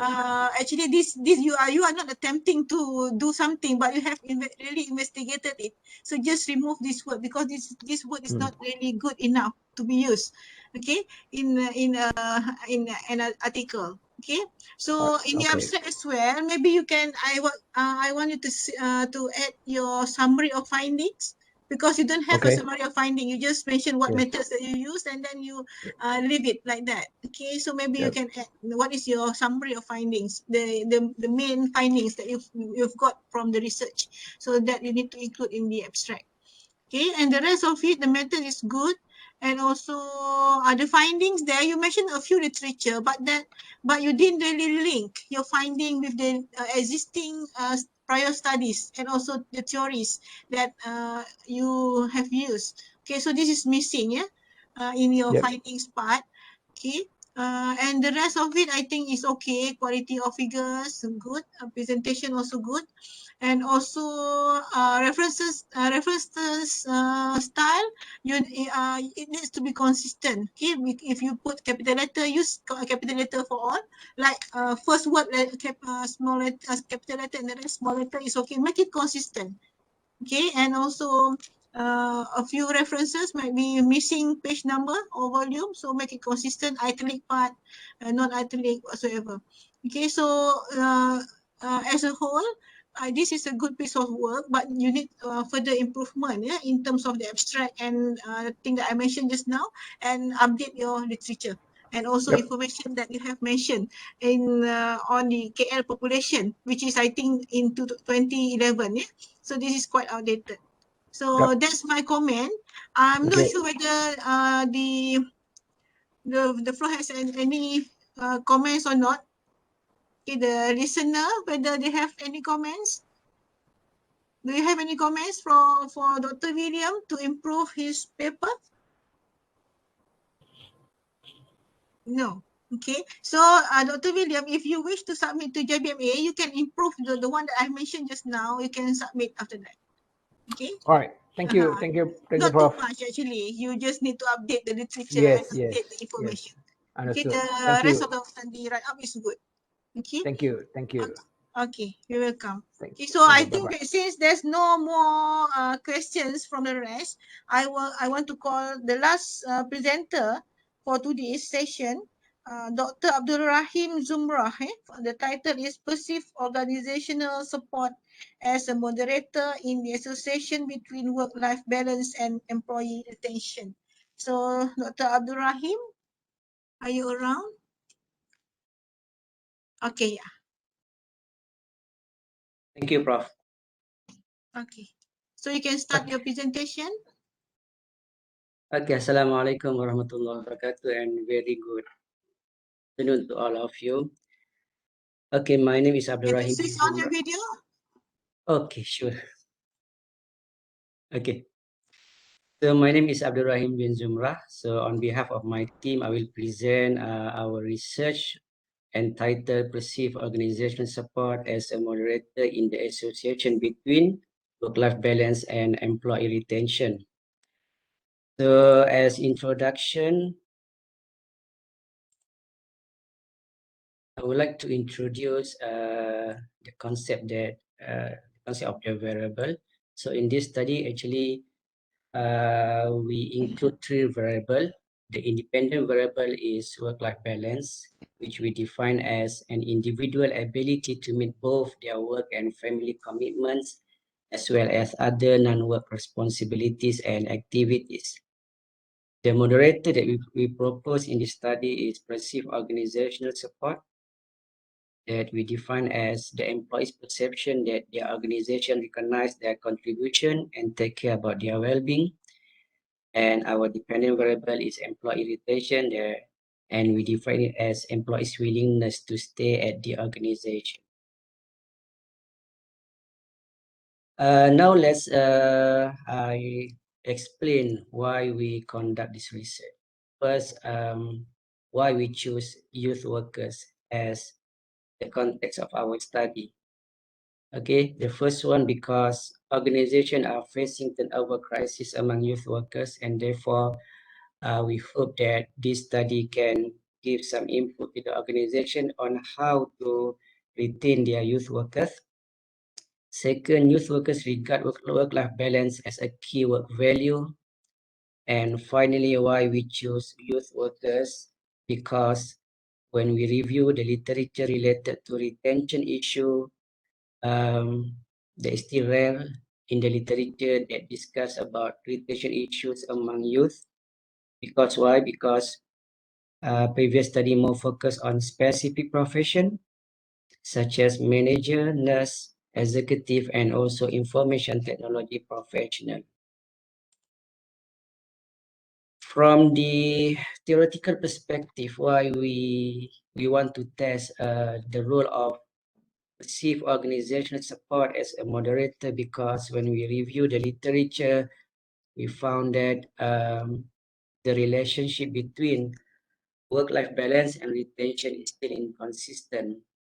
We define inconsistent because, yes, of course, there is a positive, there is a literature that found positive relationship. However, there is also literature found even though the relationship is positive, but the strength of the relationship is very low. And even we found one study found insignificant relationship between work-life balance and employee retention. So because of this inconsistent, researchers propose to determine the moderator between the relationship. Why we choose POS as a moderator? So according to recent researchers, Shockley and colleagues have suggested that the relationship between work-life balance and employee retention is not necessarily a straightforward one, but is shaped by moderator, example, organizational support. Second reason why we choose POS as a moderator, because when we review the literature, POS can play the role as a moderator, particularly to increase the effect of positive work experience. For example, in a study by Erdogan and Enders, found that POS moderate the relationship between leader-member exchange and employee job satisfaction. Employees who enjoy good relationship with their supervisor show more satisfaction with their job when their supervisor had high POS. So these are the two reasons why we select POS as a moderator in our study. And this is our research framework. So actually our aim is to test the moderating effect of POS in the relationship between work-life balance and employee retention. Okay, now let's go to methodology. In terms of sample, we are using convenience sampling technique, and we got around 201 youth workers in Kuala Lumpur. From that 201, 82 were male and 119 were female. 47 of them are still single and 154 of them have married. And from that 201, 160 of them working at private sector, while 41 of them working at government sector. In terms of the measurement, we use a previous measurement developed by previous researchers. For employee retention, we assess using 3 items by Langford, 2009. Similar also for work-life balance, also we are using 3 items by Langford, 2009. And for perceived organizational support, we use the measurement developed by Isenberger, 1997, that consists of 8 items. In order to test our hypothesis, we employ SPSS macronym process by Hayes 2013. Okay, so this is the analysis result. First, we found that there's a significant relationship between work-life balance and employee retention. If you look there, the beta value is 0.861 and the T value is 3.879. In regard to the moderation effect, evidence from the analysis shows that the interaction effect is significant. Okay, if you look, why it's significant, because we can see the LLCI and ULCI not between 0.000. In specific, the moderation model with the centered interaction term between work-life balance and POS account for a significant proportion of the variance in employee retention. If you look at the result of the interaction, the R-square value is 0.0135 and it is significant at 0.0332. So from this analysis result, we can conclude that the higher the employee perceive organizational support, the greater the influence of work-life balance on employee retention. Now let's look at the implication of this study. So based on our study, we found, so we highlight that work-life balance and perceived organizational support can be a good strategy for organization to retain the youth employees. In terms of the practical implication, work-life balance can be implemented through the introduction of flexible working hours and arrangement, providing better training and breaks from work, and having enough time off. For POS, so how the organization can support the youth workers, so they can support them by showing up, by considering their opinion, supporting their career goals, considering their welfare as a person and as employee, and providing support or help to them when they face a problem. And finally, this is our suggestion, the limitation and suggestion in our study. First, in this study, actually we chose POS moderator. So since Shockley and colleagues 2017 proposed that organizational factors can moderate the relationship between work-life balance and employee retention. So maybe future study can choose another organizational factors as a moderator and test it again. Second, in this study, actually our sample is youth workers who work at various sectors in Kuala Lumpur. So future study could re-examine the proposed conceptual framework of the study among senior employees at specific organization to validate the finding of the study. And finally, we only include one independent variable for we only include one predictor to employee retention. So our recommendation is maybe future study can include more predictor, more predictor to employee retention, and test it again in the context of the study, which is youth workers. Prof, that's it from me. Thank you. Okay, thank you very much. So this is the last presentation, for today, and a very good research actually, and also a good piece of work as well. And I have looked at your article, and also I have the same comment like Dr. William one, but your literature is actually good, updated, okay, not outdated. So that's very good. And the title is also good, it's okay. Just that in your introduction, there is one word that I hope that you you can remove. Yeah, you mentioned about attempting to. Okay, so this word needs to be removed. Yeah. Okay, attempting to. So this word is actually not good to be put in any article. Okay, hopefully attempting to. So actually you don't attempt, you just really examine it. So try to remove that. Okay, so apart from that, I can see the problem, you describe the problem very good, in a very good way. And also the method is also good. And just that, if you about your findings, okay, so I noticed that you didn't really link, your findings with prior studies and theories. You just mentioned about other studies, but you didn't really link your findings support other studies or not, or support any theories that available in the subject matter. Okay, so this is missing. And then the references style also need to be consistent.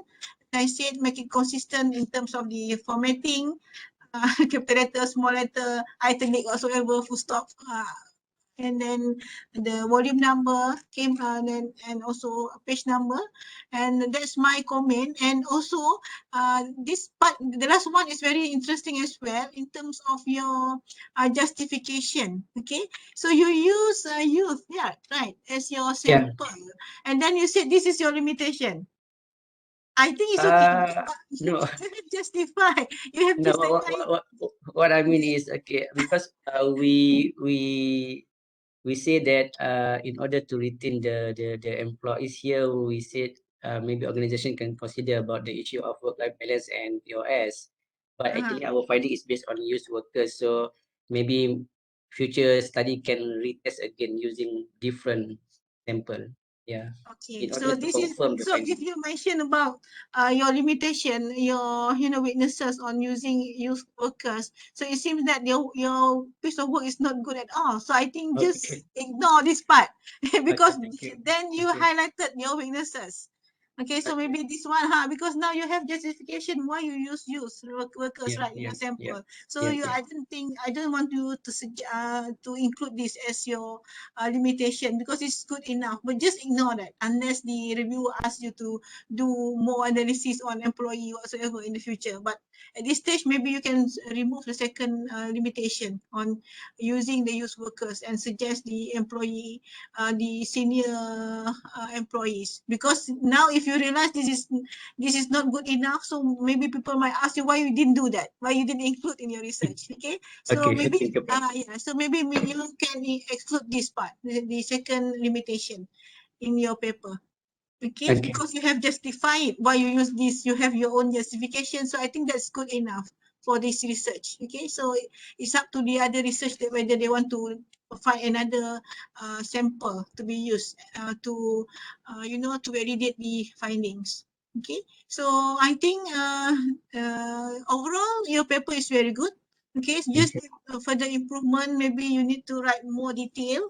Okay, in the write up. Okay, more explanation and more evidence. Okay, to support your research, whether your research support other studies or not, and which theory that you support. Okay, that things are missing. Yeah. And I think that's all. So I just want to ask the rest of the uh, people here whether they have any comments or questions to improve your work or not, because now it's already 1:45.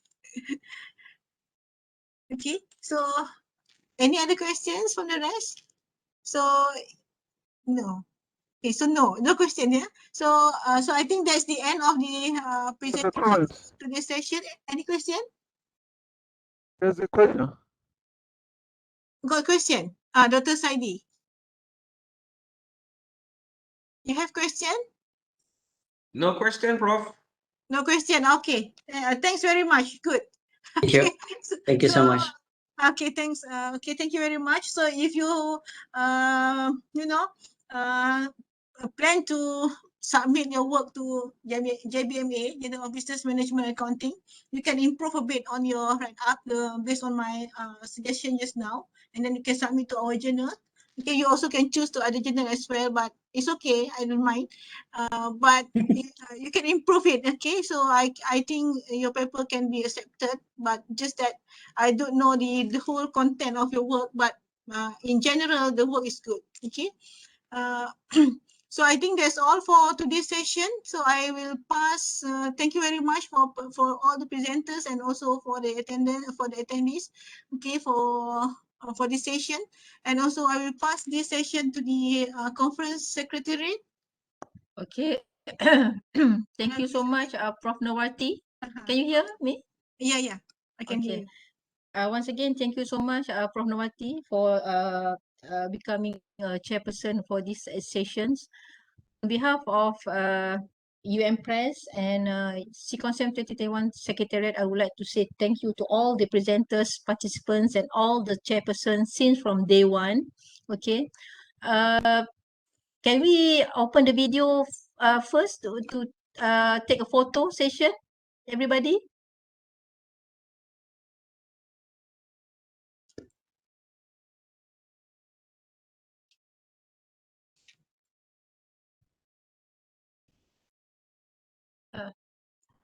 You snap ke?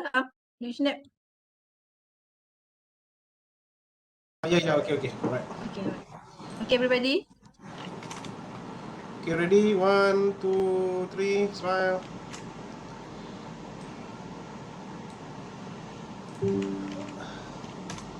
Okay, one more. 1, 2, 3. Thumbs up, thumbs up.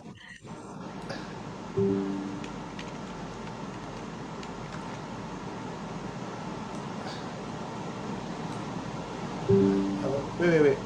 One more time.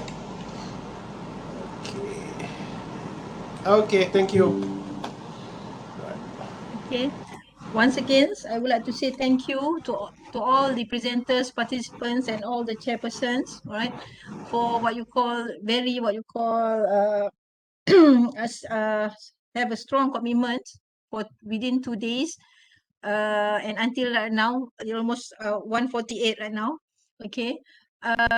We will send you the e-certificates and book programs sooner. Okay.